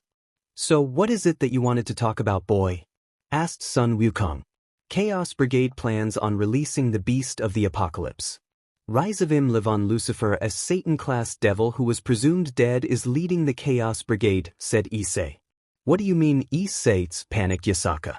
"What I mean is that we need to get stronger for the final fight," said Issei. "So you want me to train you or something?" asked Sun Wukong. "No, not this time. I have plenty of trainers and I might get another one tonight," said Issei. "But how do you know that Rizavim is still alive?" asked Yasaka. "The ones that kidnapped Kunu today were from the Chaos Brigade. Before I killed them I asked who the leader was and they said Rizavim wasn't actually killed," replied Issei. "So what are you saying?" asked Sun Wukong. "Right now I and Tanin are building a faction which I'll be the leader of pretty soon," said Issei. "What kind of faction?" asked Yasaka. "Dragon, of course," replied Issei. "That's interesting," said Sun Wukong. "So you want us to be your allies?" asked Sun Wukong. "That would be great, but I wanted to talk to you about something more in private," said Issei as he looked at Yasaka. She understood what he meant and left them both alone. "So what do you need?" asked Sun Wukong again. "I need you long soul fragment," replied Issei. "For what purpose exactly?" asked Sun Wukong curiously. "I'm collecting Dragon King soul fragments. Right now I have Tiamat's, Tanin's, and Albion's soul fragments, Fafnir's, Vritra's, and of course Draig's souls," explained Issei. "All right, but what's the purpose of all this?" asked Sun Wukong. "To kill Trihexo once and for all," said Issei. "You one crazy kid. But considering that you already have this many souls you won't back down now," said Sun Wukong with a smirk. "That's right," said Issei. "All right, you will return to Kuo tomorrow, right? So then, by tomorrow you will get the soul fragment," said Sun Wukong as he teleported away. Issei stood up and left the room. He walked towards his room. As he entered his room he saw Kunu already sleeping in his bed. But he saw another figure sitting on the edge of the bed. "Came for more hugs?" asked Issei, amused. Ophis only nodded as Issei walked over to her and wrapped his arms around her, bringing her closer. Ophis hugged Issei back with a small smile. Soon she just fell asleep because she was too comfortable. Issei just chuckled as he laid her down next to Kunu and he lay down and fell asleep. In his mindscape, Issei talked with Draig for a bit before he started his training. "So you still going with this plan, killing the beast?" asked Draig. "Of course I have no other choice," replied Issei. "You might die and a lot of people will be devastated by your death, including the little girl," said Draig. "I know. But that's the price I'm willing to pay if they stay safe, Draig," replied Issei. "All right. I just wanted to make sure that you won't chicken out," said Draig with a smirk. "Oi, I'm a dragon, not a fried chicken," shouted Issei. "By the way, how are you feeling?" asked Draig. "Pretty good. Kunu brings me so much joy. And calms me down in a way," said Issei as he smiled. "That's good. You almost stopped using divine dividing to divide your emotions. It's the third day without it, even when you told what happened to Yasaka," said Draig, happy because Issei was getting over the dark past. "Yeah, you're right, that's good. Well, I'm off to train," said Issei as he walked away to start his training.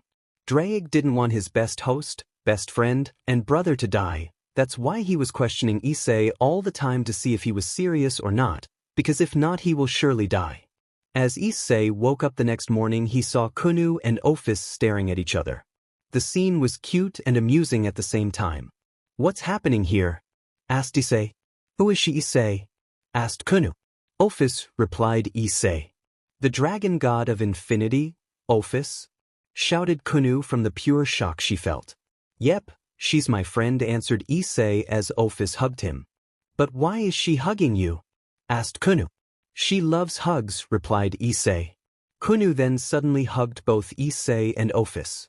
"I love hugs too," said Kunu with a smile as her fluffy tails wrapped around the two. "Then how about you become a friend of Ophis too?" asked Issei. "Really?"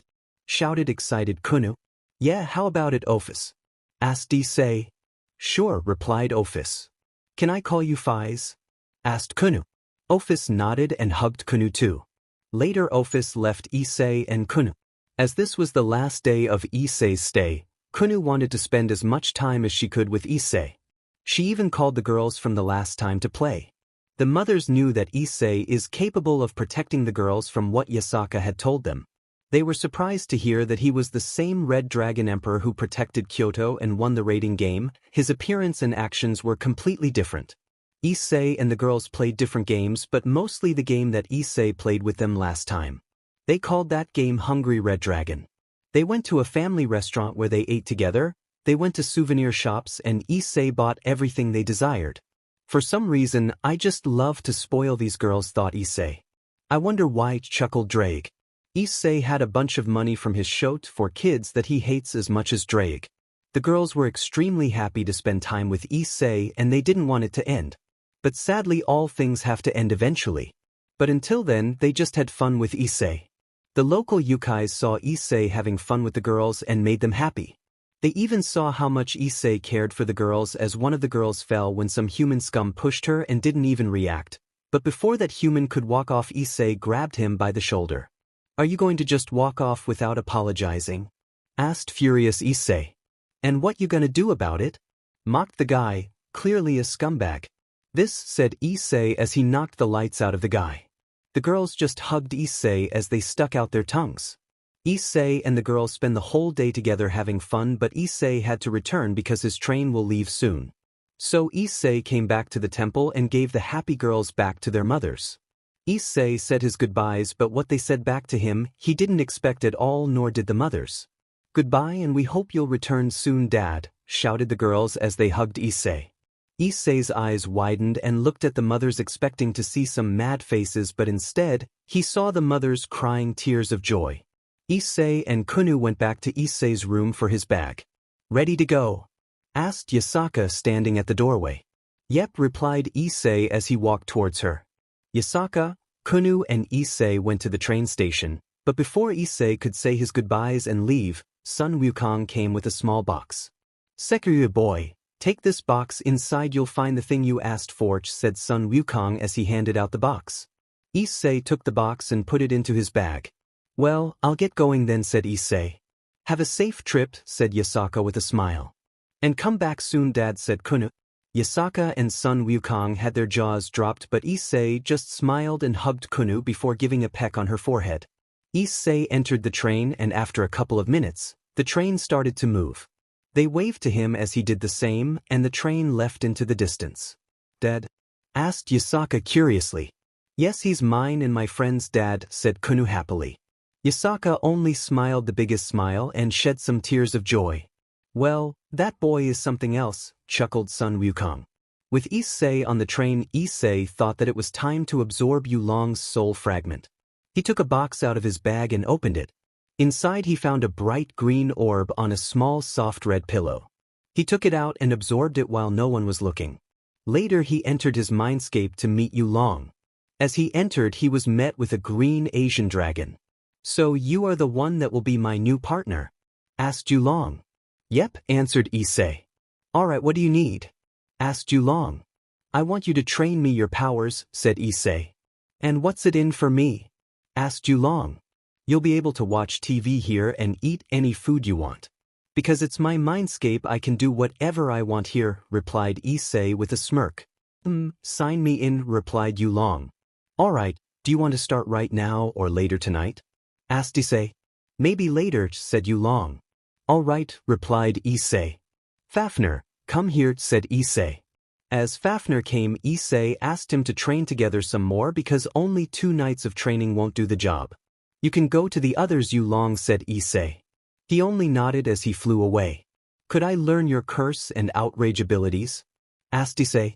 You can learn my curse ability, but I don't know about the outrage, answered Fafner. All right then, we will find out sometime later. Now let's get started, said Issei.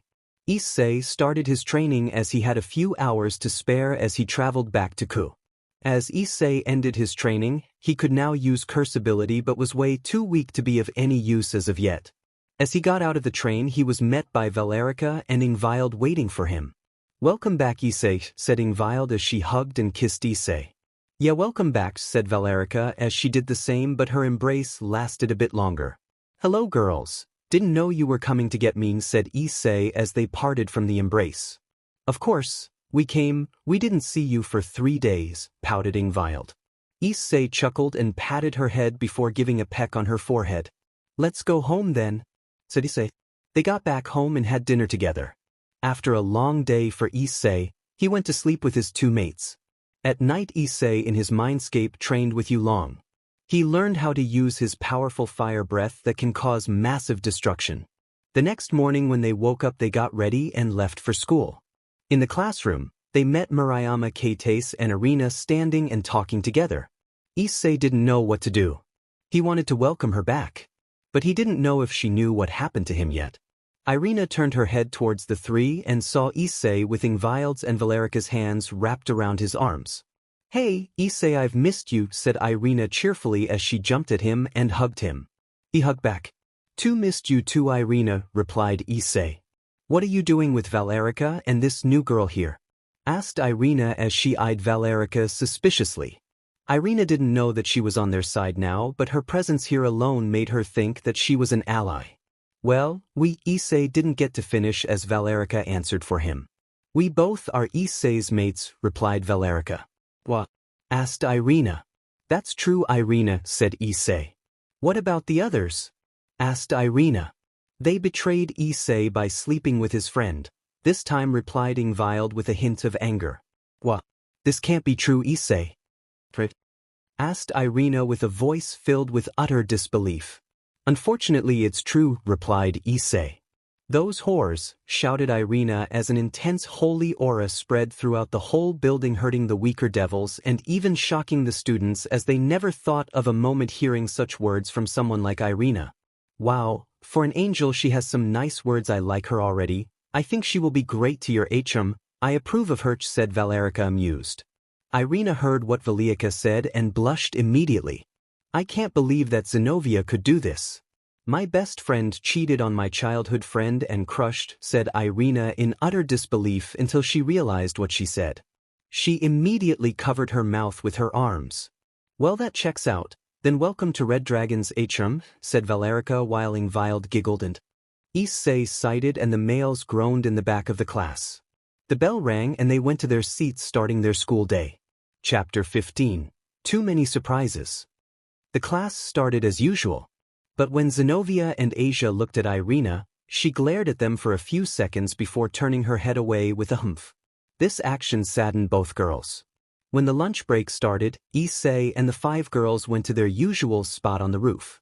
All right, Issei, now explain what happened while I was gone, said Irina, holding her anger and sadness in. Yeah, we want to hear it too.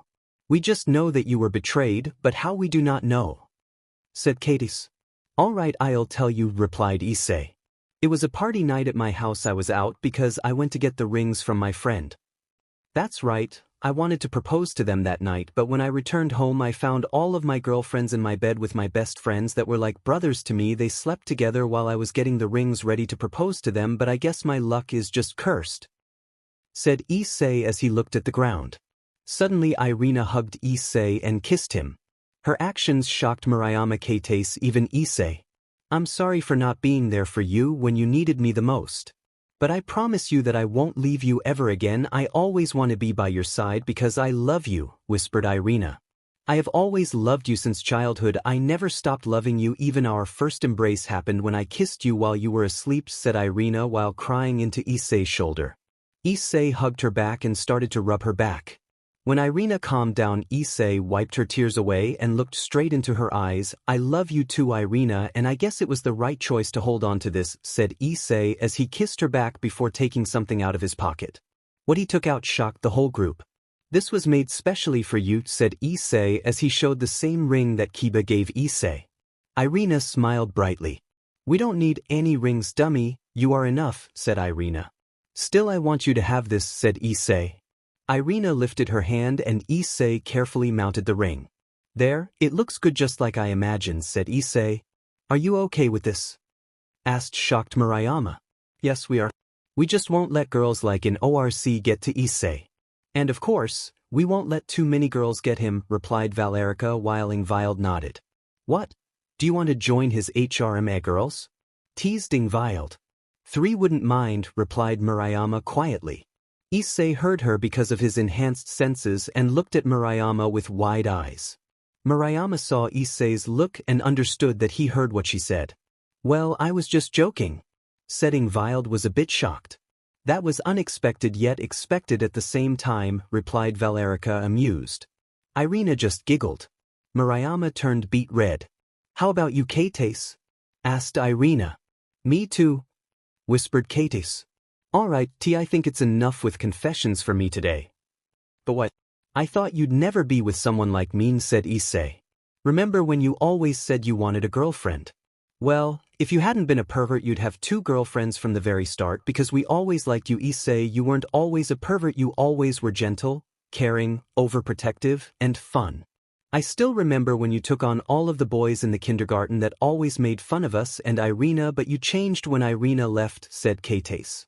Issei was speechless, he felt so dumb. Plus that's why we let you peep on us. We even did some lewd poses just for you, we didn't even beat you full force with our kendo sticks, said Murayama. We wanted you to look just at us, said Kates. Funny thing is I always looked just at you too because I always had a huge crush on you, that's the whole reason why I wanted a HO. Because I wanted you too in it, said Issei. I was so messed up to turn into a pervert, said Issei ashamed and saddened. Both Murayama and Kates hugged him tightly. But the real you is back, that's what matters, said Kates. We still love you, said Murayama as both of them kissed his cheeks. But I changed too much, I don't know if you'd still love me if you knew the whole truth about me, replied Issei. Both girls looked at him confused. What do you mean? Asked Murayama. I'll show you after school. How about we go to our house after school? Asked Issei. Sure, replied Kates. The school bell rang and the group went back to class to continue their boring lessons. After the class, the group got ready for their stuff and left together. They went to Issei's house.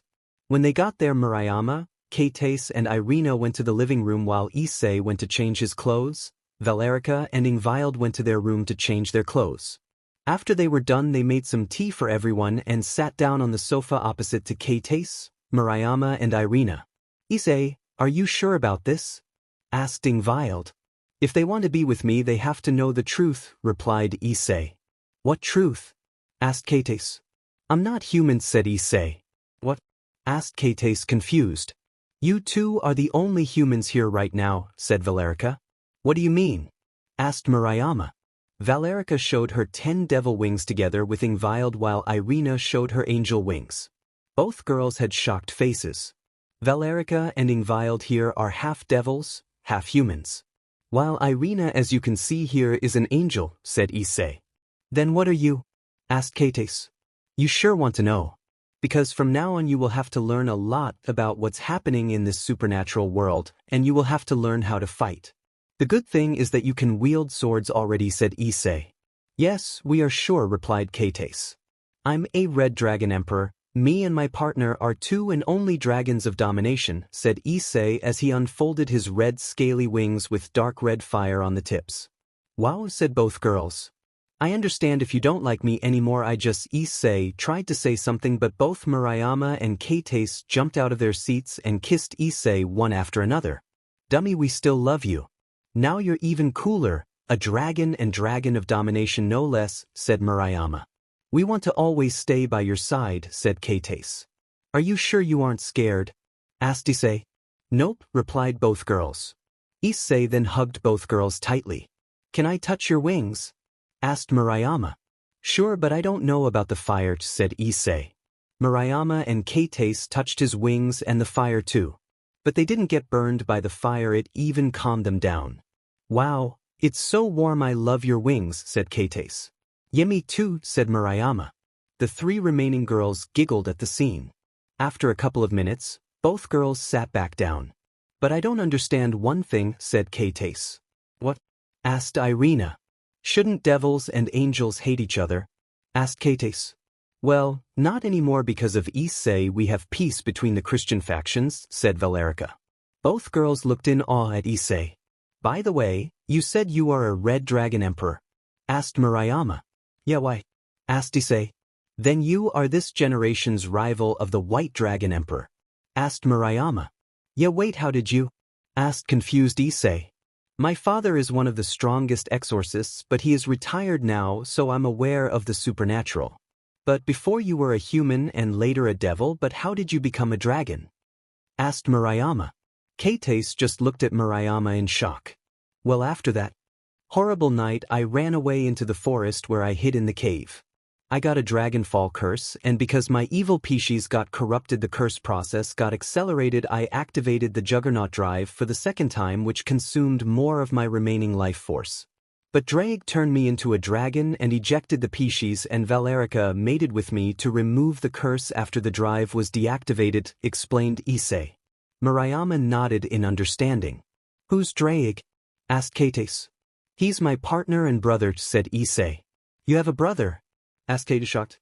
Yes, he's my brother by everything but BLD. Wait, now that I think about it, when I turned into a dragon he had to take my heart, so that means his and Albion's BLD are pumping through my veins? Wondered Issei. Suddenly a red gauntlet materialized on Issei's left arm. That's right, Issei, you are my family, now you are my brother by everything but mother, replied chuckling Drake. Issei smiled a happy smile, happy because of Drake's words. What? Why is that gauntlet talking? Asked stunned Keites. Well, he's a dragon, and he's sealed into this gear, explained Issei. So that's your partner and brother? Asked Keites. Yep, the one and only Drake, the Red Dragon Emperor and the Dragon of Domination.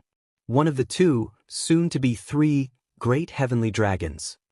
Hello mates of Issei, I'm Drake, introduced Drake with pride.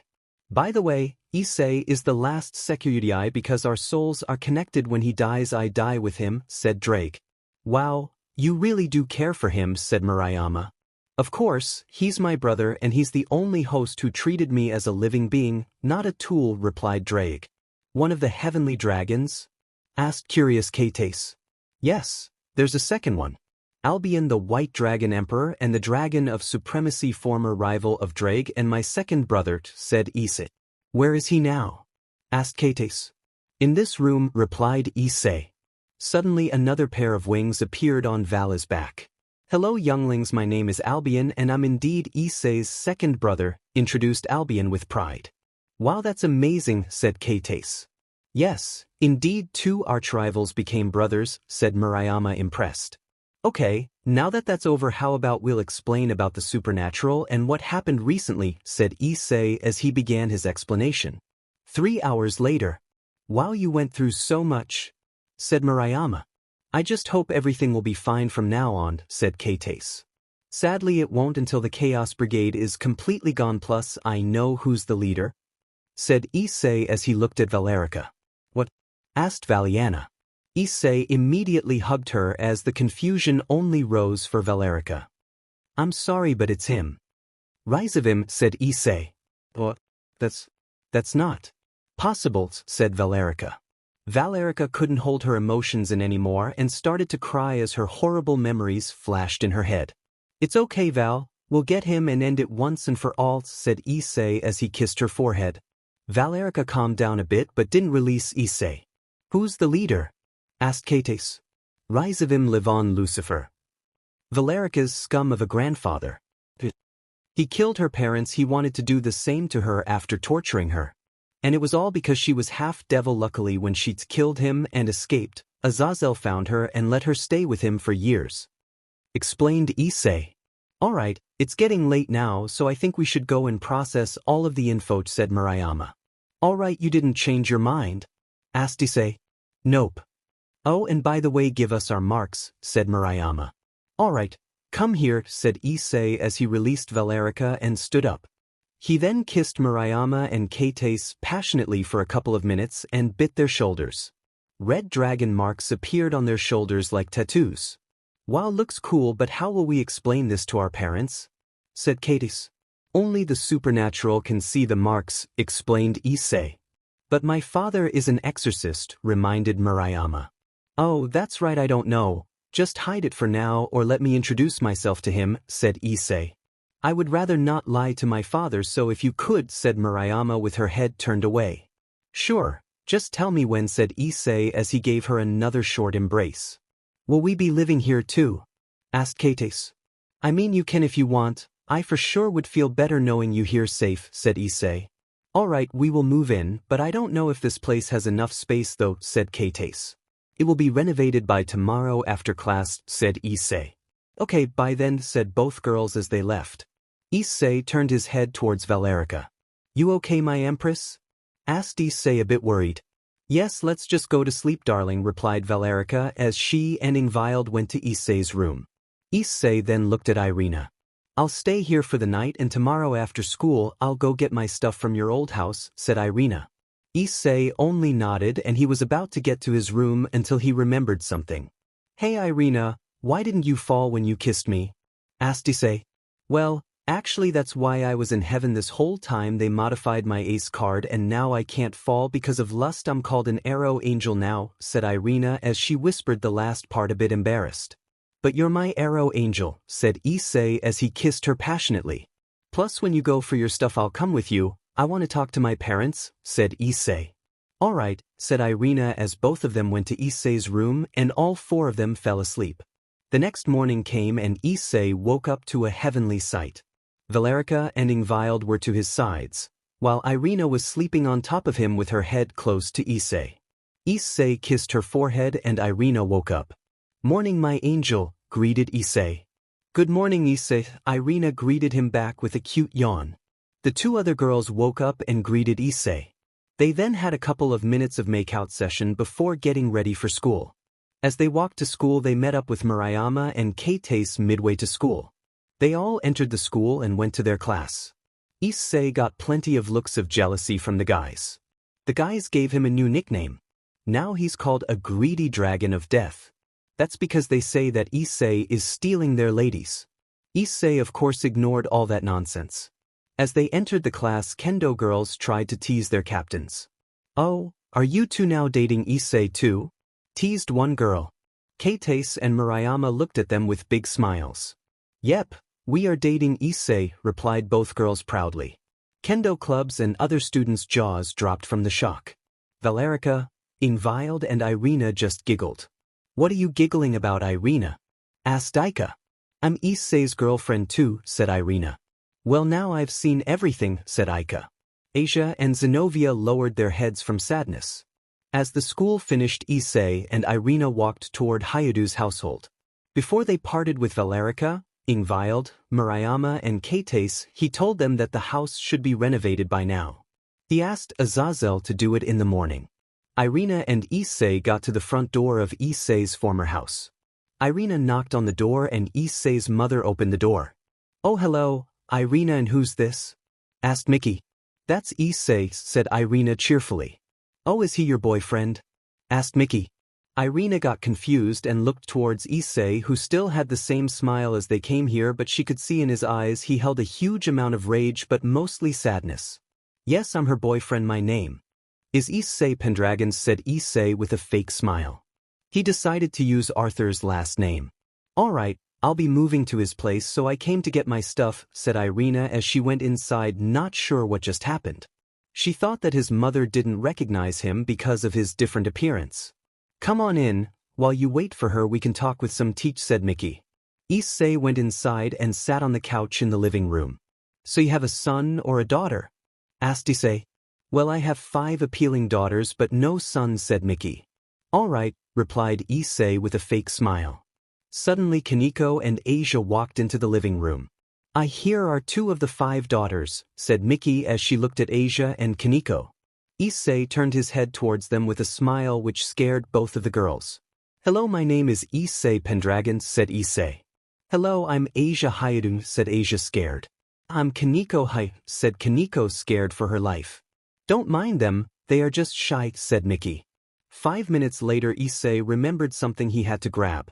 I'll go see if she needs my help, said Issei as he stood up and walked towards the elevator. Sure, go on ahead, you should find her easily despite the size of this mansion, said Mickey with a kind smile. Issei went to his old room and as he entered he noticed that it was still being used by the girls because it was clean, The sheets changed but the pillows were wet from what he thought were tears. He walked towards the cursed bed where the incident happened, crouched down and took a cardboard box from under the bed. Just as he was about to open the box, someone entered the room. "Left something behind?" asked Irina as she walked in. "Yeah, my grandfather left these for me. You remember me talking non-stop about the Yamato," said Issei as he took out 3 warship models from the box. Those ships were the Yamato-class hardships, 2 battleships and 1 carrier. Those were said to be the most powerful, heaviest, and largest warships in the world. "Of course, I remember. I almost know as much as you about them just because you couldn't stop talking about them," replied Irina. "Yeah, those were the days," said Issei as he put the models into his pocket dimension. They came downstairs as Issei carried Irina's bags. "Let's go, Issei," said Irina. "Sure, let's go, my angel," replied Issei. "Thank you for your hospitality," Mrs. Hyoudou thanked Irina.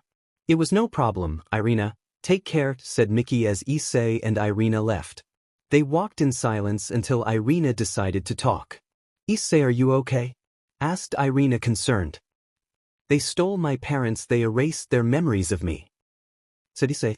Irina hugged Issei from the side. "It's okay, Issei, everything will be fine. We can just go tomorrow to the club and ask them to remove the spells," said Irina with a gentle voice. They came back to the newly remodeled house and set up their stuff. Issei said that he needed some time alone and locked up in his room. When the other girls saw his door locked, Irina explained everything that happened not too long ago. The girls were furious.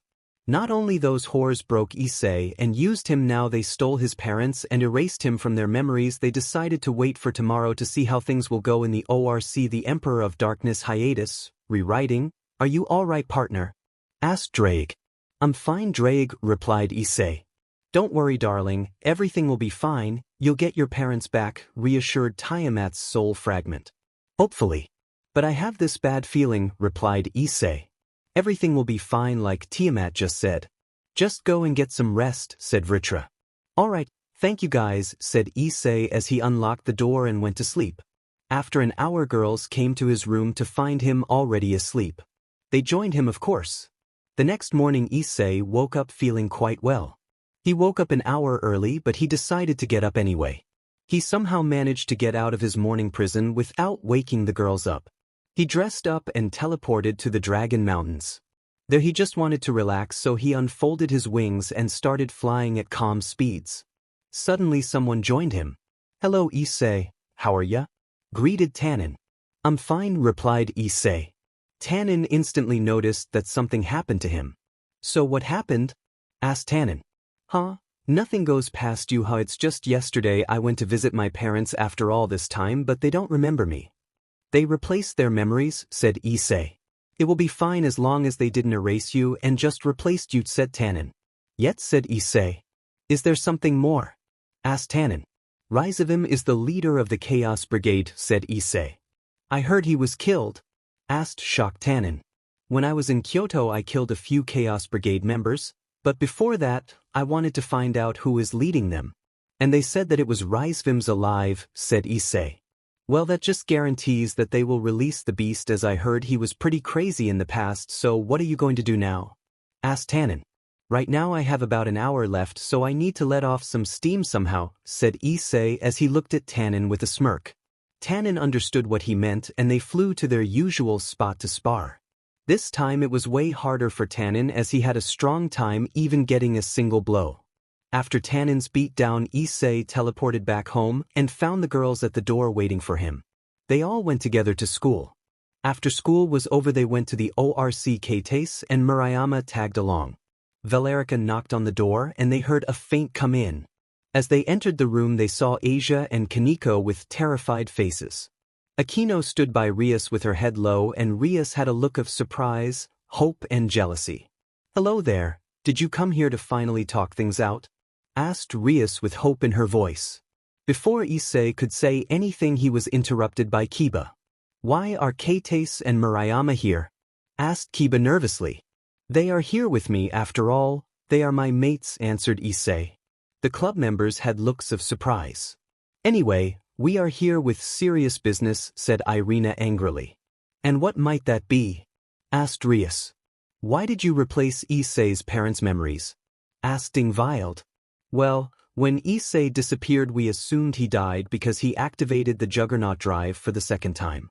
Well, that's at least what my brother told me, so we changed his parents' memories, answered Rias nervously. But that doesn't explain why you are now the daughters of his parents, said Murayama. We lived there with Issei and didn't want to leave, said Rias. Alright, that doesn't matter anymore, just remove the spell, said Issei. Two can't, said Rias. Why? Asked Kates. Because we didn't just replace, we erased him from their memories, answered Rias, shaking in fear. Issei just stood there with no movement, no emotion, nothing. How dare you? Screamed Irina with tears. No. It's fine. They always wanted daughters and always been disappointed in me anyways, said Issei. Say? Asked Murayama. To them, I was just a useless perverted son, said Issei. But that doesn't mean I didn't love them, said Issei as he clenched his fists tightly. His eyes started to glow bright green and blue. You're just one messed up person. You truly are a devil. But at least take care of them properly, said Issei as he walked out of the room with the girls following him. They got back home and Issei left to fly some more, but this time in the familiar forest.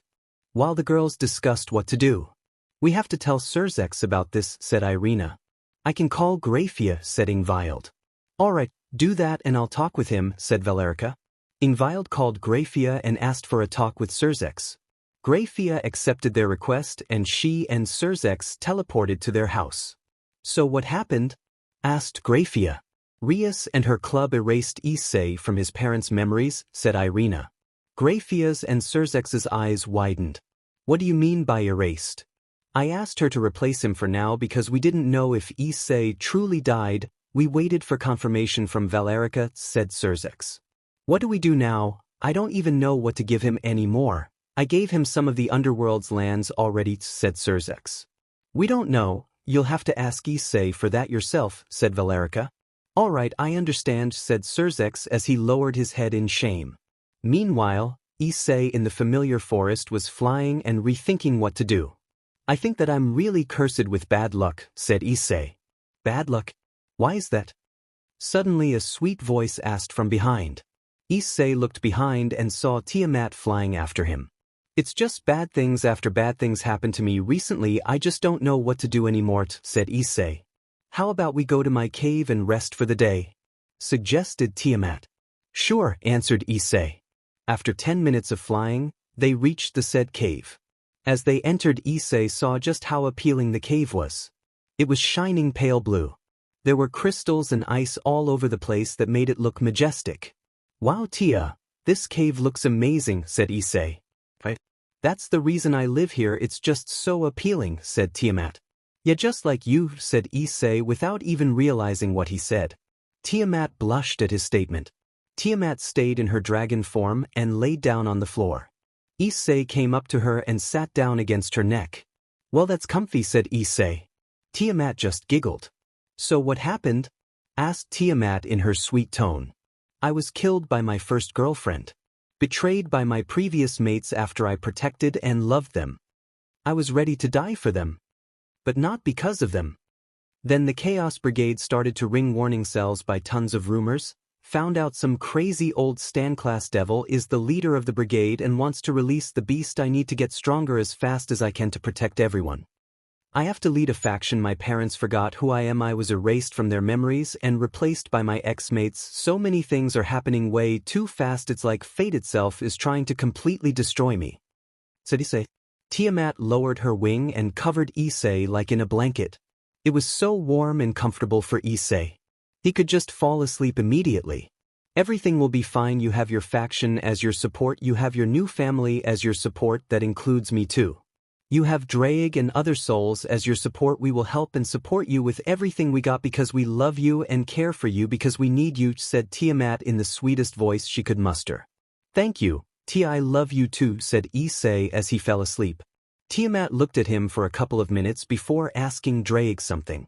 Draig, is it really that bad? Asked Tiamat. Unfortunately, yes, he's trying to get stronger, so strong. He wants to protect everyone and that includes you. He's overlooking and overthinking and I fear that he's too stressed and he hides it from the others really well, No one noticed how he's stressed and tired actually, he's training with Vritra right now, replied Drake. I see. What do you suggest we do? Asked Tiamat, wanting to help Issei. He needs to relax some more. 3 days isn't enough to relax. Actually, when he was in Kyoto, he relaxed just a tiny bit because he was looking after his daughter, said Drake. Wait, daughter? Asked shocked Tiamat. Well, he's like a father figure to one. No 6 Yukai girls, they didn't have a father, and Issei fit that role perfectly, and they started to call him dad, and it made him so happy. Issei and the mothers looked so happy hearing the girls call him dad. On the last day he even spoiled them. He's now overprotective of them, looks like he wanted a family. A child, explained Drake. Tiamat was stunned. And at the same time happy that her mate wanted to have children. Plus, before Kyoto, he always played and spent time with hatchlings in the Dragon Mountains. He trained them, played with them, ate with them, said Drake. I believe he will be the best father. No, he already is 1 inch, said happy Tiamat. That he is, said Drake. Later Tiamat went to sleep as well. They slept very comfortably and had happy faces the whole time. Morning came and Issei woke up from his slumber. He looked around and saw that Tiamat was not there. He stood up and fixed his clothes. Wow, that was the best sleep I got in a while, said Issei as he stretched. Good morning, darling, said Tiamat. Oh, morning, Tia, greeted Issei as he looked at the entrance and saw Tiamat in her human form. Suddenly Tiamat came up to Issei and kissed him passionately. Someone can't wait any longer, chuckled Issei as they parted. Tiamat just smiled. Well, I better go now, I need to go to school, plus the others don't know where I went yesterday, said Issei. All right, darling, but don't forget to visit me, said Tiamat. Sure. You know you can move in with us? Asked Issei. Of course, I will live here for some days and there for some days, said Tiamat. All right then, said Issei as he left, of course not before he kissed her. As he teleported back into his house in his room, he accidentally saw what he wasn't supposed to. He saw Valerica, Ingvild, Irina, Murayama and Kates changing their clothes while still completely naked. Sorry, I didn't mean to intrude like this, I'll get out, said Issei as he started to walk towards the door with his eyes covered by his hand. This action surprised Kates and Murayama a bit. If it was the old him, he would have kept looking with a goofy smile. But something unexpected happened to Issei. Kates grabbed him by his wrist and stopped him from leaving. You know you can look at us. We're yours, so you don't need to be this worried. We won't yell nor beat you. We enjoy when you pay attention to us, said Murayama. So don't be this scared around us. We don't mind you looking at us. You make us happy when you do, said Kates. All right, said Issei as he turned around and saw the girls smiling and blushing a bit. They all kissed him one by one and got dressed. Later they had breakfast and went to school. Issei was more relaxed than usual, probably because of what Tiamat said last night. It made him happy that he has such support, and a newfound determination lit into his soul. When he sat at his seat, he asked Drake if any other dragons could help him or if there was any other way to get stronger fast. Drake, are there any other dragons that would give me their soul fragment if I asked them? Asked Issei. I think there is one that would. His name is Krumkruch. The last time I fought him, he told me that he just wants to fight strong opponents and not destroy or dominate the world, explained Drake. Okay, but how do I find him? Asked Issei. I can try to communicate with him by mental links, said Drake. All right, do that after school, said Issei as he looked out the window. But I'll warn you, Issei, he is an evil dragon, so you shouldn't drop your guard around him, warned Drake. Sure, partner, replied Issei. Through the window the whole lesson with a smile, remembering Kunu and the other girls. He already missed them and he wished to see them. After school, he decided to visit Kunu. He teleported into his previous room and saw Kunu on the bed doing nothing. She didn't notice Issei. I missed Dad already, said Kunu. I missed you too, Pumpkin, said Issei with a smile. Kunu immediately looked toward the voice she heard and saw Issei smiling. Dad, shouted Kunu as she rushed towards Issei and hugged him tightly. I missed you, Dad, said Kunu. Me too, Pumpkin, said Issei as he hugged her back. How are you? Asked Issei. Fine, I guess, but it's boring right now because my friends had to go somewhere with their mothers, said Kunu. Well, it's fine, I'm here and I can spend about 4 hours with you before leaving, said Issei. Kunu's smile widened from happiness. Yate, shouted Kunu. Suddenly the door opened and Yasaka came in. "What are you so happy about, Kuent?" said Yasaka until she saw Issei. "Hello, Yasaka. I came to spend some time with Kunu," said Issei. "Alright, just don't get into trouble," said Yasaka. With that, Issei and Kunu left the temple to spend some time together, and Issei spoiled her until he had to go back home. Chapter 17. Easy job done. Morning came and Issei woke up alone. That's because he said he won't go to school today because he has important business to take care of. "So Drake, did he answer?" asked Issei. "Yes, partner, but he won't come. You have to come to him," said Drake. "Alright, where is he right now?" asked Issei. "He's in Romania waiting for you," said Drake. "But be careful and don't drop your guard as I told you last time. He's an evil dragon, so he is extremely strong. Try not to pick a fight," warned Drake. "Alright buddy, shall we go now or later?" asked Issei. "Right now would be the best choice. You should bring some backup, but since this mission is secret and Tannen is busy you have to go alone," said Drake. "Alright, that's how I planned anyway," replied Issei as he created his magic circle and teleported in flames. As he teleported into the place he sensed danger, so he created the strongest barrier he could without combining his other dragon powers. The smoke died down and Issei removed the barrier. Suddenly a figure appeared in front of him with a smirk spattered on his face. "You passed," said Krumkruch. "Huh?" asked Issei. "I said you passed the test." "I'll give you my soul fragment," replied Krumkruch. "That was easier than I thought," said a surprised Issei. Krumkruch just chuckled. "You don't want anything for it?" asked Issei. "No, because I'd rather have the world intact so I can fight strong opponents. Plus I know you will overuse dragon powers, and when that happens you will become a full-blown dragon, powerful at that. If your body will handle the stress, plus the soul fragments will return to their rightful owners. Yes, even Drake will return to his body," said Krumkruch.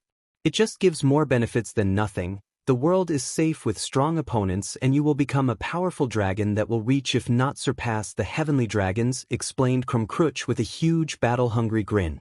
"Drake, is that true?" asked stunned Issei. "Unfortunately, yes. Once you overuse your dragon abilities and powers you will lose all your humanity and all of the souls including me will be released from the boosted gear," explained Drake. "Well, that's great and all except for me losing my humanity. That's the only thing left that shows me as a human. But I want you free from this gear, so I guess it's a small price to pay," said Issei with determination. Drake just smiled at Issei's words. "By the way, are you really building a dragon faction?" asked Krumkruch. "Yup, if you want to visit sometime then please do. Now that we got a lot of lands, the dragon apple's growth increased by a lot. Just don't try to fight everyone you see," said Issei. "Sure kid," answered Krumkruch. "By the way, I was in the Chaos Brigade until now, so I can give you some information. There are 2 other evil dragons and they are strong. One of them expects your arrival and wants to fight you, so be on your guard," warned Krumkruch. "And those are?" asked Issei. "Azzy, Dahaka and Grendel. They are the most twisted evil dragons, so be careful as I said," said Krumkruch. "I see, well see you later," said Issei. "Yeah, good luck kid," said the evil dragon as he flew away. "That was strange," said Issei out loud as he created a magic circle and teleported in flames. He arrived back home and saw that he was still alone. That meant that the girls were still in school. He decided to go to Murayama's house to talk with her old man. Issei was dressed in a blue jeans red shirt and his favorite Eltichar jacket with 2 dragons on its back, one white and another red. He got ready and left. As he was walking toward her house he met Valerica, Murayama, Kates, Ingvild, and Irina. "Oh Issei, what are you doing here?" asked Murayama. "I'm going to talk with your old man," replied Issei smirking. "What now?" asked Murayama with wide eyes. "Yep, I promised you that I will talk with him later," said Issei. "Okay, I'll go with you then," said Murayama as she hugged and kissed Issei out of happiness. The girls behind giggled at the actions of their HRM sister. Murayama turned her head with a blush out of embarrassment. "I love this," said Issei. "What do you mean by that?" asked Irina. "What I mean is that I love how peaceful and pleasant your interactions are." With the old group there would be a fight of jealousy broken out by now. "I'm happy that that's not the case here because I was getting tired of those pointless fights," the girls smiled. "As you said, these fights are pointless. We know that you love us all equally, And HRM sisters have to support each other and be friendly, not jealous or mad. We are family after all, answered Valerica. Issei came up to them and hugged them in a group hug with a happy face. I just don't get it, said Issei. What do you mean? Asked confused Kates. How am I even worthy of having you by my side? Said Issei. I love you, my princesses, said Issei. We love you too, our red dragon prince, said the girls in unison. What's with the nickname? Asked amused Issei. Well, you keep calling us princesses, so that makes you a prince, replied Ingvild. So I have angelic princes, demonic princes, dragoness princes, half dragoness, half demonic empress, and 2 cute princesses, so that makes me a red dragon prince. Asked amused Issei. The girls only nodded, blushing. Well, alright, we'll see you at home. Let's go, Mura? Asked Issei. Sure, replied Murayama. The girls returned to the apartment while Issei and Murayama went to meet her father. They finally reached her house. Issei knocked on the door and soon it was opened by a man who looked like an average guy with brown hair. He was wearing a simple shirt and gray pants. Hello, Murayama, is this him? Asked her father. Yai's father, replied Murayama. I see you don't see much. Could you even protect a puppy from a fly? Mocked the old man. Of course, I can, old man. If you want proof, how about a spar? Asked Issei with a battle-hungry grin. No, I don't want that.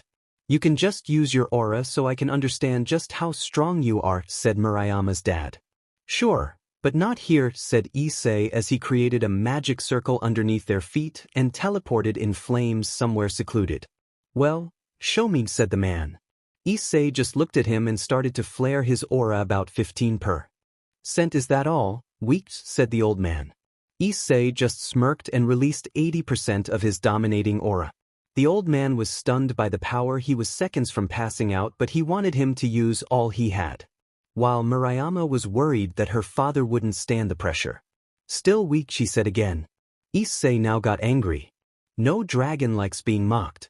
He flared his aura full power out of fury. He flared his shadow supremacy with other dragon kings' auras and evil dragon's aura to 5%. The old man couldn't withstand the pressure anymore even when he had created a powerful holy barrier. He puked out some BLD. Seeing this, Issei calmed down and suppressed his aura and rushed towards the old man who was on his knees and Murayama was holding him. Sorry, I went overboard, said Issei as he turned his head away in shame. The old man chuckled and got the attention of both Issei and Murayama. I see you found a rare one, Murayama, said the old man. Murayama blushed and turned her head away. Well, I see that you can protect her, so take care of her for me, said the old man. I'll protect her with my life, said Issei as he teleported them back. It was dark already outside. Murayama, you go ahead, he will catch up to you, said the old man. She only nodded and left them alone. Just don't hurt her or I'll make you suffer, warned her father. Trust me, I won't. I know how it feels, said Issei as he took off too. He couldn't find Murayama anywhere and started to panic because she couldn't have reached home that fast. Suddenly he heard a scream of a girl. Mura, shouted Issei as he ran towards a dark alleyway. When he reached, he saw 4 tall and muscular men surrounding Murayama. Come on girl, don't scream, we just want to show you a good time, said one of the jerks. Hearing this, Murayama froze. She was afraid. She even started to shake while whispering Issei help and started to cry. Issei of course heard what she whispered. He stepped into the alleyway. You better get out of here before I kill you, said Issei with killing intent, and his and Drake's voices mixed, his eyes glowing green. Why should we punk, trying to be a hero? Mocked him. I'm her boyfriend, said Issei. And what are you gonna do about it? Mocked him again. Replied Issei. They shivered and got really scared when they saw his eyes glow, so they just ran away. We will let you go this time, said the jerks. Issei immediately went over to Murayama and hugged her while she cried into his shoulder, terrified. It's okay, Mura. I'm here, everything is fine, I won't let you get hurt, said Issei. Murayama just fell asleep on him from all the stress as he picked her up bridal style and teleported home using shadows. The girls saw Issei come out of the shadows with Murayama in his hands. The girls got worried. What happened? Asked concerned Ingvild. She's just tired. Some guys took her to an alleyway while I talked with her father for 2 minutes. I'm an idiot, said Issei as he went to his room to rest with Murayama. I just promised to protect her and the promise was broken only a moment later, thought Issei. After an hour or two other girls joined them for a peaceful night's sleep.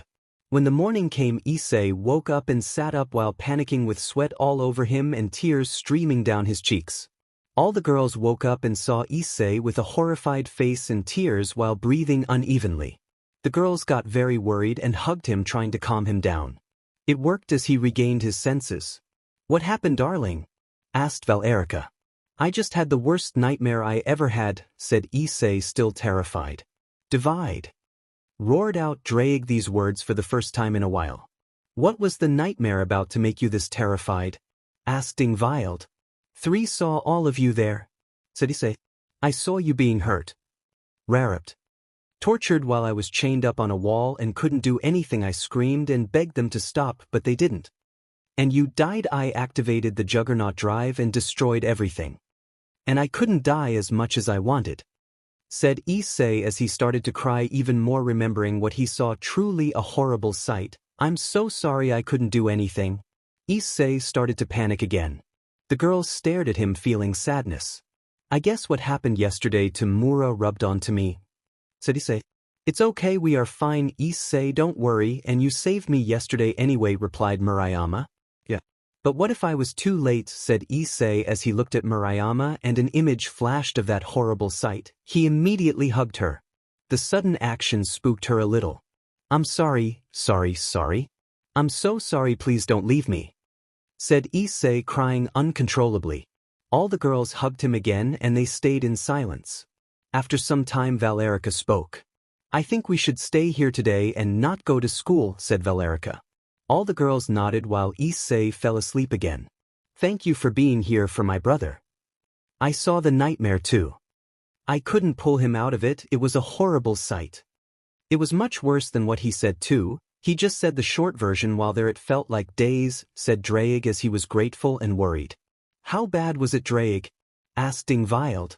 1,000 times worse than what he told you, said Drake. He doesn't want to worry any of you. And now after this nightmare, he most likely will go and do intense training to become more powerful to protect all of you. I suggest that you start training too. Especially 2 human girls. I feel they have immense magical powers, so you can teach them that. And please take care of him, said Drake as he went back to sleep. To keep Issei from thinking about the nightmare, they all went out to spend time together and relax when he woke up. It worked because Issei relaxed a bit and didn't think about the nightmare, but he did think about how to get stronger.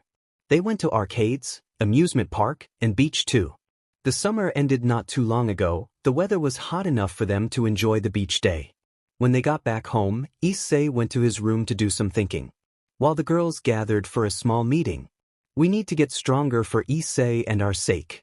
He worries too much. Because half of us can't protect ourselves, said Valerica.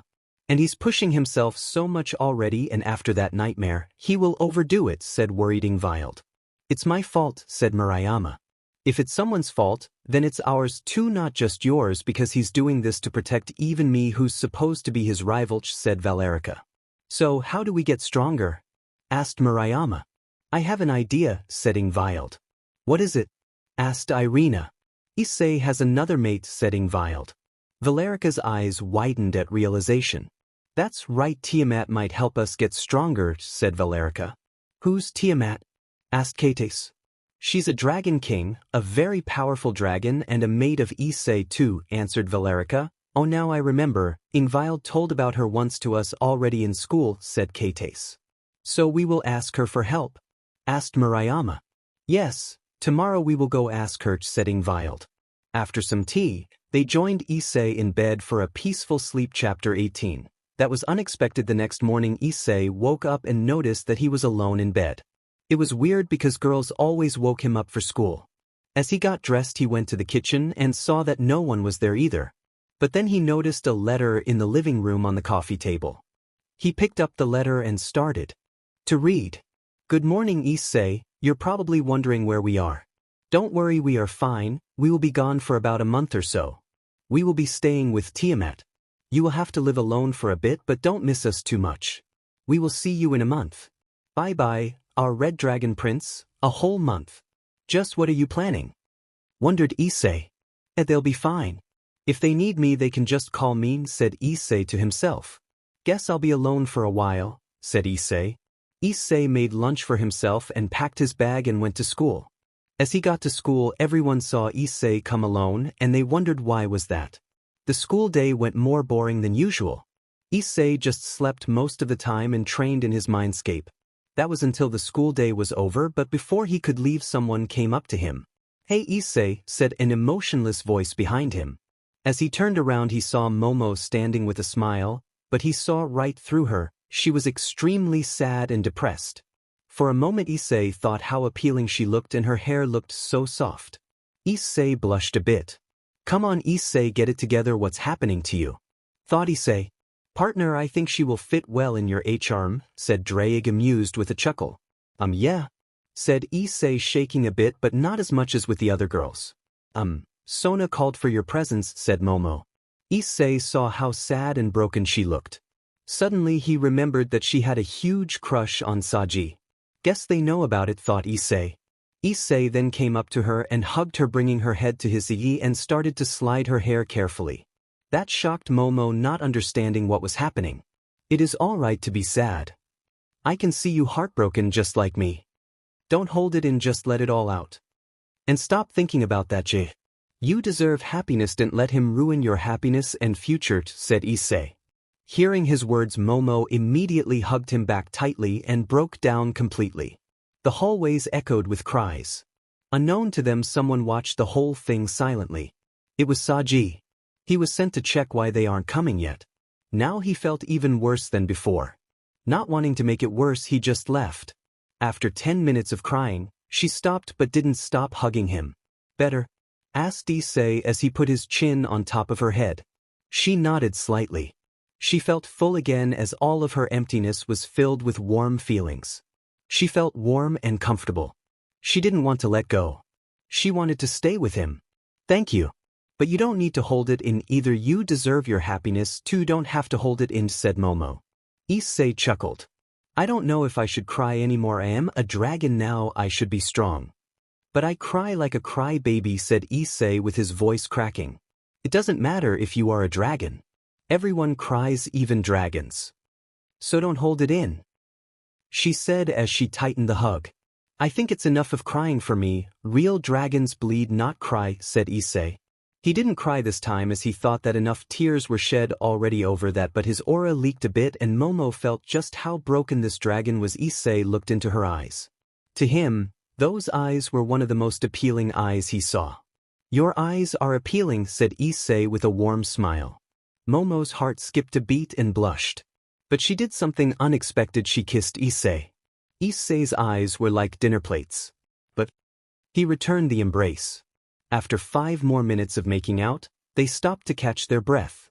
Issei looked into her blue-green shining eyes and she looked into his slightly glowing emerald green and frost blue eyes. 3 want to stay with you forever, Issei, she shouted as she hid her face in his. Issei was taken aback. But why?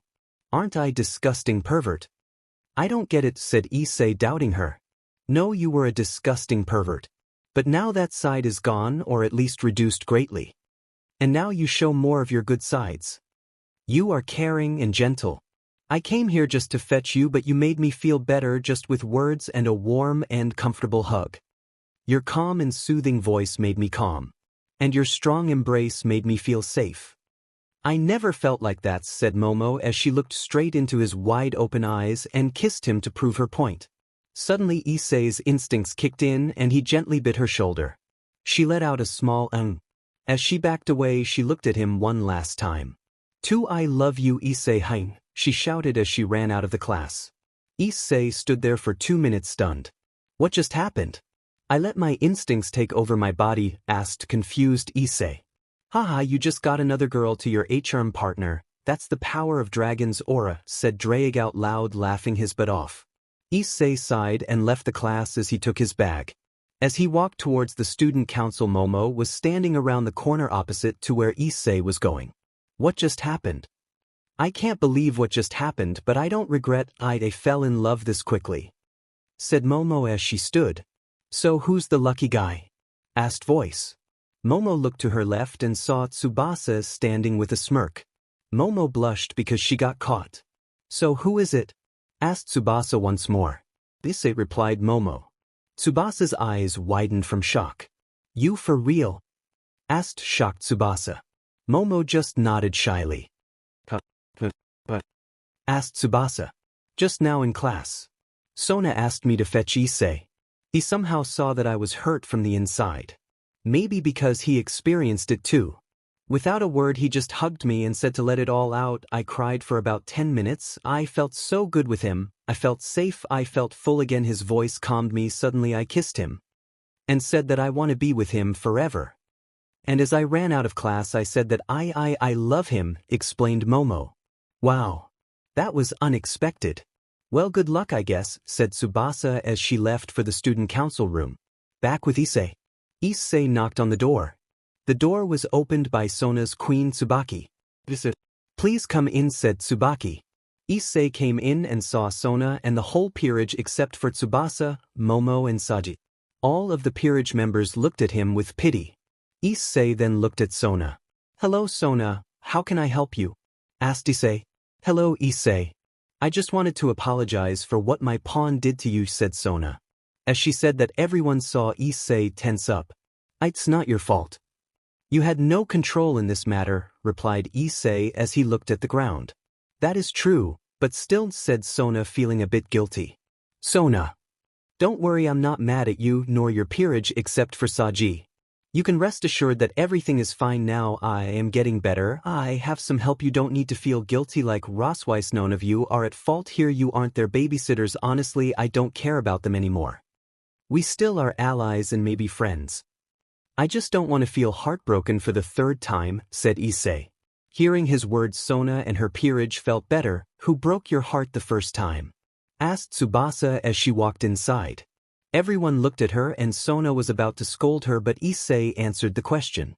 "It's my first girlfriend. Renu killed me and that's how I got into this mess," answered Issei. Tsubasa felt guilty now for asking him this question. She was about to apologize, but Issei continued. "But unlike Orsi, I still love her with all my heart even now," said Issei. Everyone looked stunned at. "I mean, she was ordered to kill. Might wasn't her fault really. And the worst part is that she looked very guilty when she killed me. Looked like she hesitated," said Issei. "I have to go now." "Sorry," said Issei as he disappeared in red and white flames. Everyone in the room was silent for some time, but Ruruko was the first to talk. "He still loves her even when she killed him," said Ruruko out loud. "And the best part is that Momo is in love with that guy," said Tsubasa, shocking everyone in the room once again. "What do you mean, Tsubasa?" asked Sona. "Momo said it herself that she loves him. They even kissed," said Tsubasa. "Alright, I think it's enough surprises for today. Everyone can go home now," said Sona. Everyone packed their stuff and left. The next day Issei woke up a bit later than usual. He almost came late for school. When he was waiting for the bell, someone came to his desk. "Oh, so he's still a pervert. That means he lied to everyone about changing. I wonder what he did now that student council member is here," said one of the boys while the girls didn't know what to think. "Hey Issei," said Momo. "Oh, morning Momo," replied Issei. "Do you want to go for lunch today?" asked Momo. "Sure, why not? It's boring here alone anyway," said Issei with a smile. "Alright, then see you later," said Momo as she left. The boys were shocked while the girls sighed in relief. The lunch break started and Issei went to look for Momo. After 10 minutes he couldn't find her anywhere. "Just where is she?" asked Issei out loud. As he was about to leave he saw a group of boys and Momo arguing. "Just go away, Scarecrow. You ugly beach, think you can do whatever you want here just because you are a student council member," said one of the guys. No one even wants to be with someone ugly as you," mocked another one. Momo was about to cry. Now Issei was pissed as someone just insulted a dragon's greatest treasure, dragon's mate. He went straight to Momo and hugged her from behind and put his head on her shoulder, touching cheeks together. "Sweetheart, are they bugging you?" asked Issei. Momo nodded slightly. Issei looked at them with a cold expression. His eyes glowed green and blue. A huge western dragon appeared behind him looking at them with rage. They got so scared that they literally pissed themselves. If you gonna do anything to my precious princess again, I will make you suffer, said Issei with his voice mixed with dregs. The boys passed out. Are you okay, sweetheart? Asked Issei. Momo looked at him straight into his eyes. Am I really ugly? Did I really force you to be with someone ugly like me? Asked Momo. Course not. My princesses are the most appealing women there are. I love you and nothing will change that, said Issei as he kissed her. Momo felt better after hearing his words and kissed him back. Students around the school who saw them were shocked. Now, how about that lunch? Asked Issei. Momo looked at him happily with a smile. Yes, let's go, he said Momo as she grabbed his hand. They went under a tree that Issei loved to take naps under. I wasn't here for a while, said Issei as he sat down. Momo sat down next to him as close as possible. Oh, Sirpeach, said Issei. What is it? Asked Momo. I forgot to make some lunch. Said Issei. Normally Ingvild or Irina would make them lunch for school, but now that Issei was alone he didn't even think about it. We can share mine, said Momo as she opened her lunchbox. Inside there were a couple of sandwiches and rice with some fried chicken. I have only one pair of chopsticks, so we will have to share that too, said Momo. Say eh, said Momo. Issei opened his mouth and let Momo feed him some chicken. Wow, it's delicious, said Issei. Really? I made it myself, said Momo happy. You are a great cook, Momo, said Issei as he enjoyed the food. Thank you. I'm glad that you enjoy it, said Momo. They ate together for a couple of minutes in silence until Momo decided to ask Issei something. Hey, Issei, do you still love Rainier? Asked Momo. So you know that too, huh? To answer your question, yes I do, said Issei. But why? She killed you, said confused Momo. True, but she was ordered to do so, plus I could see she didn't want to do any of that. She was ordered to think she was threatened to do so. I saw guilt and fear in her eyes. I actually wanted to help her, but when she killed Asia my mind was lost in blind rage. Explained Issei. Mono just nodded in understanding. Where are the others? I mean the rest of your HA? Asked Momo. They left for a month to meet someone, said Issei. This red mark appeared yesterday on my belly, said Momo as she revealed a red dragon mark on her belly. What does it mean? Asked Momo. Remember when I bit you? That's how dragons mark their mates, explained Issei. Plus it looks cool on your cute belly, said Issei as he started to caress her belly. Momo blushed as she covered her belly while Issei just chuckled. They finished their lunch break with a short embrace and made their way back to class. Once school day ended, Momo had to go to Sona and do her work, so Issei decided to visit someone as he had free time. There he stood in front of the old school building. Taking a deep breath, he opened the door and walked in. He walked upstairs and reached another door on which he knocked. After a knock, he heard Ria's voice saying to come in. As he opened the door and entered the room, he was met by looks of surprise from everyone but Kiba and Rosweiss. I say, do you need something? Asked Ria, surprised. She hoped that he came here to get back with them, but all of those hopes were crushed when Issei answered. I need a moment with Rosweiss, said Issei. Rosweiss stood up and walked towards him. They were about to leave until Kiba said something. Go get her, tiger, said Kiba with a smirk as he mimicked the tiger's claw. All of the girls glared at Kiba while Rosweiss had a huge blush. Ha, will do, brother, but you should think about yourself right now, replied Issei, making the poor Rosweiss blush even more. I have someone in mind, don't worry, replied Kiba, making Issei smirk. They left the building and were slowly walking away from it. What do you want to talk about? Asked Rosweiss, still with a blush but calm and collected voice. Rose, can you bring me to the old man? Asked Issei. You mean Odin? Sure, but I can't teleport us there directly as I don't have access to the territory because I became a devil, so they had to take away my direct access so I wouldn't attack them with armies from the inside, so we will have to go to Norway and enter from there, answered Rosweiss. Alright, can you take me there tomorrow? I need to ask something from him plus invite him to a meeting I'm planning about, said Issei. Of course, I can, but I'll need permission from Rias, replied Rosweiss. Okay, I'll see you tomorrow at the park, and if you won't get the permission then come anyways, said Issei as they stopped walking. Okay, then see you tomorrow, said Rosweiss with a blush. She must be fantasizing about something she watched from tons of movies about romance, and the scene reminded her that a man always kisses the woman before leaving, plus Kiba's words kept repeating in her head. For some reason, Rosweiss got very excited. Issei saw her blush and her eyes couldn't concentrate on one thing, especially on his eyes. Issei chuckled inside his mind before he walked up to her. "Meet me 10 minutes before school," said Issei as he kissed her cheek. Issei felt just how hot her cheek was from the blush. "Bye-bye," said Issei as he left her alone to stand and think about what just happened. She touched her cheek where Issei kissed her and a small smile formed by her appealing lips. She turned around and went back to the old school building. The next day Issei was standing wearing his regular clothes in a park near the fountain. He was waiting for Rosweiss. Right on time he heard someone calling for him. "Issei," shouted Rosweiss from behind. Issei turned around and saw her with a big smile as she waved her hand. Issei smiled at the sight of Rosweiss. "Hey Rose, you got permission I guess?" said Issei. "Well actually no," she was very against it as she said, and I quote, "I won't let you go with my precious and adorable pawn. I know that you are going to steal him from me too like the other whores," said Rosweiss. "Are you?" asked Issei with a smirk. "What?" asked Rosweiss. "Are you trying to steal me?" asked Issei. "What?" Rosweiss couldn't utter a word as she started to tremble and a strong blush formed on her appealing face. She looked cute for Issei as well as amusing. He rarely saw a flustered side of her. "Don't worry, I was just joking," said Issei. Rosweiss looked at Issei with an angry pout. "Stop teasing me, you know that I haven't had a boyfriend once and I can't tell when you are serious and when you are teasing me," said Rosweiss as she crossed her arms under her melons. "We can change that once all the bullshit is over," said Issei as he started to walk away. "What do you mean?" shouted Rosweiss as she started to speed walk towards him. Norway behind 3 mountains.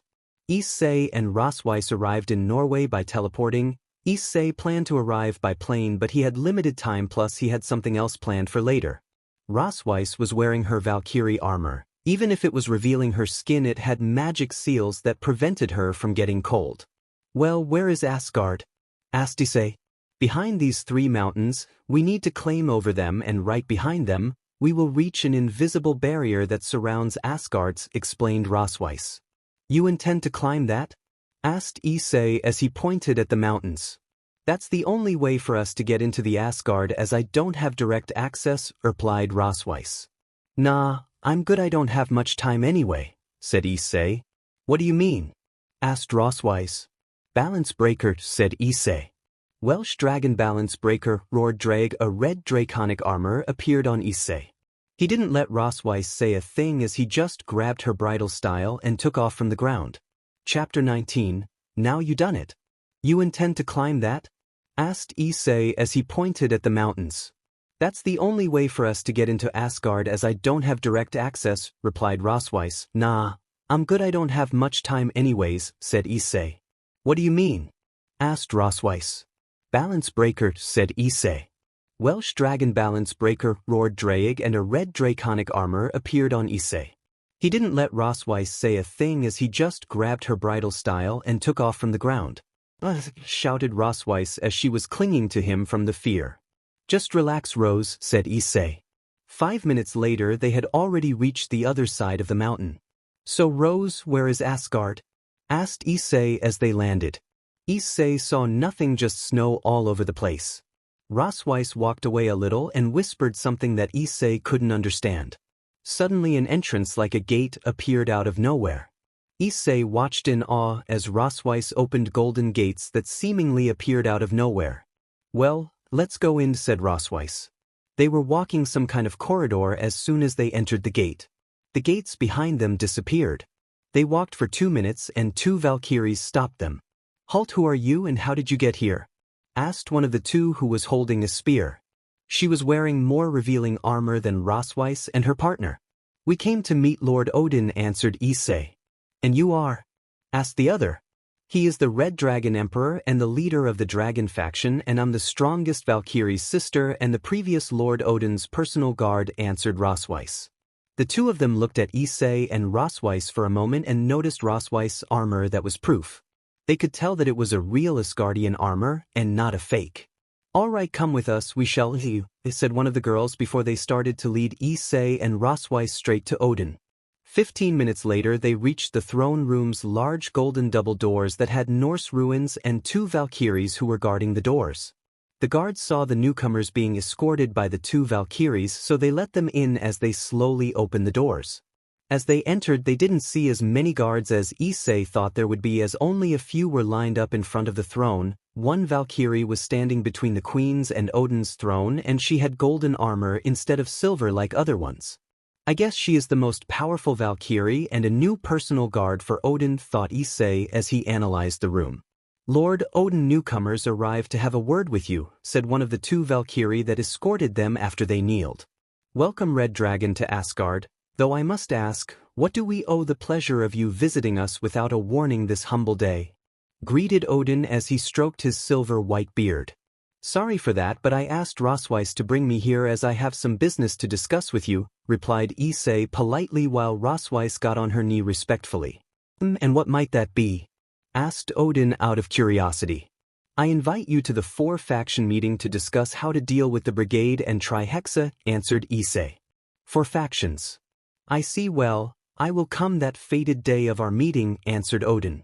But is that all? I mean, you came all the way here? Asked a woman who was sitting on the next throne with a kind and motherly voice. I came here for a favor too, replied Issei. And that might be? Asked Odin. I need Midgardsormr's soul fragment. I'll explain it with a short version. I need all the Dragon King's soul fragments and the two heavenly dragon powers to defeat Trihexa, explained Issei hastily. I see, you will get it at our meeting as that lazy dragon is not in Asgard at the moment, replied Odin. I see, I thank you very much, said Issei as he bowed slightly. No need to bow, I'd rather shake hands with the likes of you, said Odin with a smile. But are you sure, dear, that you can defeat the beast? I wouldn't like you sacrificing yourself. I rather us find another way of defeating the beast, said the lady on the throne. Don't worry, Annette. I think he has a plan, reassured Odin. All right if you say so, said Annette. Hello, dear sister, spoke the Valkyrie in golden armor. Hello, big sister Diana, I see you finally got promoted, replied Rosweiss, who wasn't on her knee already. Yes, I trained strong and I see you found yourself a boyfriendage. Teased Diana. We will too, stuttered Rosweiss. Issei put his hand on her shoulder and suddenly brought her closer to him. Yes, Rose is my girlfriend, and I believe we discussed everything we needed here, so I will take her on a date here in Asgard if you don't mind, Lord Odin, said Issei proudly. Sure boy, go ahead and have fun, everything is on me, replied Odin cheerful while Diana was left speechless. Young couple, how nice, Diana, when are you getting a boyfriend? Asked Annette. Diana couldn't even utter a single word as she didn't expect her little sister to find a soulmate before her. Issei and Rosweiss left the throne room. Why did you say that? Shouted Rosweiss. What? I meant it when I said I'm taking you on a date, so let's go, we won't be here for too long, said Issei as he brought her closer again and dragged her out, not letting her speak again. Half a month had passed already. The other girls haven't returned yet. Issei offered Momo to live with him because he felt lonely and alone. Momo of course agreed. She felt really happy being with Issei almost all the time. It's Saturday. Right now Issei is training in the basement. He asked Azazel to make a training ground for him. He's drenched in sweat. He's been training non-stop for 8 hours and still going. Drake was worried about his partner. He's having these nightmares every night. Now that Momo is his mate too, she ends up in his nightmares. When Issei slept alone, he always woke up alone. He would start panicking because he couldn't see his mates with him.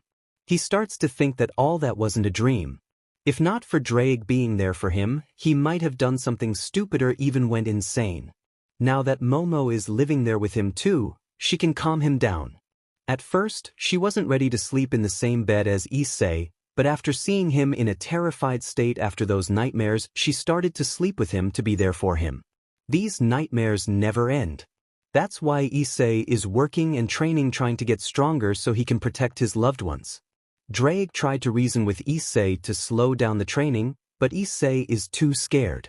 He thinks if he stops getting stronger, his mates, daughters, and friends will suffer. Those nightmares are pushing him too far. He surpasses his limits in every training. He even stopped taking short breaks. He just trains non-stop. Flashback: everyone woke up except for Issei. They looked at Issei and saw him again in tears and sweating. He was even leaking some of his aura.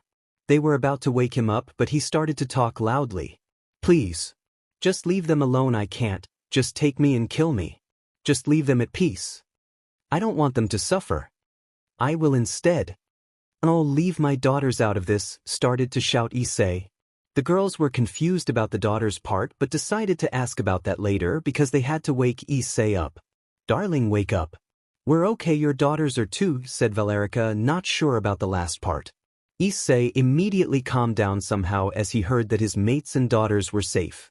Slowly Issei opened his eyes and saw his girls looking at him worried and confused. Guess I'll have these nightmares for now at least, said Issei.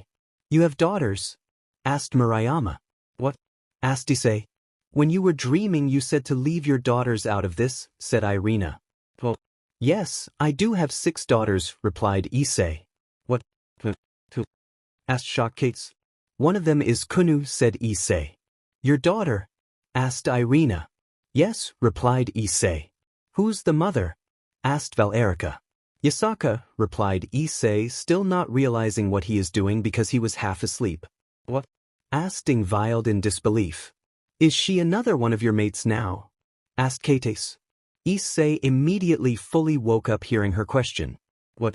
No, it's just when I was in Kyoto I was always spending time with Kunu and I always felt like her father and it made me really happy. I started to spoil her and make her as happy as possible. In the last day before leaving she said to come back soon, Dad. Her words meant the world to me, explained Issei with a big smile. Wow, said Murayama in awe. So you like children? Asked Valerica. Maybe. Maybe I just want to have a child, said Issei. All the girls blushed.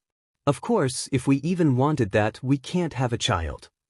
Not yet, because of the Chaos Brigade. I don't want our children born with them still here, explained Issei. Flashback END, he got 30 times stronger compared to half a month ago. Drake is really impressed by his improvements. He would have liked it if he would have been training not out of fear of losing someone, not of some stupid nightmares. Partner, that's enough for today, go take a shower, said Drake. It's not enough, Drake. My progress is slowing down. I need something more, said Issei as he did some push-ups with Magic West that added a lot of weight. No, right now you need to rest. You are overdoing it, your mate is worried. The white-haired one, to be more specific, said Drake. I know, Drake. But I can't just stop. I want them to be safe. Those nightmares burned into my mind. I can't forget those horrible images, said Issei as he sat down on the ground. I know, partner, I saw all of them, but please slow down a bit, it's not healthy. Just go out on a date with the girl and relax. Plus you haven't visited Kunu in a while too. I think your mate and daughter would be happy if you'd spend some time with them, said Drake. Yeah. You are right, partner. Replied Issei. Issei took a shower and dressed in his usual clothes with a black jacket with 2 dragons. He went to his room and saw Momo reading a book. Hey sweetheart, said Issei. Is it done training finally? Asked Momo with a smile. She acted like nothing was wrong, but she was really worried for him. She doesn't like when he trains non-stop. Not because he spends more time training than with her, it's because it's not healthy for him. So, wanna go on a date? Asked Issei.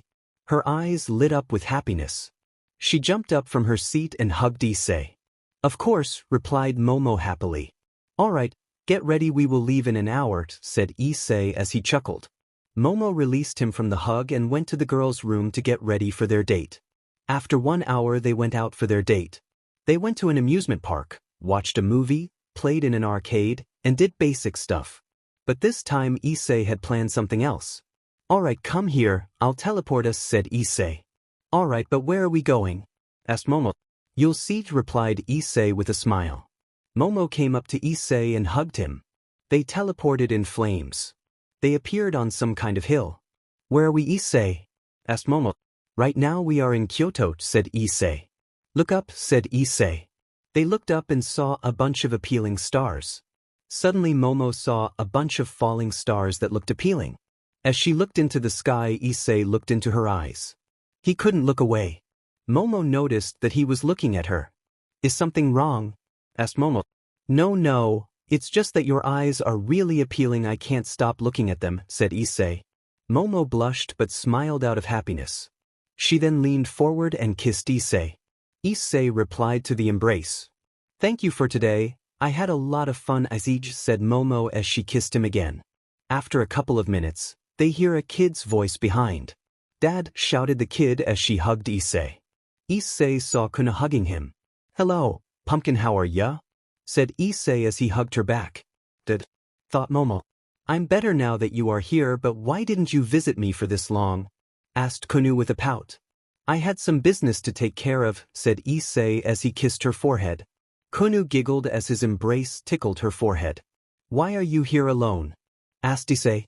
I sensed your presence here, so I came here as quickly as possible, said Kunu.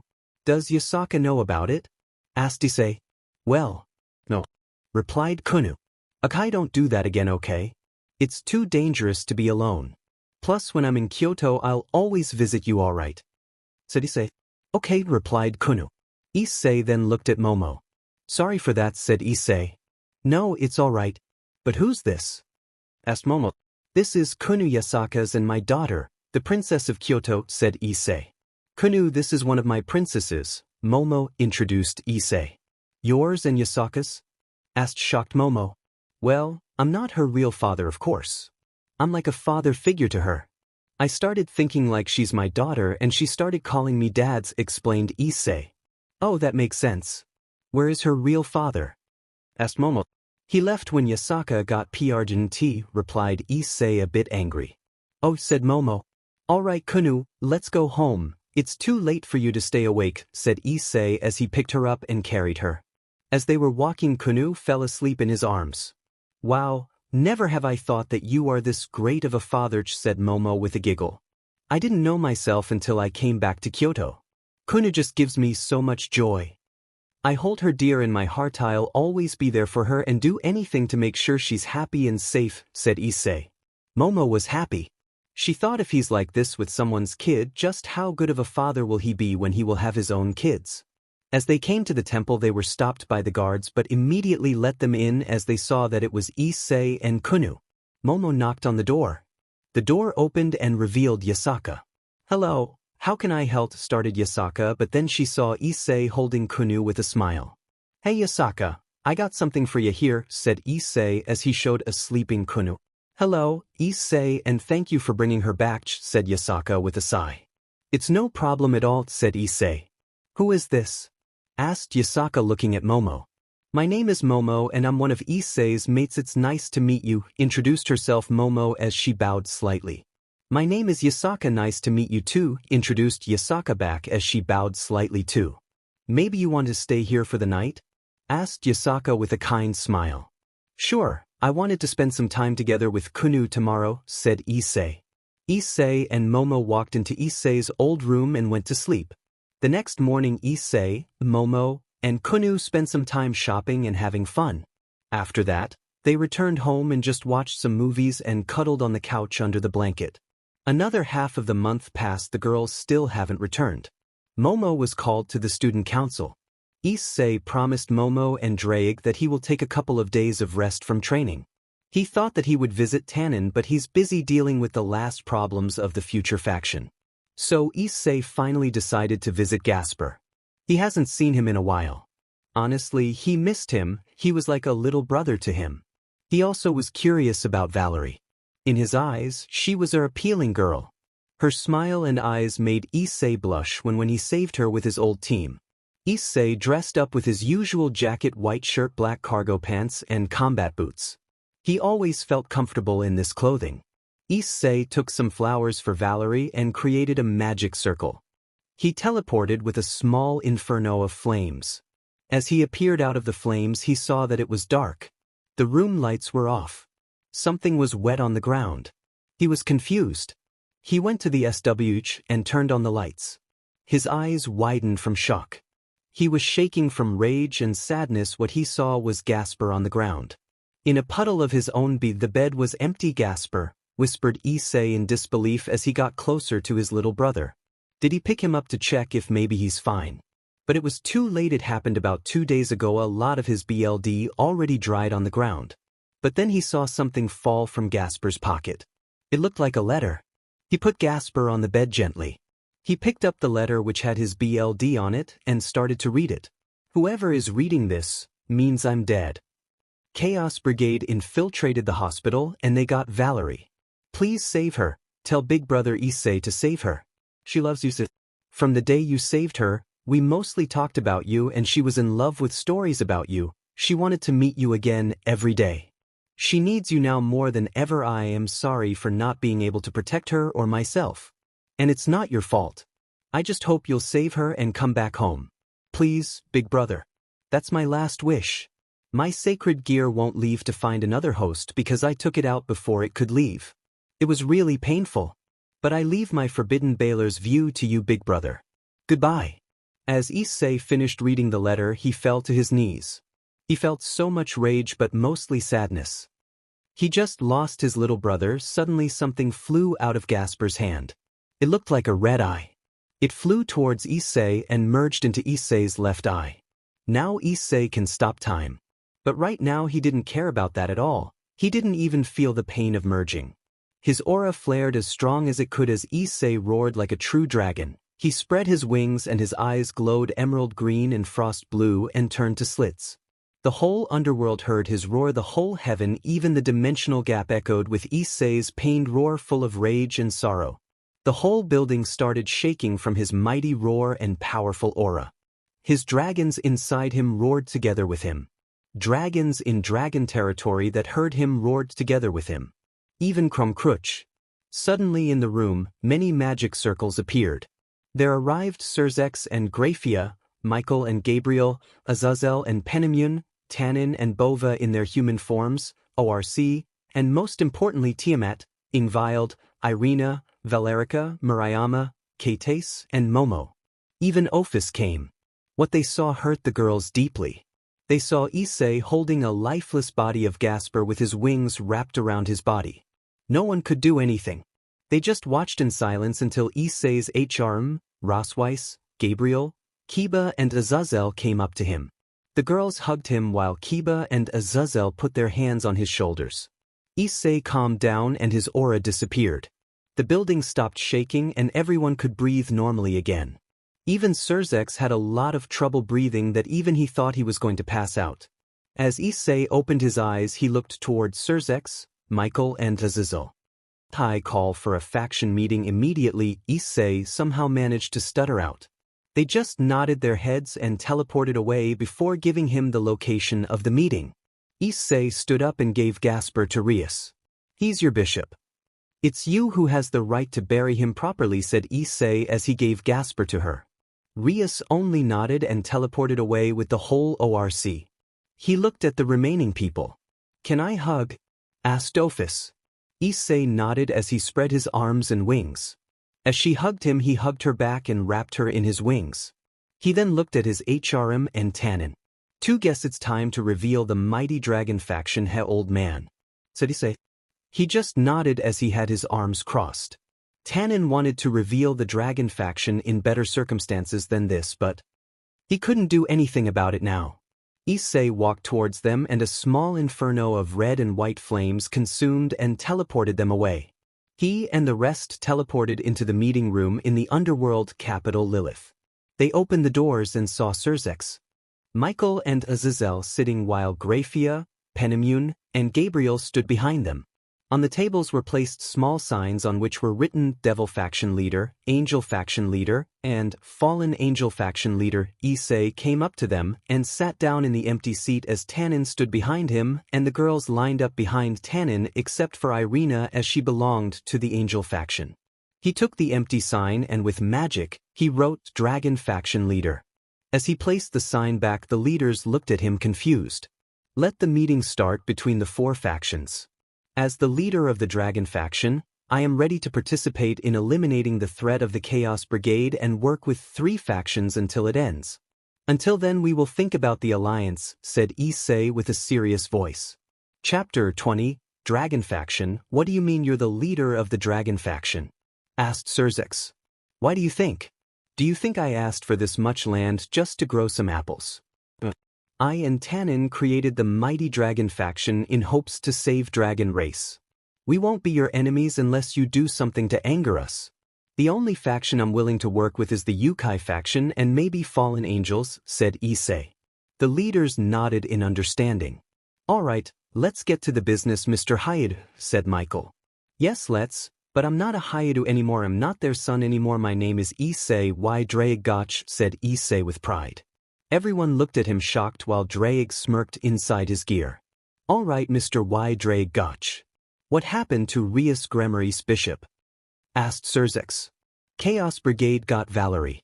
I think they will release the beast very soon, so I suggest preparing for war. Gather your best soldiers. As today I was bored because I was alone, I decided to visit my little brother and Valerie. But when I got there I saw him dead on the floor in his own BLD and the bed empty. I found a letter that said that it's indeed the Chaos Brigade's work. It said that they have Valerie and his last wish is for me to save her, explained Issei, barely holding his rage. Alright, we understand. We will gather our troops and prepare for another war, but how will we defeat Trihexa?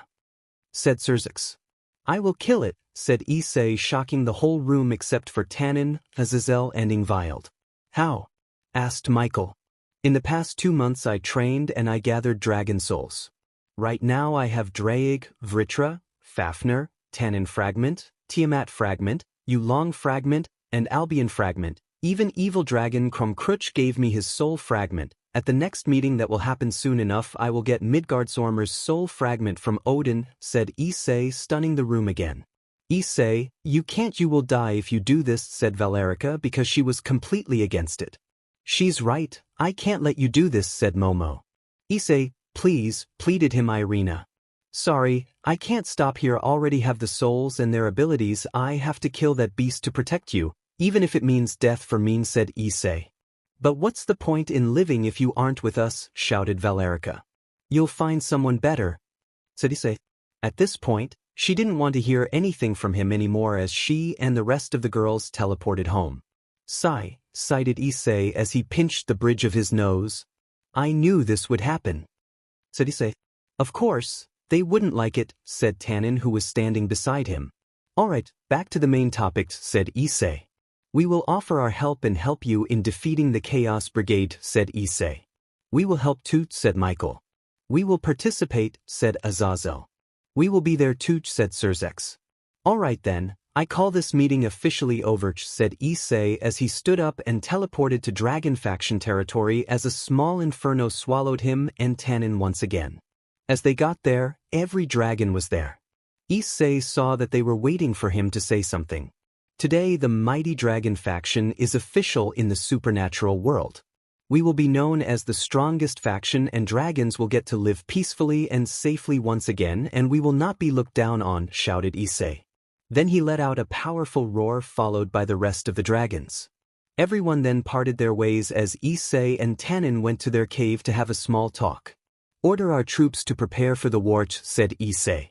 Alright, but are you okay? Asked Tannen.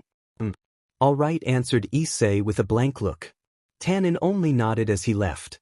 Issei teleported back home in flames and got jumped by Valerica. Whoa there, calm down, said Issei as he saw her crying. You can't leave me, do you understand? Don't leave me alone, you have to survive, shouted Valerica into his ear. I won't leave you nor the others, said Issei as he hugged her. Valerica suddenly captured his lips in a passionate embrace. Issei didn't resist as he responded to the embrace. Tonight you will take me, said Valerica as she returned to the embrace. Hearing this, Issei let his instincts take over and he started to embrace deeply. His eyes turned into slits. He started to embrace and bite softly her neck and shoulder. She responded with a slight moans.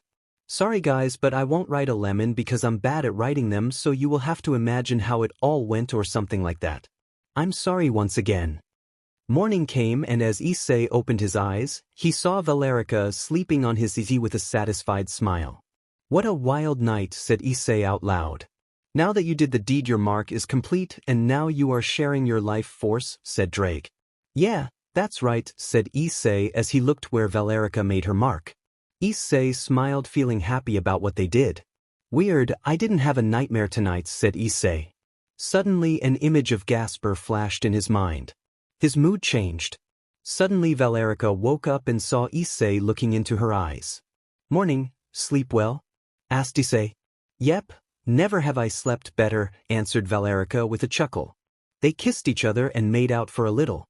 As they finished they got up and shared a shower. They dressed and went to school. In school, they met up with the rest of the girls except for Tiamat and Momo. Morning Issei greeted the girls. Morning my princesses, greeted them back Issei with a smile. Oh Issei, I just remembered something, said Valerica, but before she could ask whatever she wanted the school bell interrupted her. Guess I'll ask you later, now let's go to class, said Valerica. Sure, replied Issei as they got to their classes. Issei noticed that Asia hasn't been in school for almost 1.5 months. But of course, he didn't care so he didn't question it. The whole time Issei was thinking about how to defeat the beast and make the Chaos Brigade suffer for what they did. No one noticed but his girlfriends that his eyes turned into slits. His fists clenched tightly. The bell rang and they went to their usual spot but this time with Momo too. They sat in their usual spots and Momo decided to sit right next to Issei. So Issei, we leave for 1 month and you add another girl to your HR? Asked Valerica with a smile. But Issei saw that behind the smile was something bad for him if he didn't answer carefully. Well, I didn't think that any of this would happen. She just looked heartbroken just like me and I comforted her, but it turned into a love confession somehow, explained Issei. What do you mean heartbroken? Asked Kates. Well, she had a huge crush on Sajik. Issei as his fist tightened. All the girls understood what he meant. Momo hugged Issei so he could relax. Well, I answered your question now, what were you doing the whole month?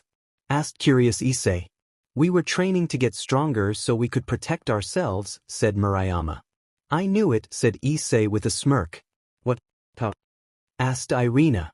Well, I am a dragon so I have really sensitive senses. I can feel the power oozing out of you, said Issei. Oh, answered Ingvild simply. I can say that you did a great job. You are like 50 times stronger than the last time I saw you, praised Issei.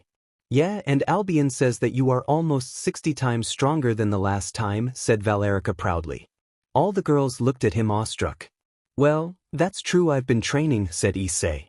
And non-stop. You need to take it down a notch or 2-inch, said Drake out loud. What does he mean, Issei? Asked Valerica. Well, how do you think I'll kill the beast if I won't be strong enough? I'm training almost non-stop. Those nightmares kept pushing me to the edge, explained Issei. So you still have those? Asked Irina. Yeah, until yesterday night I didn't have a nightmare, said Issei out loud in realization. Well, that's good. Let's just hope that it stays like that, said Ingvild happily. Yeah, replied Issei. The rest of the school day went as usual for everyone but Issei. He couldn't get the image of Gasper out of his head. When he got home he immediately went to the training ground. Hey Drake. Remember the letter that Gasper wrote? Asked Issei. Yes partner, it's about the gear. Asked Drake. Yeah. It merged with me didn't it? Asked Issei. Yes partner, and you should have decent control with it as you are powerful. But you should train with it, said Drake. Alright. How do I activate it? Asked Issei. Narrow your eyes and imagine everything stopped in time. As you do that your eyes will turn into dragon slits and start glowing. As you absorbed the gear it evolved into a dragon's Baylor view. It's way stronger than it was. To make it even stronger you have to train and you can use boosted gear to boost it too, explained the mighty dragon. Alright then, let's do this, said Issei as he narrowed his eyes and turned into his dragon eyes. Zawardo, shouted Issei and everything turned gray as the time stopped. Really partner? Asked Drake. Come on, I had to do this, replied Issei. And you always will be doing this way? Asked Drake. Maybe, replied Issei. Whatever, what matters now is that you managed to activate it on your first time, said the mighty dragon. Yeah, that was easier than I thought. Maybe because Is said the right thing? Said Issei. No, it's not because of that. You're a dragon and the sacred gear evolved into dragon-type sacred gear and makes it easier to control it, explained Vritra. Alright, that makes sense, said Issei as he deactivated his new gear. Tonight we will train in the Mindscape, said Issei. You sure, partner? I think you should take a break, said Al. They have Valerie. They have the rest of the holy relics including the true Longinus. They will make their move any moment now, said Issei. I can't stop yet, explained Issei. We understand, partner, But if you overdo it you might not turn into a full-fledged dragon when you'll use our powers but you will die because of your body fatigue, explained Al worried. Sigh, alright I'll train only half a night okay? Said Issei. That's better than nothing I guess, said Vritra. Issei took a shower and went to eat dinner with everyone. So, what did you train with Tiamat? Asked Issei. I've been training my magic and magic reserves. I trained my body too, said Ingvild happy. I trained my light and holy powers, and my combats, said Irina. I trained my body mainly and my techniques with Albions, said Valerica.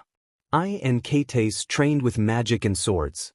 We have impressive magic reserves for humans and we have a great affinity for fire and ice. We can create swords with ice magic, explained Murayama proudly as Kates nodded. That's impressive I must say. I'm proud of you all, said Issei with a warm smile. The girls smiled back. Well, let's go to sleep, said Issei. Everyone stood up and went straight to Issei's beds. Mindscape. Issei just finished training in the mindscape. He's sitting on the ground panting. Draig and others are with him. He just fought all of them at the same time and he did well but he was outnumbered and ended in a draw. You greatly improved partner, said Draig happy. I agree darling, you did great, said Tiamat. Thank you Draig, I think it's time to think of a move that will kill the beast in one go, said Issei. One blow. You sure? Asked Tannen. Yes, I believe we can create a special form that can use all of your abilities and powers to the limit, explained Issei. Alright, what do you have in mind? Asked Vritra. I'm thinking something similar to Juggernaut Drive.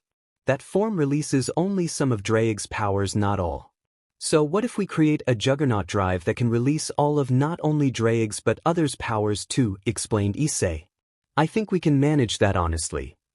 We need to create a chant that will activate it and the form's name, said Al. I have a name already, said Issei.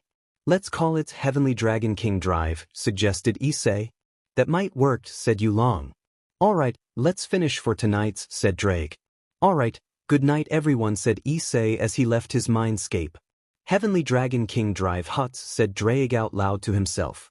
The rest of the night Issei slept. Somehow his nightmares have stopped but he still remembers these horrible nightmares and can't stop training. Issei planned to visit Kunu tomorrow after school with Irina as Kunu never stops asking why Auntie Irina isn't with him. Issei has planned out everything for tomorrow. Chapter 1. First worst nightmare. A boy, about 17 years old, with brown hair and chocolate brown eyes. His name was Issei, of course. Come on Dad, Auntie, let's hurry, we have to go. We wasted enough time here already, let's go have some fun, shouted Kunu. Alright, coming, answered Issei while Irina giggled. Kunu is super excited today, Issei, said Irina. Of course my dad and Auntie are here, replied Kunu as Issei picked her up and put her on his shoulders. Well, where do you want to go first? Asked Issei. Let's go shopping, answers Kunu excited. Great idea Kunu, I agree, said Irina as she looked at Issei with stars in her eyes. Well, then let's go, said Issei as they left the shrine. They came to a shopping mall. Issei didn't buy anything for himself but Kunu and Irina bought a bunch of clothes. Even young girls SCK your money out of your pocket for some clothes, said Issei as he carried a bunch of bags. One Kunu and Irina giggled as they walked in front of him. Is the big red dragon angry? Maybe I can satisfy him tonight, teased Irina. Oh, I see where you going with that, my arrow angel, whispered Issei to her ear. It sent shivers down her spine as he kissed her neck lightly. Irina blushed. Well, where to now? Asked Issei. But before they could go anywhere a barrier trapped them. Irina, Kunu, stand still and don't go anywhere, said Issei as he created the most powerful barrier using Vritra's powers around Kunu and Irina. Both girls nodded and Irina used her magic to enhance the barrier. Not that she needed to do that. Well, we meet again, Red Dragon Emperor, said a mysterious voice. In front came a handsome young man with short black hair and blue eyes. He wore a combination of a Japanese school uniform. What do you want, Chow Chow? Snarled Issei. Oh, nothing, I just came to kill you, said Chow Chow. How like you have a chance, mocked Issei. Where's Valerie? Asked Issei. Or, she's in our HQ, we will use her to unseal Trihexa. She does have the right gear for that to do, said Chow Chow. Tell me, where is she exactly, and why would I do that? I'll just kill you here anyways, said Chow Chow confidently. And I'll do it with this, said Chow Chow as he showed a vial with some black liquid. Here you see I have a really powerful curse. I believe your dragon can already tell, said Chow Chow. Partner, it's Samuel's BLD. If even a drop ends up inside you, it will kill you painfully and destroy both of us. And why would you do that? Asked Issei. Because I was ordered to by Rise of him, of course. Issei instantly felt extreme rage when he said his name. That BSTRD. He killed Gasper. Ha, actually it was me who killed the useless Damper, laughed Chow Chow. 6. Everything stopped for Issei. Gasper's killer. His little brother's killer. I'll kill you, said Issei without any emotion, but Chow Chow could feel the killing intent coming from Issei. Issei's eyes turned into slits, his wings appeared, and he whispered something that caused his power to skyrocket. Balance breaker, whispered Issei. Welsh dragon balance breaker, roared Drake. Issei was now in his usual red dragon armor. Oh. So we will play now. Joked Chow Chow. Issei didn't waste any time and used a jet to fly toward Chow Chow. Chow Chow got ready to block the attack, but at the last second, he sidestepped because he felt what kind of power was behind that punch. Wow, I see you improved, said Chow Chow. Issei didn't answer as he kicked Chow Chow to the side and sent him flying into a wall. As he got out, he barely dodged a powerful dragon shot that obliterated everything in its path. Well, I think it's time to get serious, said Chow Chow as he said something unexpected. Balance break, and suddenly 7 orbs appeared behind him. Here is my subspecies balance breaker. I call these orbs 7 treasures as they have their own special abilities. Of course, I won't tell what they can do. You'll have to find it out for yourself, explained Chow Chow. Issei punched Chow Chow, but he dodged his punch by saying something. Asuratana, said Chow Chow right before the punch hit his face. He teleported behind Issei and used his spear to destroy Issei's armor. Issei immediately backed away. You see, my first ability lets me teleport anywhere I want and any who I want, explained Chow Chow. Balance breaker Ascalon, shouted Issei. Welsh dragon balance breaker blade, roared out Drake. Issei sprinted towards Chow Chow with Ascalon in his hand. Kakratana, said Chow Chow, and Ascalon shattered before it could even connect with its target, much to Issei's surprise, and Chow Chow destroyed Issei's armor once again. Chow Chow looked terrified as he saw Issei holding him. Now you'll pay, growled Issei with a draconic voice. He opened the vial and poured all of the Samuel's BLD into his Medusa eye. He started to scream in agony, but Issei didn't stop there as he used Draig's flames to light up his limbs and burned him slowly until there was nothing left. 3. Chow Chow was screaming in agony as the flames burned his very soul. I avenged you, lil bro, said Issei. Suddenly Chow Chow's illusion disappeared and revealed both Kunu and Irina under the same barrier that Issei put. Still okay. You're alive, whispered Issei. He dispelled the barrier and hugged them tightly. I thought that I lost you, said Issei. We're okay, Issei, thanks to you, said Irina. I'm sorry you had to see that, Kunu. It's alright, Dad, he deserved it, said Kunu as she hugged Issei. They hugged each other until Draig interrupted. Issei, grab the spear, it will be useful for the beast, said Draig. For really? Asked Issei. What he's saying is true, grab it before it disappears to find another host, said Al. Right, replied Issei as he grabbed the spear. The spear merged into the boosted gear. You successfully obtained the true Longinus partner, said Vritra. Yeah, but let's go home now. I think it's enough of this, said Issei as he teleported everyone back to the shrine. Oh Issei, I didn't expect you to come back so early, said Yasaka. We had a problem, we got attacked by Chow Chow, said Issei. What? Are you okay? Asked Yasaka. Yes, we're fine, mother. Dad made a powerful barrier to protect us as he defeated him, said Kunu. Want some breakfast? Asked Momo. Not now, I have to go. I need to get ready for the big fight, said Issei. Both of the girls were saddened a bit. Not because he won't eat, but because he will fight an extremely dangerous fight. Varika, I need you and the rest to gather in an hour. We will have to attend a meeting and make a plan on how to defeat the Chaos Brigade. This time we won't wait until they'll be ready to attack. Because we will be the ones attacking them, explained Issei. Valerica only nodded as Issei left via magic circle. So it will happen pretty soon, huh? said Momo. Yes, it will, replied Valerica. Will you come with us or go with Sona? Asked Valerica. As much as I want to go with you, I have to go with Sona because if I won't listen to her orders I'll be punished or counted as a stray, replied Momo. All right then, see you in the meeting, said Valerica. Yes, said Momo as she teleported to Sona. Valerie's created a magic circle next to her ear. All right girls, get ready, we will have a faction meeting on dealing with Chaos Brigade in 30 minutes, so hurry up, said Valerica as the magic circle disappeared.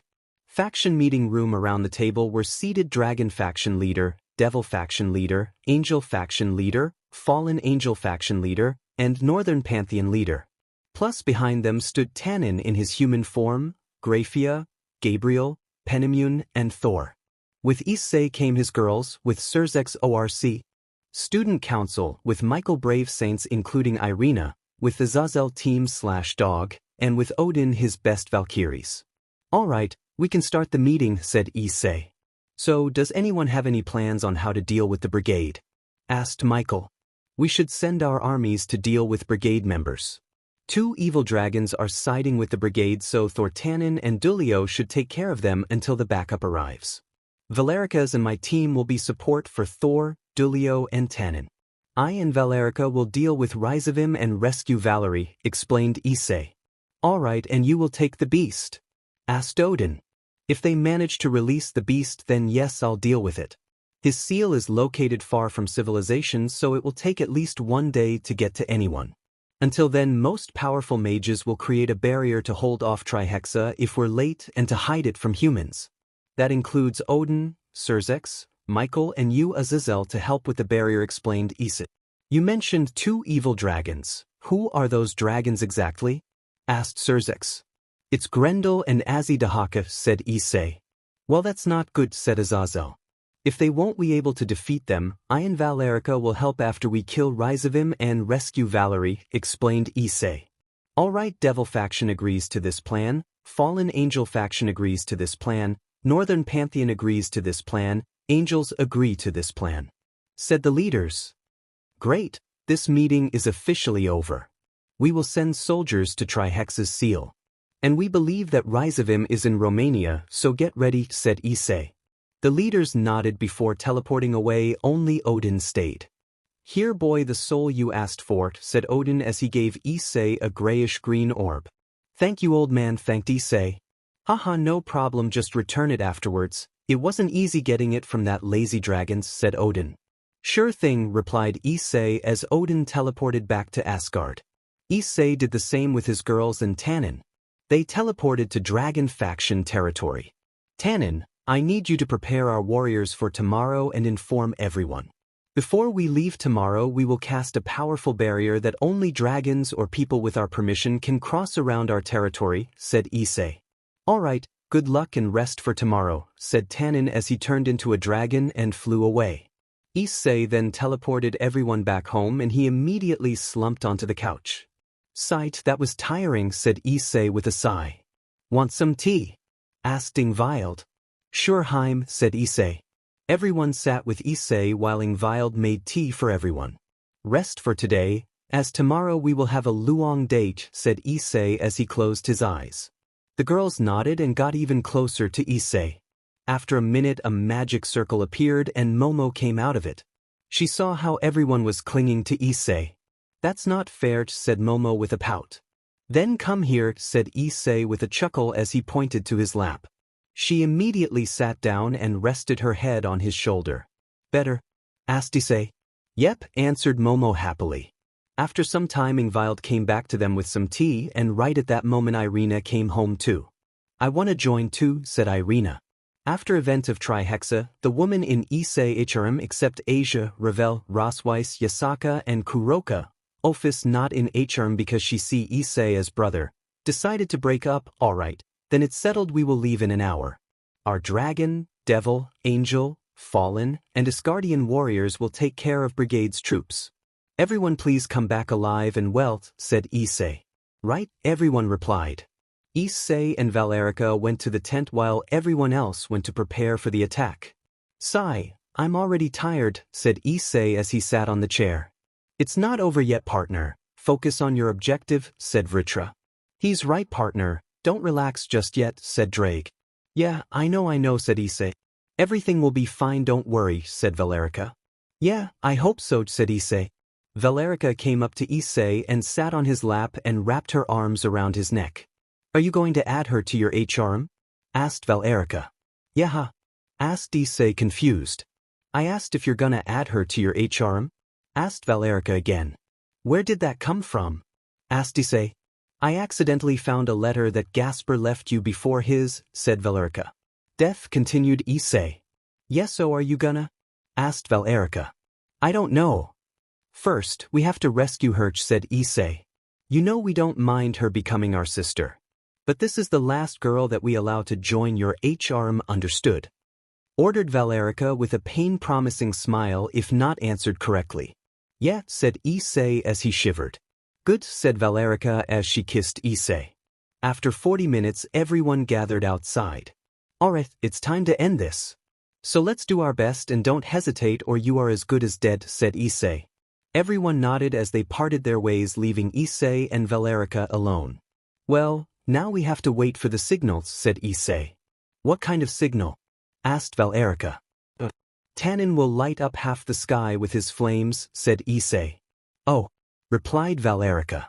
Stay on your guard. They might know that we are coming and we don't know what kind of tricks they have, said Issei. Okay, understood, said Valerica. I and Albion got way stronger than the last time so we can easily take on the evil dragons if needed, said Valerix. I know, I can feel the power coming off of you, said Issei with a smirk. They waited for 10 more minutes and saw a large ball-looking flame all exploded and lit up half of the sky. Well, that's the signal. That means they engaged their targets and are distracting them, said Issei. That means we can go inside unseen, said Valerica. Yup, now grab my hand, I'll teleport us there using shadows, said Issei. Valerica did as Issei said and grabbed his hand.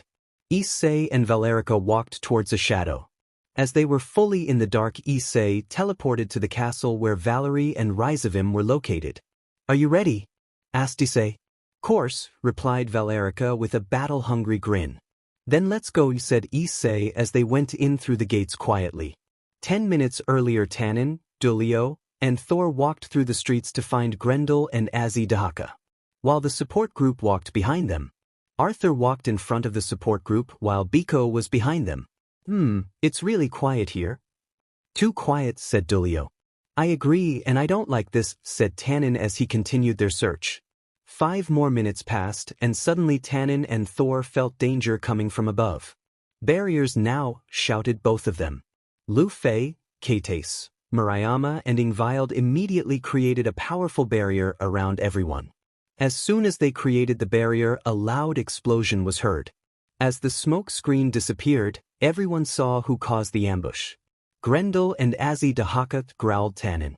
Grendel was a 15-meter-tall western dragon with black scales, bright silver eyes, horns, wings, and thick limbs, uniquely being a dragon who stood on his feet. He exudes a dark and ominous aura, filled with hostility and killing intent. Everyone be careful, Grendel is an aggressive, psychotic dragon that is only interested in fighting and killing. He is a battle maniac who loves physical combat and destroying more than anything. He enjoys pain as he is emsisted. These ems are hand-to-hand combatant, warned Tannen as he knew a lot about dragons. Last night when Issei came to Tannen to discuss the attack, Drake informed a bit more because he originally had fought them. Azzy Dahaka was a giant dragon with 3 heads and 6 giant wings. He had very dark scales with a shade of purple. Azzy Dahaka is a cruel and wicked dragon. It is also implied that he enjoys pain too. He is immensely strong as Grendel. He is MSTR magician. He can even use forbidden magic, warned Tannen. Understood, replied Dulio. Take down the barrier, ordered Tannen. The girls did as ordered and deactivated the barrier. Tannen immediately shot a powerful fireball into the sky that painted it in dark orange. That's the signal. Good luck, Issei and Valerica, thought Tannen as he regained his attention to their targets. Oh, look what we got here, ha, a bunch of weakling, laughed and insulted Azzy Dahaka as he laughed wickedly. So, who is my opponent? I want to fight the strongest here, said excited Grendel.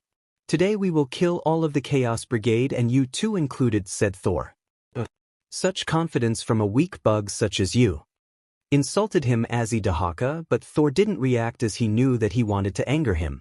I and Dulio will take care of Issei Hyoudou while Thor takes on Grendel's, said Tannen. All right, replied Thor. Kates enhanced Tannen's and Dulio's powers and defenses, ordered Ingvild. With a nod, Kates enhanced their strength and defenses with ease, at least tenfold. So let's play, said Grendel with a wicked smile. Tannen and Dulio didn't say anything as they engaged in the battle. Tannen used his most powerful flames to do some damage to him, but it didn't even scratch him. That tickled me, mocked Issei Hyoudou. Now it's my turn, said Issei Hyoudou as he laughed wickedly. He used his elemental magic and lightning strikes on Tannen with immense strength. Tannen roared out of pain, but he stayed strong and didn't give in as he used his flames to cancel out the rest of the attack. How did it feel? Did you like it? Asked Issei Hyoudou maniacally. Tannen didn't reply. Suddenly 4 large tornadoes came toward Issei Hyoudou as he was distracted by talking with Tannen. Dulio created those tornadoes by using his sacred gear called Zenith Tempest. It's the second strongest Longinus, which allows him to manipulate the weather and elements. But Issei Hyoudou countered Dulio's tornadoes with his own. Not bad, but still too weak, mocked the evil dragon. I'll have fun tearing you apart, shouted Issei Hyoudou. The evil dragon suddenly teleported behind Tannen and Dulio, but because of Tannen's instinct he dodged a powerful lightning attack, but Dulio wasn't so lucky. The lightning didn't hit him directly, but the rubble and shockwave sent him flying somewhere into the distance. Dulio, shouted the support team. Issei Hyoudou didn't waste time as he used fire breath on Tannen. It hurt like hell. If Tannen wasn't a dragon that has a high resistance to fire and heat, he would have died almost instantly. Suddenly they felt a strong dominating aura, but it disappeared after a second. Wonder what that was all about, said Kuroka as she stood with the support team. Before Issei Hyoudou could finish off Tannen, the support team cast a powerful barrier around him. Tannen immediately took out a vial that contained phoenix tears out of his pocket dimension. Good thing Issei gave these things, said Tannen to himself. Flashback. Before we leave I want you each to take phoenix tears that Ravel Phoenix of the Phoenix household provided us. Used it if you must, said Issei as he handed out 1 vial to each person. Flashbacky, he drank the tears and immediately regained his stamina and healed completely. The support team removed the barrier. As soon as they did that they saw Tannen sidestep as Issei Hyoudou fired a powerful magic attack. Out of nowhere Dulio appeared behind Issei Hyoudou and tried to use powerful lighting, but he sensed danger and teleported to the side. Not bad, but sneak attacks won't work on me, said Issei Hyoudou as he was about to attack Dulio. But before that happened Dulio said only 2 words. Balance break, said Dulio. When he said that 12 golden angel wings appeared on Dulio's back and the dragon got trapped in some kind of bubble. What kind of game is this? Roared the confused dragon. This is my sacred gear's balance breaker. Now you are trapped in this bubble until I release you, said Dulio. Suddenly a powerful storm started inside a bubble with powerful lightning and even flames. Issei Hyoudou roared in pain, but not like a normal person would. It seemed that he enjoyed.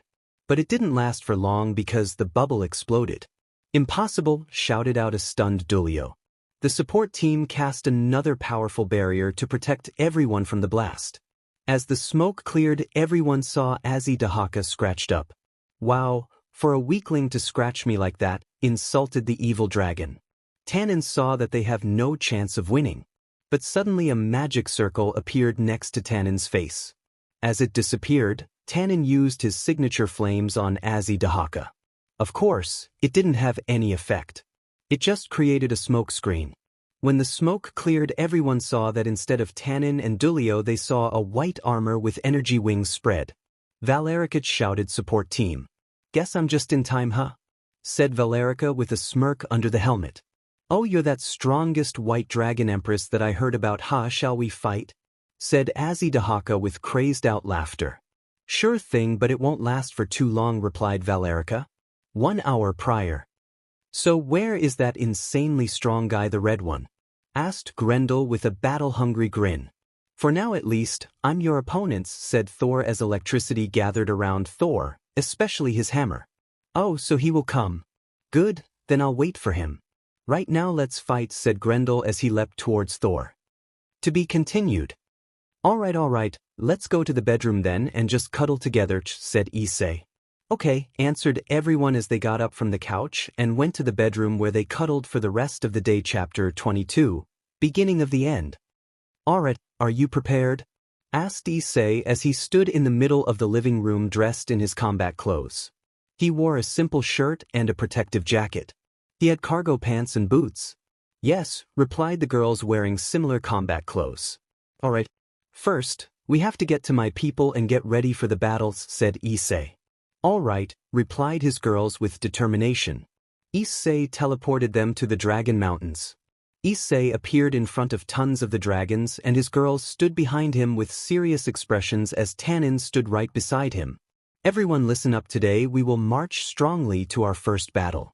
Some might die if the Chaos Brigade is lucky enough, but we dragons are strong and fearless. We have no other choice but to defeat the Chaos Brigade once and for all. Today some might fall on the battlefield. I might too, but we will show everyone that the mighty dragon faction will come up on top victorious, roared Issei with determination burning in his very soul. The dragons replied with their strong roars as support and appreciation. I and Tanin will cast a powerful protective barrier around our territory that only dragons will have the ability to enter or leave. Others will have to get permission from me or Tanin. So until we come back, please don't leave this place under any circumstances and protect each other if the worst comes, ordered Issei to the dragons that were staying like hatchlings and mothers or so as he and Tanin raised their hands in the air above their heads and a huge red, black, and purple-colored magic barrier appeared. Now brave warriors, gather up and lend me and our faction your strength, roared Issei. Immediately after his words, the dragon army landed in full glory behind Issei, ready for battle. Wish us luck, said Issei as he and the rest teleported to a secret location near their target. So you finally decided to come? Said Azazel with a smirk. Well, I had to talk to my people and ensure their safety, answered Issei. Oh, and how did that go? Asked Azazel.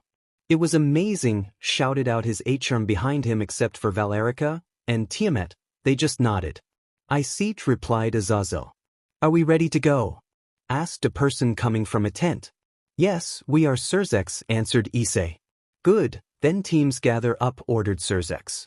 After a couple of minutes, everyone was made into teams. Thor, Tanin, and Dulio take care of the evil dragon, ordered Issei. Will do, answered Tanin. Ingvild, Momo, Kates, Murayama, Tiamat, Kuroka, Lefei, support them with magic, ordered Issei. Right, everyone replied. Arthur and Biko, you protect the support team, ordered Issei. As you command, replied Arthur while Biko just nodded. Valerica, you and I will go inside while they deal outside. We have two main objectives. First, save Valerie, second, kill Rizavim if we are lucky enough. As I can guess you want to finish the job you started, so you will go for Rizavim. Said Issei. That's right, replied Valerica. All right, then it's settled, we will leave in an hour. Our dragon, devil, angel, fallen, and Asgardian warriors will take care of brigade's troops. Everyone please come back alive and well, said Issei. Right, everyone replied. Issei and Valerica went to the tent while everyone else went to prepare for the attack. Sigh, I'm already tired, said Issei as he sat on the chair. It's not over yet, partner. Focus on your objective, said Vritra. He's right, partner. Don't relax just yet, said Drake. Yeah, I know, said Issei. Everything will be fine, don't worry, said Valerica. Yeah, I hope so, said Issei. Valerica came up to Issei and sat on his lap and wrapped her arms around his neck. Are you going to add her to your HRM? Asked Valerica. Yeah, asked Issei, confused. I asked if you're gonna add her to your HRM? Asked Valerica again. Where did that come from? Asked Issei. I accidentally found a letter that Gasper left you before his, said Valerica. Death, continued Issei. Yes, so are you gonna? Asked Valerica. I don't know. First, we have to rescue her, said Issei. You know we don't mind her becoming our sister. But this is the last girl that we allow to join your HRM, understood? ordered Valerica with a pain-promising smile if not answered correctly. Yeah, said Issei as he shivered. Good, said Valerica as she kissed Issei. After 40 minutes everyone gathered outside. Alright, it's time to end this. So let's do our best and don't hesitate or you are as good as dead, said Issei. Everyone nodded as they parted their ways leaving Issei and Valerica alone. Well, now we have to wait for the signals, said Issei. What kind of signal? Asked Valerica. Tannen will light up half the sky with his flames, said Issei. Oh, replied Valerica. Stay on your guard. They might know that we are coming and we don't know what kind of tricks they have, said Issei. Okay, understood, said Valerica. I and Albion got way stronger than the last time so we can easily take on the evil dragons if needed, said Valerix. I know, I can feel the power coming off of you, said Issei with a smirk. They waited for 10 more minutes and saw a large ball-looking flame all exploded and lit up half of the sky. Well, that's the signal. That means they engaged their targets and are distracting them, said Issei. That means we can go inside unseen, said Valerica. Yup, now grab my hand, I'll teleport us there using shadows, said Issei. Valerica did as Issei said and grabbed his hand. Issei and Valerica walked towards a shadow. As they were fully in the dark, Issei teleported to the castle where Valerie and Rizavim were located. Are you ready? Asked Issei. Course, replied Valerica with a battle-hungry grin. Then let's go, said Issei as they went in through the gates quietly. 10 minutes earlier Tannen, Dulio, and Thor walked through the streets to find Grendel and Issei Hyoudou. While the support group walked behind them. Arthur walked in front of the support group while Biko was behind them. It's really quiet here. Too quiet, said Dulio. I agree and I don't like this, said Tannen as he continued their search. 5 more minutes passed and suddenly Tannen and Thor felt danger coming from above. Barriers now, shouted both of them. Lu Fei, Kates, Murayama and Ingvild immediately created a powerful barrier around everyone. As soon as they created the barrier, a loud explosion was heard. As the smoke screen disappeared, everyone saw who caused the ambush. Grendel and Issei Hyoudou, growled Tannen. Grendel was a 15-meter-tall western dragon with black scales, bright silver eyes, horns, wings, and thick limbs, uniquely being a dragon who stood on his feet. He exudes a dark and ominous aura, filled with hostility and killing intent. Everyone be careful, Grendel is an aggressive, psychotic dragon that is only interested in fighting and killing. He is a battle maniac who loves physical combat and destroying more than anything. He enjoys pain as he is emsisted. He's hand-to-hand combatant, warned Tannen as he knew a lot about dragons. Last night when Issei came to Tannen to discuss the attack, Drake informed a bit more because he originally had fought them. Issei Hyoudou was a giant dragon with 3 heads and 6 giant wings. He had very dark scales with a shade of purple. Issei Hyoudou is a cruel and wicked dragon. It is also implied that he enjoys pain too. He is immensely strong as Grendel. He is MSTR magician. He can even use forbidden magic, warned Tannen. Understood, replied Dulio. Take down the barrier, ordered Tannen. The girls did as ordered and deactivated the barrier. Tannen immediately shot a powerful fireball into the sky that painted it in dark orange. That's the signal. Good luck, Issei and Valerica, thought Tannen as he regained his attention to their targets. Oh, look what we got here, ha, a bunch of weakling, laughed and insulted Issei Hyoudou as he laughed wickedly. So, who is my opponent? I want to fight the strongest here, said excited Grendel. Today we will kill all of the Chaos Brigade and you too included, said Thor. Such confidence from a weak bug such as you. Insulted him Issei Hyoudou, but Thor didn't react as he knew that he wanted to anger him. I and Dulio will take care of Issei Hyoudou while Thor takes on Grendel, said Tannen. All right, replied Thor. Kates enhanced Tannen's and Dulio's powers and defenses, ordered Ingvild. With a nod, Kates enhanced their strength and defenses with ease, at least tenfold. So let's play, said Grendel with a wicked smile. Tannen and Dulio didn't say anything as they engaged in the battle. Tannen used his most powerful flames to do some damage to him, but it didn't even scratch him. That tickled me, mocked Issei Hyoudou. Now it's my turn, said Issei Hyoudou as he laughed wickedly. He used his elemental magic and lightning strikes on Tannen with immense strength. Tannen roared out of pain, but he stayed strong and didn't give in as he used his flames to cancel out the rest of the attack. How did it feel? Did you like it? Asked Azidahaka. Maniacally. Tannen didn't reply. Suddenly 4 large tornadoes came toward Azidahaka as he was distracted by talking with Tannen. Dulio created those tornadoes by using his sacred gear called Zenith Tempest. It's the second strongest Longinus, which allows him to manipulate the weather and elements. But Azidahaka countered Dulio's tornadoes with his own.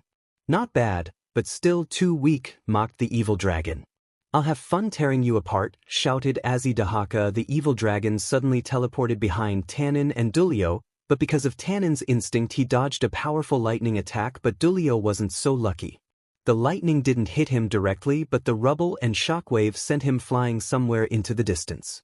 Dulio shouted the support team. Azidahaka didn't waste time as he used fire breath on Tannen. It hurt like hell. If Tannen wasn't a dragon that has a high resistance to fire and heat, he would have died almost instantly. Suddenly they felt a strong dominating aura, but it disappeared after a second. Wonder what that was all about, said Kuroka as she stood with the support team. Before Azidahaka could finish off Tannen, the support team cast a powerful barrier around him. Tannen immediately took out a vial that contained phoenix tears out of his pocket dimension. Good thing Issei gave these things, said Tannen to himself. Flashback. Before we leave, I want you each to take Phoenix tears that Ravel Phoenix of the Phoenix household provided us. Used it if you must, said Issei as he handed out 1 vial to each person. Flashbacky, he drank the tears and immediately regained his stamina and healed completely. The support team removed the barrier. As soon as they did that, they saw Tannen sidestep as Azidahaka fired a powerful magic attack. Out of nowhere, Dulio appeared behind Azidahaka and tried to use powerful lighting, but he sensed danger and teleported to the side. Not bad, but sneak attacks won't work on me, said Azidahaka as he was about to attack Dulio. But before that happened, Dulio said only 2 words. Balance break, said Dulio. When he said that, 12 golden angel wings appeared on Dulio's back and the dragon got trapped in some kind of bubble. What kind of game is this? Roared the confused dragon. This is my sacred gear's balance breaker. Now you are trapped in this bubble until I release you, said Dulio. Suddenly a powerful storm started inside a bubble with powerful lightning and even flames. Azidahaka roared in pain, but not like a normal person would. It seemed that he enjoyed. But it didn't last for long because the bubble exploded. Impossible, shouted out a stunned Dulio. The support team cast another powerful barrier to protect everyone from the blast. As the smoke cleared, everyone saw Azidahaka scratched up. Wow, for a weakling to scratch me like that, insulted the evil dragon. Tannen saw that they have no chance of winning. But suddenly a magic circle appeared next to Tannen's face. As it disappeared, Tannen used his signature flames on Azidahaka. Of course, it didn't have any effect. It just created a smoke screen. When the smoke cleared, everyone saw that instead of Tannen and Dulio, they saw a white armor with energy wings spread. Valerica shouted support team. Guess I'm just in time, huh? Said Valerica with a smirk under the helmet. Oh, you're that strongest white dragon empress that I heard about, huh? Shall we fight? Said Azidahaka with crazed out laughter. Sure thing, but it won't last for too long, replied Valerica. 1 hour prior. So where is that insanely strong guy, the red one? Asked Grendel with a battle-hungry grin. For now at least, I'm your opponents, said Thor as electricity gathered around Thor, especially his hammer.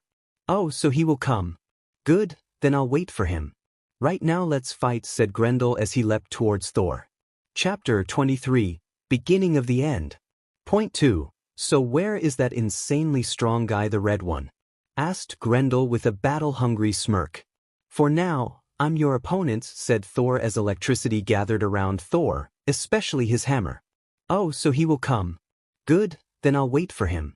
Right now let's fight, said Grendel as he leapt towards Thor. Thor hammered Grendel straight in the head, sending him a couple of feet away. That felt good, let's try again, shouted Grendel as he jumped right back at Thor and punched him into a distance. Grunted Thor as he got up from the rubble.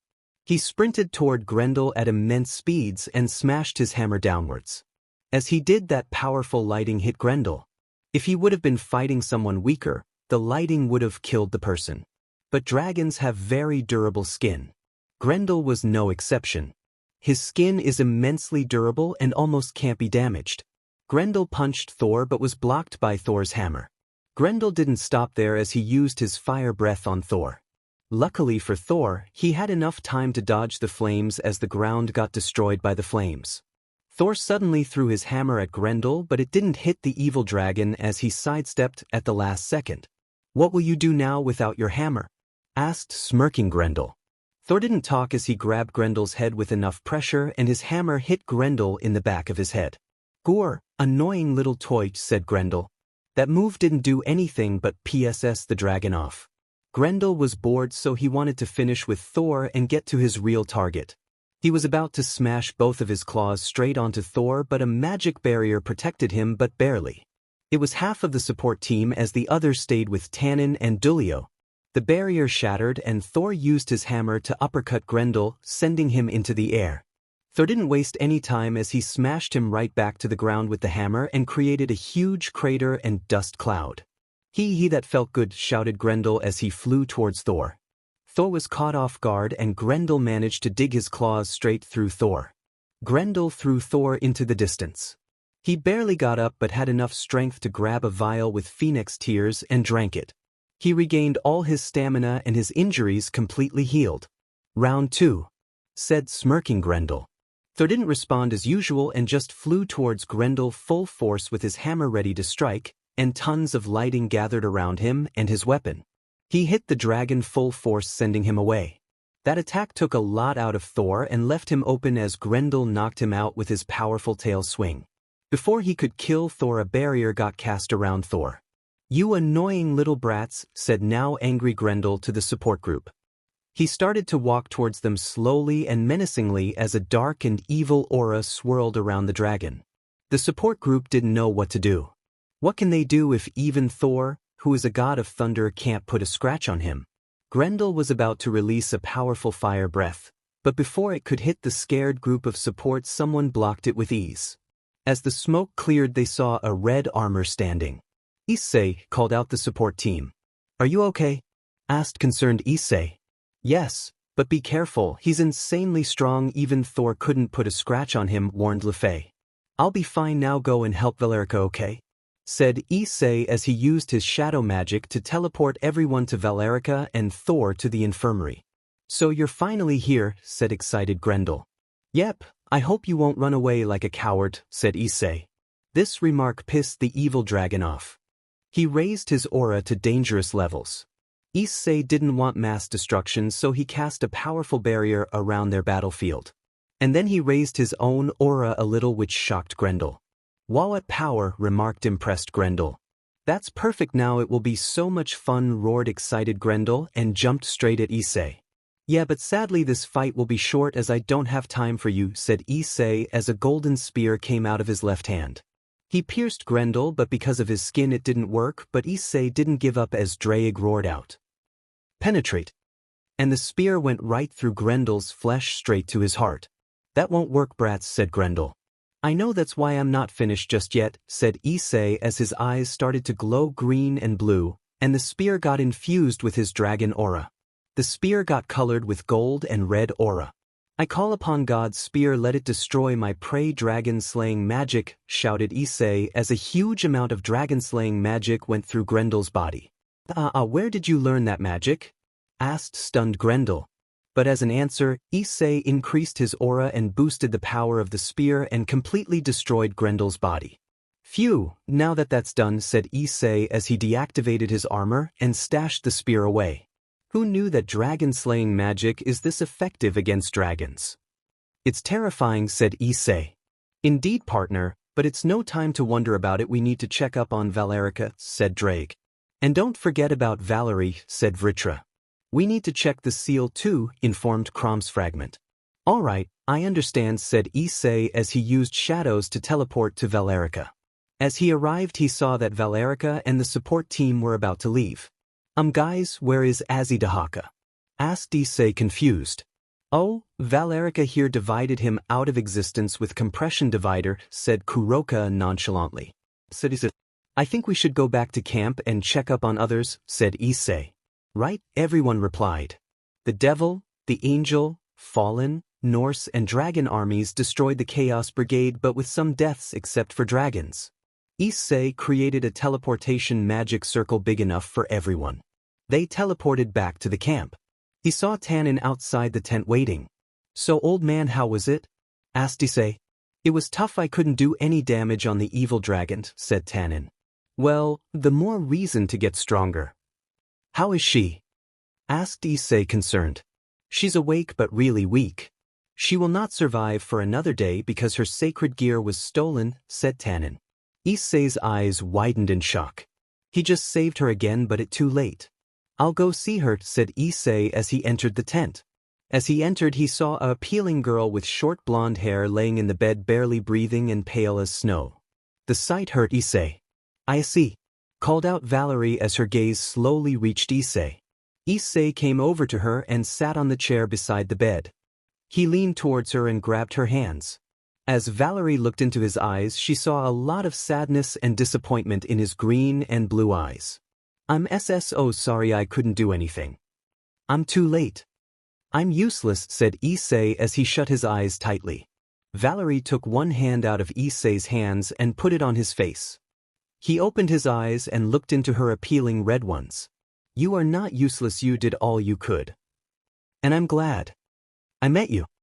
Even if we didn't interact much. Gasper told me a lot about you. How brave, caring, strong and supportive big brother you are. I started to like you more and more each day and started to love you, Issei, said Valerie weakly. Issei continued to stare into her eyes. Partner. There's a way to save her, said Drake out loud, shocking both Issei and Valerie. Really? What do I have to do? Asked Issei. You have to mate with her and make a connection to your life force, said Drake. But instead of normal mating and making connection by SEC, you have to embrace her and give her your BLD to drink, but once the connection is made she won't be fully out of trouble. She will start consuming the new life force until she gets her sacred gear back, said Drake. Okay. Do you really want to? Asked Issei, still looking at Valerie. Yes, I still don't want to die, and I want to stay by your side for as long as I can, said Valerie. All right, said Issei as he bit his tongue and BLD started to enter his mouth. He slowly leaned toward Valerie and kissed her as the BLD entered her mouth and down her throat. As they parted, a red dragon mark appeared on her hand without a bite. Valerie suddenly fell asleep and Issei felt really dizzy. Drake, what's going? Asked Issei as he fell asleep on Valerie's stomach.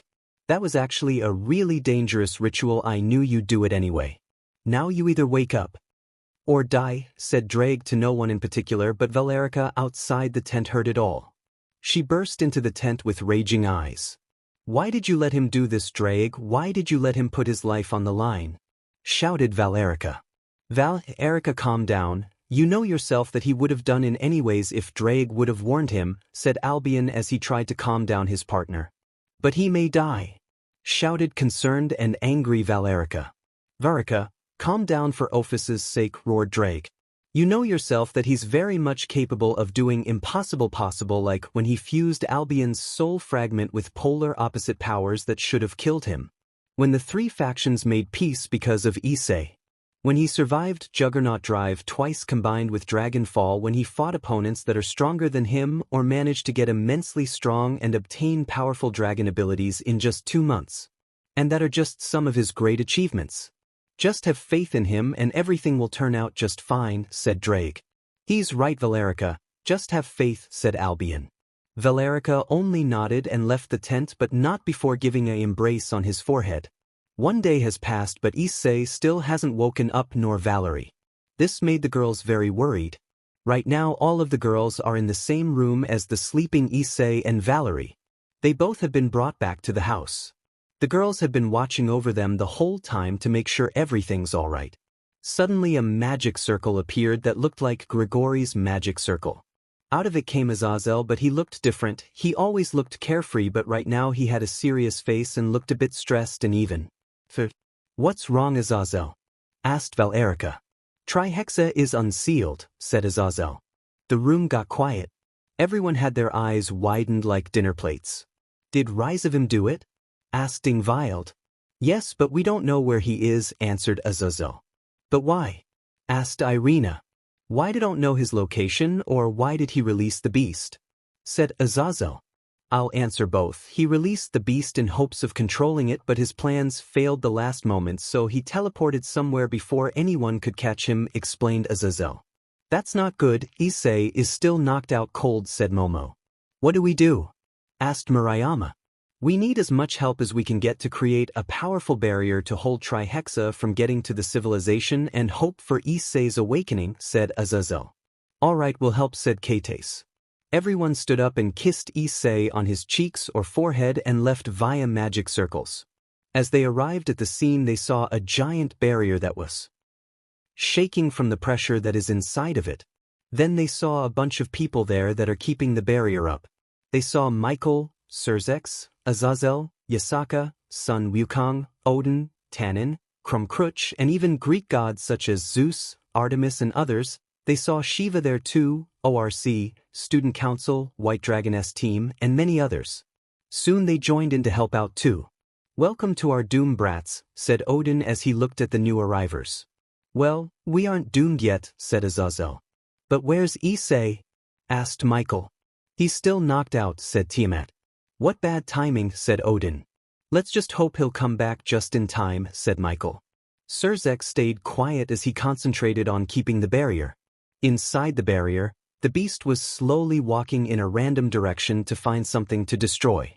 He saw a barrier's edge in the distance, so he shot a powerful fireball at the barrier, but it didn't destroy it. It just cracked a little but regenerated right back up. He then started to attack nonstop. He's trying to destroy the barrier, shouted Michael. Everyone concentrated on keeping the barrier up and hoped for their savior's arrival. Chapter 24, Begging of the End. Last part. In the apartment, Issei and Valerie were still asleep, but Issei was not breathing normally because he was having another nightmare.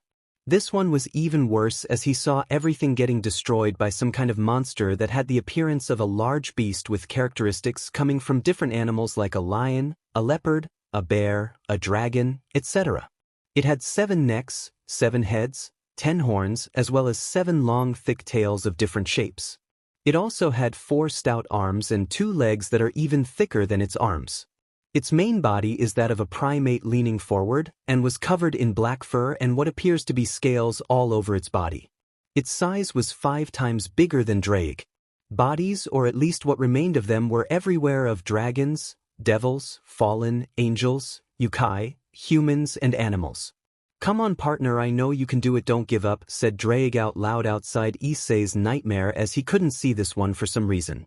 In the nightmare, Issei was trying to fight the monster even though he was the only one left alive, or so he thought. I'll kill you, roared Issei as he used a powerful dragon shot combined with other abilities that he learned. It did a lot of damage, but the monster healed right back up. As he was about to attack again, he saw Valerie in the corner of his eye. Valerie, what are you doing here? It's dangerous here, get out of here, shouted Issei as he didn't want the last person that is important to him to die. Shouted Valerie as she came up to him. She immediately hugged him. She was glad to see him. She was terrified of the sight of everyone's lifeless bodies everywhere, and the monster alone was overwhelming for her. I'm scared, said Valerie as she hugged him tighter with tears dripping on his cheek. It's all right, I'll protect you no matter what, I promise. You'll be just fine, said Issei as he stroked her hair. She calmed down for a bit and looked into his emerald green and frost blue eyes, and he looked into her scarlet red eyes. No matter what happens, I'll always love you, shouted Valerie. I'll always love you too, replied Issei. Valerie smiled brightly and they kissed passionately, proving their love. Suddenly Valerie got enveloped in bright green and red light and vanished. Valerie called for her Issei weakly as he tried to reach for her. Outside the nightmare, Valerie opened her eyes, looked around and saw that she was in an unfamiliar room in the same bed as Issei. She blushed. What's going on? Asked Valerie. So the bonding was successful, said a powerful voice. Who's talking? Asked Valerie, confused as she looked around the room and saw nothing. It's me, the Welsh dragon Drake. The last time I talked in your presence was when Issei did this dangerous stunt, replied Drake. What stunt? Asked Valerie concerned. This bonding process was really dangerous, you both could have died, but here you are alive and kicking. But Issei isn't waking up, said Drake worried slightly. Is he alright? Asked Valerie. For now at least, yes, don't worry, he will be fine, it's like second nature for him to do impossible stuff possible, said Drake confidently. If you say so, said Valerie. Back in the nightmare, Issei was standing in the middle of nowhere. Suddenly a bright golden light appeared in front of him, blinding him for a second. And his dragons appeared behind him. Drake, guys, I'm so glad to see you, said Issei. We are glad to see you too, said Drake while the others nodded. Suddenly Drake, Al, and Vritra started to growl with killing intent. Issei looked where they were looking and saw a man standing with a spear that Issei took from Chow Chow. He had 12 golden feather wings and a golden halo above his head. It's been a while, hasn't it, God of the Bible? Growled Drake, much to Issei's shock. Yes, it has, old friend, replied the god. We aren't friends and you know that, you backstabbing bastard. Drake growled out, as Al and Vritra hissed at the amused god. Come now, Drake, you wound me, I thought you trusted me. God said. You lost all of mine and Albion's trust when you went behind our backs and sealed us near the end of our battle. If you wanted a fight, why didn't you ask us forefront? Were you too scared of our power? Drake asked back. No, it was due to a greater reason.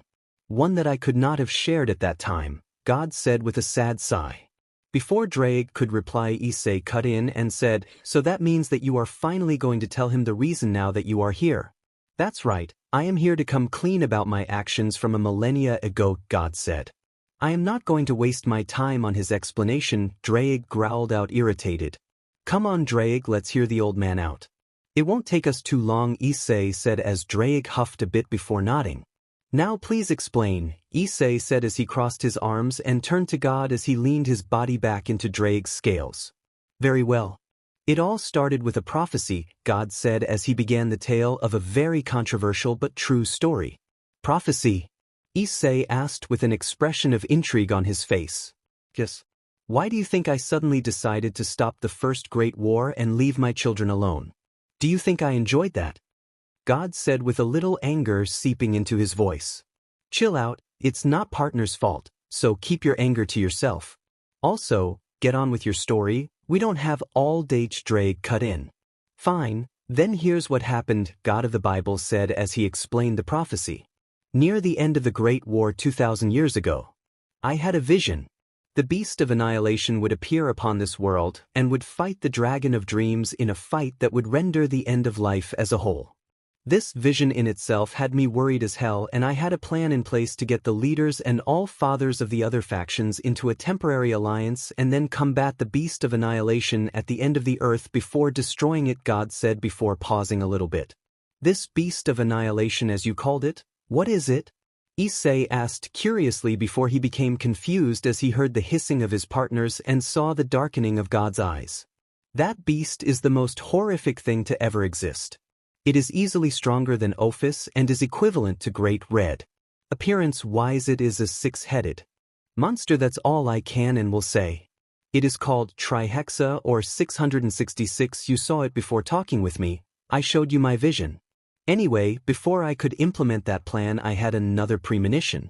It showed me the coming of Live's savior. A man who would, despite the challenges and betrayals in his life, would come out on top to save everyone.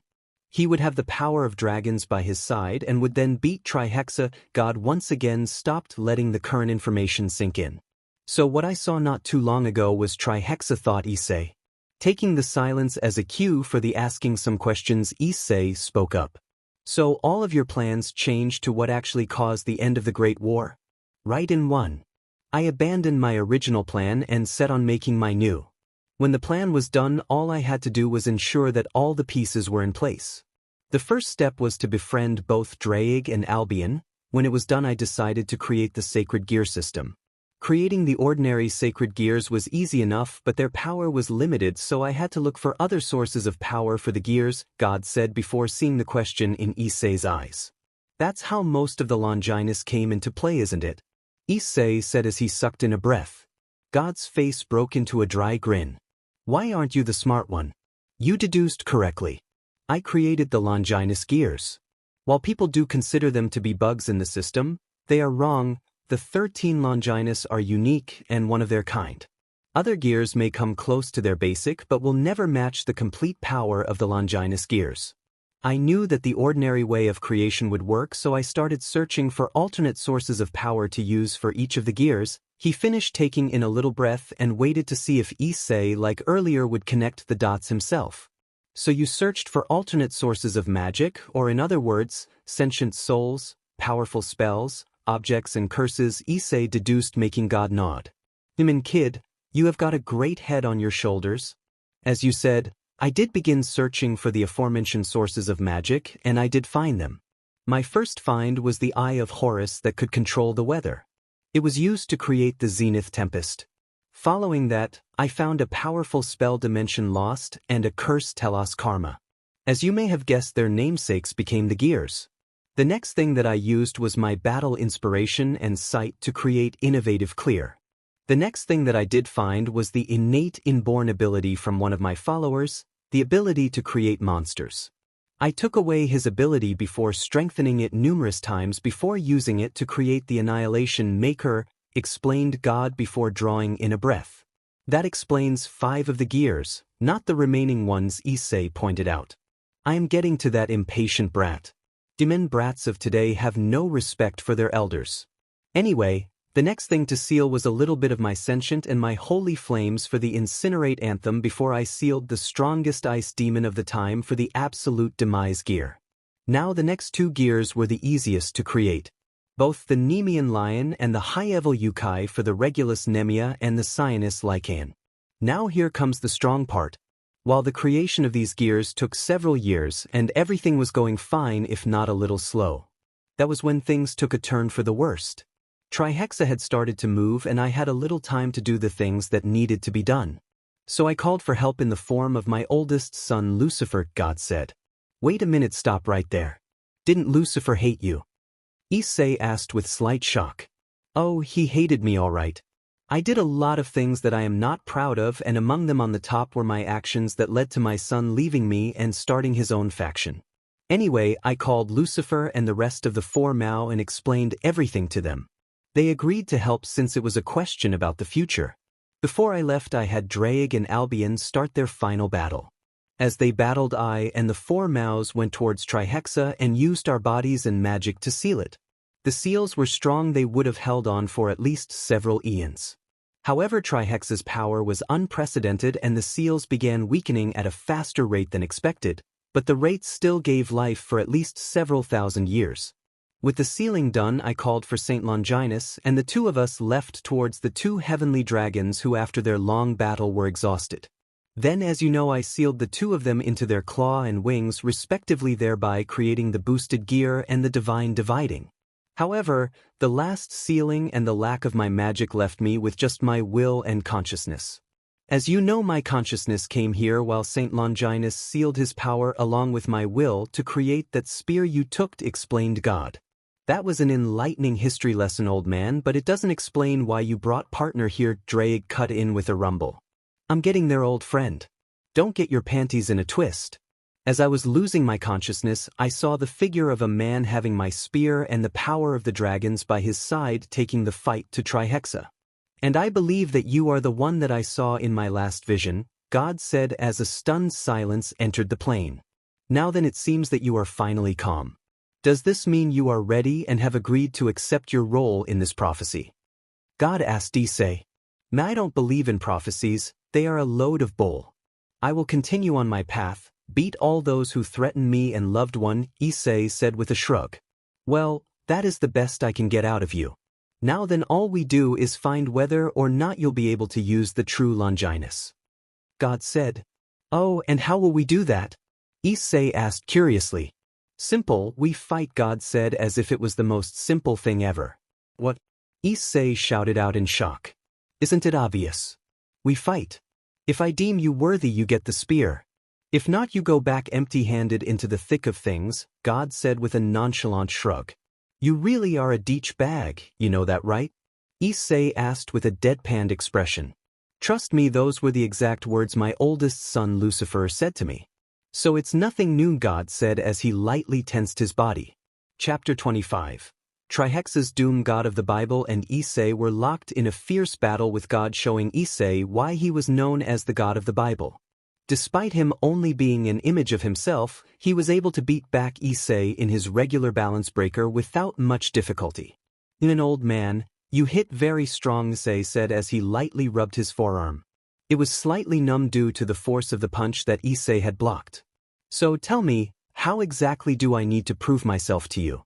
Because asking me to outright defeat you is impossible without the use of my heavenly Dragon King balance breaker, Issei asked with a tilt of his head. Well, now that you are sufficiently warmed up, here is your task. You will have to find a way to disarm me, God said as he waved the true Longinus in front of Issei. Nodding, Issei opened his pocket dimension and took out 3 swords, Tia, Shadow Curse, and Crimson Rose. Flashbacked, here I heard that Ascalon got destroyed, so I want you to have this one, said Gabriel as she handed him a sword of carmine and silver. From its red pommel stems a knuckle guard resembling vines of thorns, these vines wrapping around the cross guard and even the upper portion of the blade. The hilt is of pure silver with crisscross designs. A rose bud sticks out from in between the pommel and hilt, with 3 more roses in full bloom appearing at the center of its guard. The blade's cross-section is broad, fuller, and its flat is decorated with the carmine color filled with an engraved pattern of roses. Its scabbard is also full carmine in color, the insides being silver, and also had intricate designs of roses. The sword was emitting a powerful dominating aura. That's Crimson Rose. No one can wield it as it's made from Drake's scales. Only those who have boosted gear can use it. It's been said that this sword is stronger than Durandal, explained Gabriel. Thank you for this amazing gift, said Issei with a warm smile as he took the sword and put it in his pocket dimension. Another flashback. Issei, I have a present for you, said Tiamat. Oh, what is it? Asked curious Issei. Tiamat then took out a blade that was covered entirely by ice from an enchantment given to it from her strong ice magic, giving it more power. The blade itself without the ice was an extremely sharp longsword, but with the ice it adds frost damage, making it more effective in combat. I made you a sword with my powers. It still doesn't have a name, so I decided that you should give it 1 inch, said Tiamat as she handed him the sword. Wow, thank you, it looks amazing, and for the name. How about Tia? Said Issei. Tiamat blushed but nodded nonetheless. Issei gave her a big and long embrace as a thank you. Yet another flashback, partner. I know a powerful sword that could help you, said Vritra. What is it? Asked Issei. It's a sword made with my powers called Shadow Curse. It is really powerful and durable. It can curse anything and anyone. I suggest you go to my old secret cave and take it, but just the sword, nothing else, said Vritra. Alright, thanks, bud, said Issei. No problem, partner, replied Vritra. Flashback. Issei held Shadow Curse and Crimson Rose in his hands while he had his balance breaker tail wrapped tightly around Tia's hilt. God raised an eyebrow at the weird stance that Issei took but said nothing. Issei, however, was mentally creating the best combo possible for him to disarm his opponent.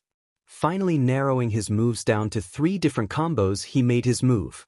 Issei then sped forward before swiping down both Crimson Rose and Shadow Curse repeatedly with an occasional 3-stroke attack whenever he involved Tia. The random attacks kept God on the back foot as he wasn't able to guess or even read where the next attack was coming from. Issei, after a few moments, added a new move to his assault as he started making diagonal and horizontal slashes in addition to his previous downward slashes. He was now beginning to push God back, who now could not hope to just keep blocking and was occasionally dodging an errant swipe that he could not block. Sensing his opponent's discomfort, Issei decided to speed up things once more as he added upward swipes using Tia, all the while adding simultaneous errant strikes with Crimson Rose and Shadow Curse. When God was finally pushed into a corner, Issei used all 3 of his swords and attacked from 3 different angles. 1 downward strike, 1 upward strike, and 1 diagonal one. The combination forced God to keep the true Longinus horizontally before the force of the 3rd swipe forced it to fly out of his hands into the air. Issei then jumped up and used his tail to nick the spear out of the air before God could reclaim it and landed on the ground. He looked up to see a clapping and smiling God who said, "Well, looks like you pass. So now what?" Issei asked as he eyed the true Longinus in his hand after putting the swords back into the pocket dimension. "Well, now the only thing left is giving you my knowledge on how to use that spear the best," God said. "Oh, and how are you going to do that?" Issei curiously asked.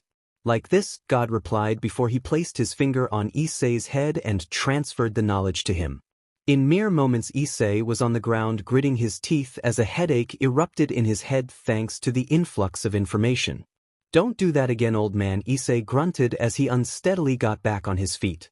"Well, now that everything is set, I'll send you back to the real world. Tell Gabriel that I'm sorry for not spending time with her as a father should, and by the way, these nightmares you were having all the time will end," God said.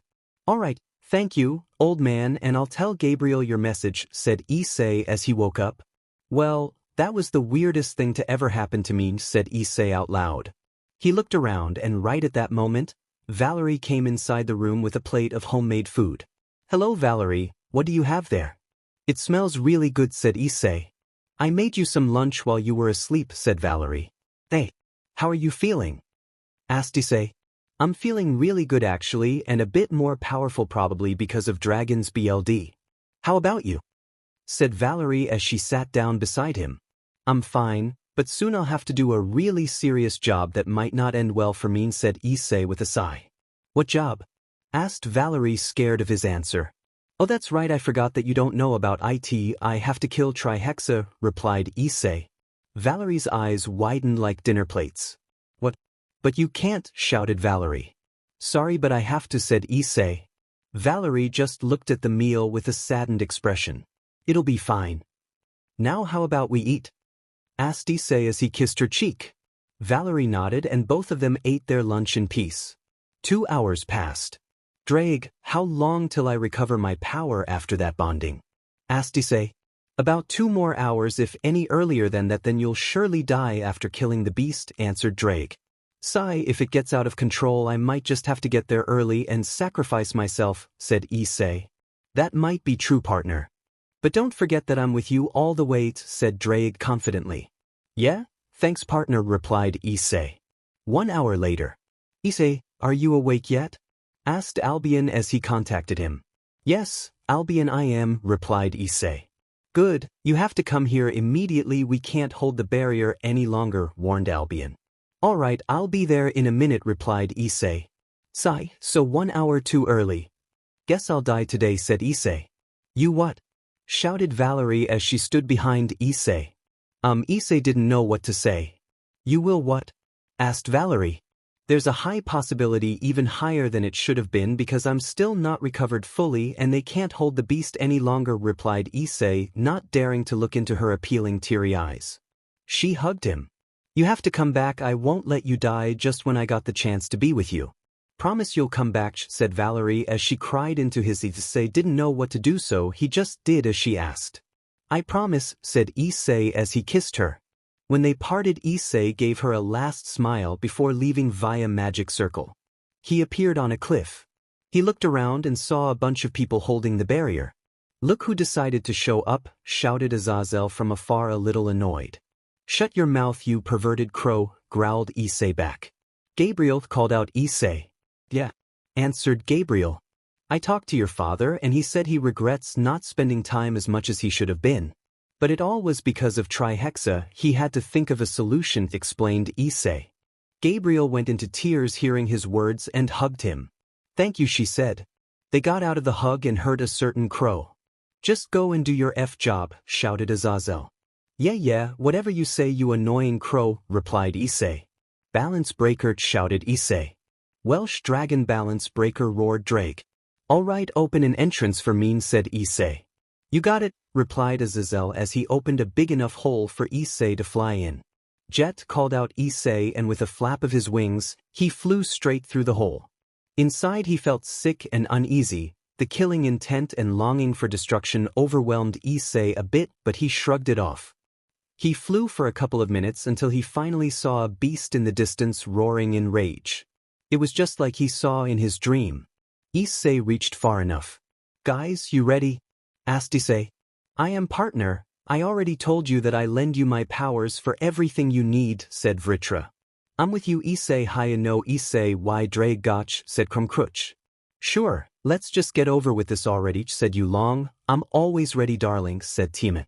Let's do this I want to sniff more panties, said Fafnir. I'm with you, said Al. I stand by your side, said Tanin. I just want to sleep, said Midgard Sormer. I'm all the way with you partner. Let's show that beast the wrath of the heavenly dragon king, roared Drake. Issei smirked at the answers of the dragons. All right then let's do this, shouted Issei as he started to flare his aura to its limits. That action attracted Trihexa's attention. I who shall awaken am the heavenly dragon that will bring fear to my foes. I shall become the heavenly dragon king and protect my loved ones. I who will destroy you, I who will bring you to your doom. You shall perish before me. Heavenly Dragon King outrage roared out all of the dragons inside of Issei. The power that Issei was emitting made everything shake and crack. Trihexa felt he was a threat and wanted to get rid of him. He started to run towards Issei. He was far enough from Issei so he had some time to prepare. He equipped the true Longinus in his right hand. Trihexa was close enough so Issei had to use some extra power. Shadow chains of Vritra, roared Issei. Shadow chains wrapped around Trihexa and his legs kept him in place as he tried to break out. I need to finish this fast, I'm already getting tired, said Issei. The Spear of God, lend me your power, let me the heavenly dragon king win this battle, I shall destroy all evil and save the world from its doom, roared Issei as the holy aura was flaring all around the spear and Issei himself. Hurry up Issei, you don't have much time left, warned Vritra. Just as Vritra warned him, Trihexa broke out from the chains. Ophis now, roared Issei. Out of nowhere Ophis arrived and used her snakes to bind Trihexa in place. Issei pointed out the spear at Trihexa. Holy Dragon's Eraser, roared Issei, and a strong draconic and holy aura shot out of the spear straight towards Trihexa, hitting it. Trihexa screeched in pain as it tried to block the beam. Dragons within me, lend me your power for the last time and help me defeat my foes, roared Issei. Suddenly black, red, light blue, dark purple, light purple, green, and violet-pink draconic energies came out of the spear too, hitting the beast. But it still didn't do the job. It's draining me, said Issei as he could barely continue the attack. Suddenly the barrier broke and in the sky, a rift from the dimensional gap opened and a giant western dragon came out of it. He opened his mouth and shot a beam at Issei. Issei closed his eyes as he thought he would die. But the only thing he felt is getting back his energy and getting even more powerful. Don't worry Issei, Baka Red came to help, said Ophis. But it still wasn't enough. Everyone unleash all of your power, roared Issei. You idiot, if we do that you will lose the last humanity you have left. And to regain the human form you'll have to train for at least 3 years, Drake roared back. That doesn't matter anymore, if we won't kill the beast we will die anyways, roared Issei. Drake and the others stayed silent. After a minute everyone agreed to do it. They unleashed their full powers. Trihexa screeched in so much agony but it still didn't work. Beast's regeneration was that powerful. Diamenit what to do? Shouted Issei to himself. Wait, said Issei as he had an idea. Penetrate, roared Issei and Drake together. As soon as they said those words the death beam went straight through Trihexa, destroying its body. Yes, we did it, roared Issei in victory. He looked up at the sky and saw that Great Red was gone already. Out of nowhere the spear and his armor broke and shattered. The holy energy went into Issei's body after it exploded massively from the spear and finished destroying the barrier, and several orbs came out of him. He immediately understood what it meant. The gear's seals were removed. All of the souls returned to their bodies, only red and dark purple stayed. Issei couldn't hold himself in the air anymore with his wings and he started to fall, and before everything went black he heard some shouts and cries from afar in a dream world. Issei was in a dark void, unable to move, just hear and see, questioning what was going on mentally until he heard a deep and powerful voice. Young one, it's not over, you shall face many more challenges and suffer a lot of pain. I hope you'll prepare yourself for what's to come. With the leaders, Serorg, Saji, Kiba, screamed Rias and some others. When Great Red broke the barrier and when Issei killed the beast in some areas, the holy energy blasted through people and the unlucky ones got either wounded or even killed from intense holy energy that came from the inside of the barrier, and the few unlucky ones were Sarog, Saji, and Kiba. They were burning from the holy energy as they screamed out of pain. They were devils after all. Sarorg and Saji died a painful death while Riser got lucky enough just to get his one arm burned while he lost the other one, and because of the holy energy he couldn't heal anymore. Kiba had his left arm and face burned from the holy energy, but he was still alive. That's karma, thought some people such as Azizel, Sona, and Issei's girls. Rias cried as she lost her cousin while Irina and Ingvild helped a passed out Kiba. Sona and her peerage didn't react to Saji's death. The beast was killed. People returned to their homes and take a long rest. The girls were about to leave too until Valerica suddenly stopped. "What's wrong?" asked Ingvild. Valerica didn't say anything as she hastily turned around and saw someone she hoped to find. The girls turned to look where Valerica was looking and saw a middle-aged man in his 40s with dark silver hair and hazel eyes. He looked much like Valerica. To some of the girls, it seemed that he possessed a bottomless and creepy aura around his body. He wore the same Mal Lucifer attire as Surzex, although colored in silver, and had his 12 devil wings full on display. "Hello, Valerica, glad to see my granddaughter after so many years," spoke the man. "Rise of him, glad you had the chance to come," said Valerica as her body tensed up. She was looking forward to this very moment to finally end what she started years ago. "Won't you give your grandfather a hug, you mistake?" asked Rizavim with venom in his voice. "Sure, you'll get your well-deserved hug," said Valerica as she started to walk toward the man. The girls watched the scene unfold, not knowing what to do but didn't lower their guard. Valerica was 10 meters from the man who was calmly waiting. She had a crazy smirk that grew bigger with every step she took. "Balance breaker!" shouted Valerica suddenly. "Vanishing dragon balance breaker!" roared Albion, and Valerica flew with her energy wings towards the man who was still waiting calmly. As Valerica was about to hit Rizavim, he sidestepped and tapped her armor on the shoulder as she passed him, and her armor suddenly disappeared, most to everyone's, except Rizavim's shock. Valerica stopped 10 meters behind Rizavim and glared at him with hate. Surprised. "This is my special ability that disables any sacred gear with a single touch," explained Rizavim with a wicked and mocking smile. "Albion! Albion!" shouted Valerica, but no response from her partner. "You see, your dragon can't even respond to you. Aha, now, what are you gonna do?" asked Rizavim mockingly. The other girls took battle stances and got ready to help Valerica defeat Rizavim.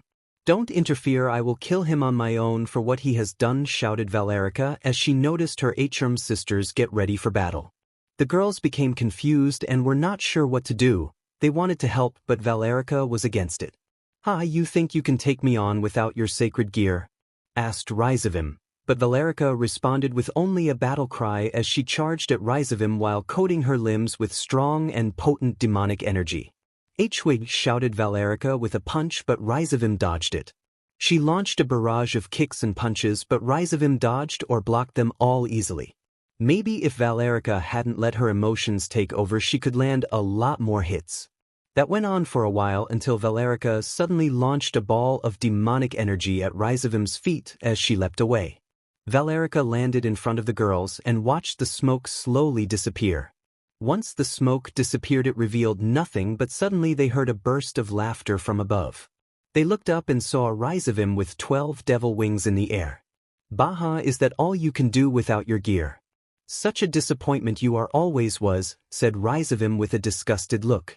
Valerica just continued to glare at the bastard who killed her parents and tortured her for days. "Valerica, please let us help," pleaded Ingvild. "No, I must kill him myself. He murdered my parents. I must make him pay," shouted Valerica as she continued to glare at a flying form of Rizavim, but her body was shaking from the rage and sadness that she felt.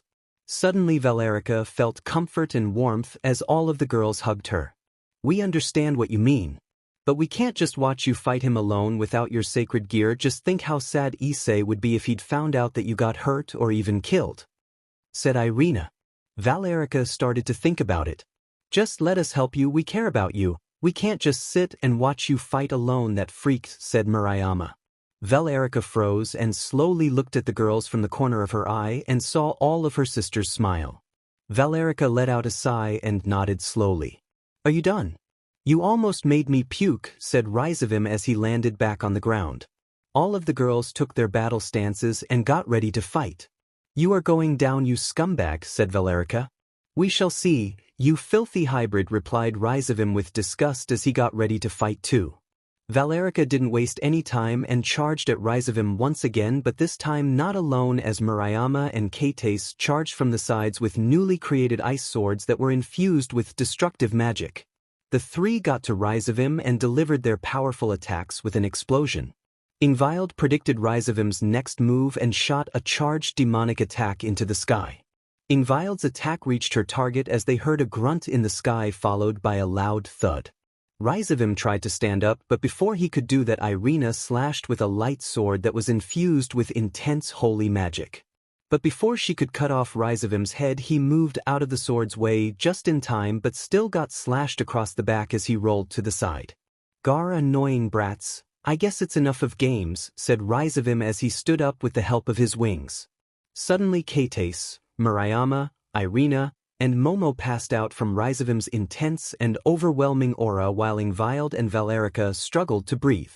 Let me show you what it means to be beneath me, you filth, said Ryzavim while he created 2 magic circles in front of him with Lucifer marks. The remaining girls felt what was coming. After I kill you filth, I will get to that annoying dragon emperor that killed my experiment subject, said Ryzavim with malice.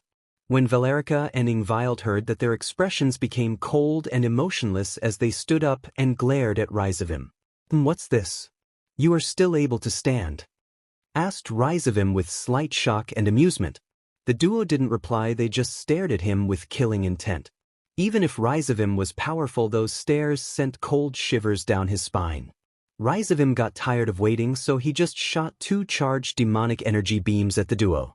With a loud explosion, the area was covered in a thick smoke and dust cloud. Haha, that all you had? I guess I was excited for nothing, said Ryzavim.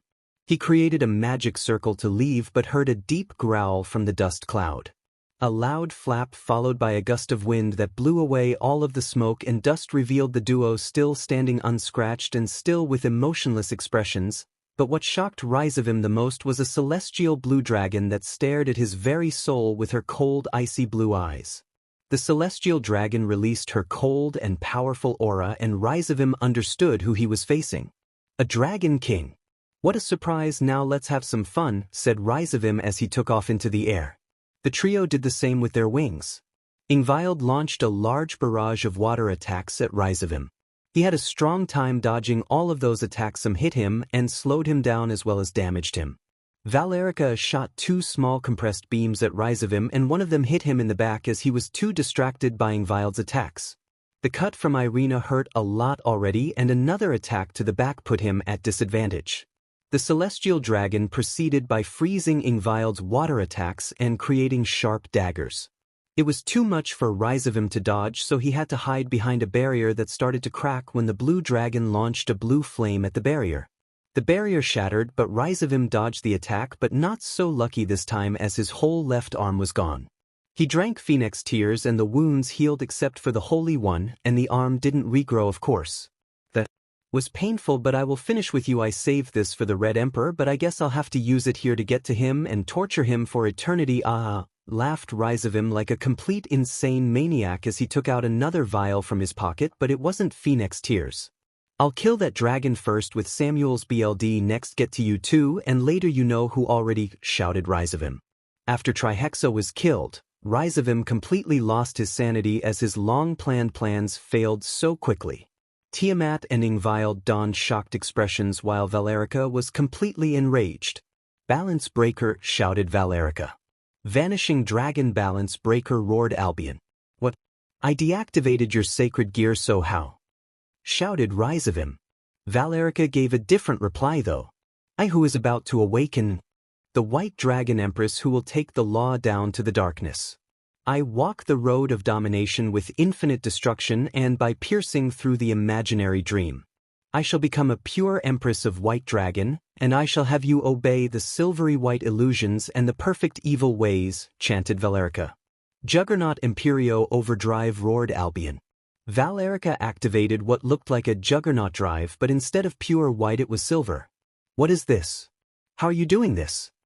Shouted Ryzavim, but as an answer, Valerica used her final move, Compression Divider, roared Valerica. Her energy wings spread and glowed light blue as Valerica slowly divided Ryzavim out of existence. No, this is not how I will let this end, shouted Ryzavim as he took a step forward, but something stopped him. It was ice that froze him to the ground.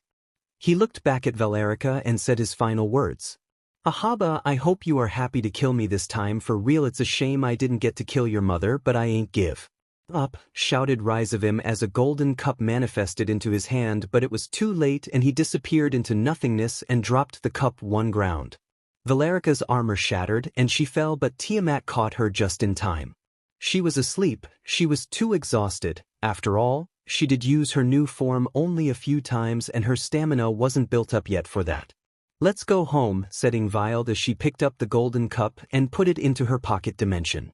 Sure, replied Tiamat as she gave Valerica to Ingvild. Tiamat took every passed-out Acherm sister before teleporting to their house with a single thought in her mind. Stay strong, Issei, and please come back soon. Come on, Dad, Auntie, let's hurry, we have to.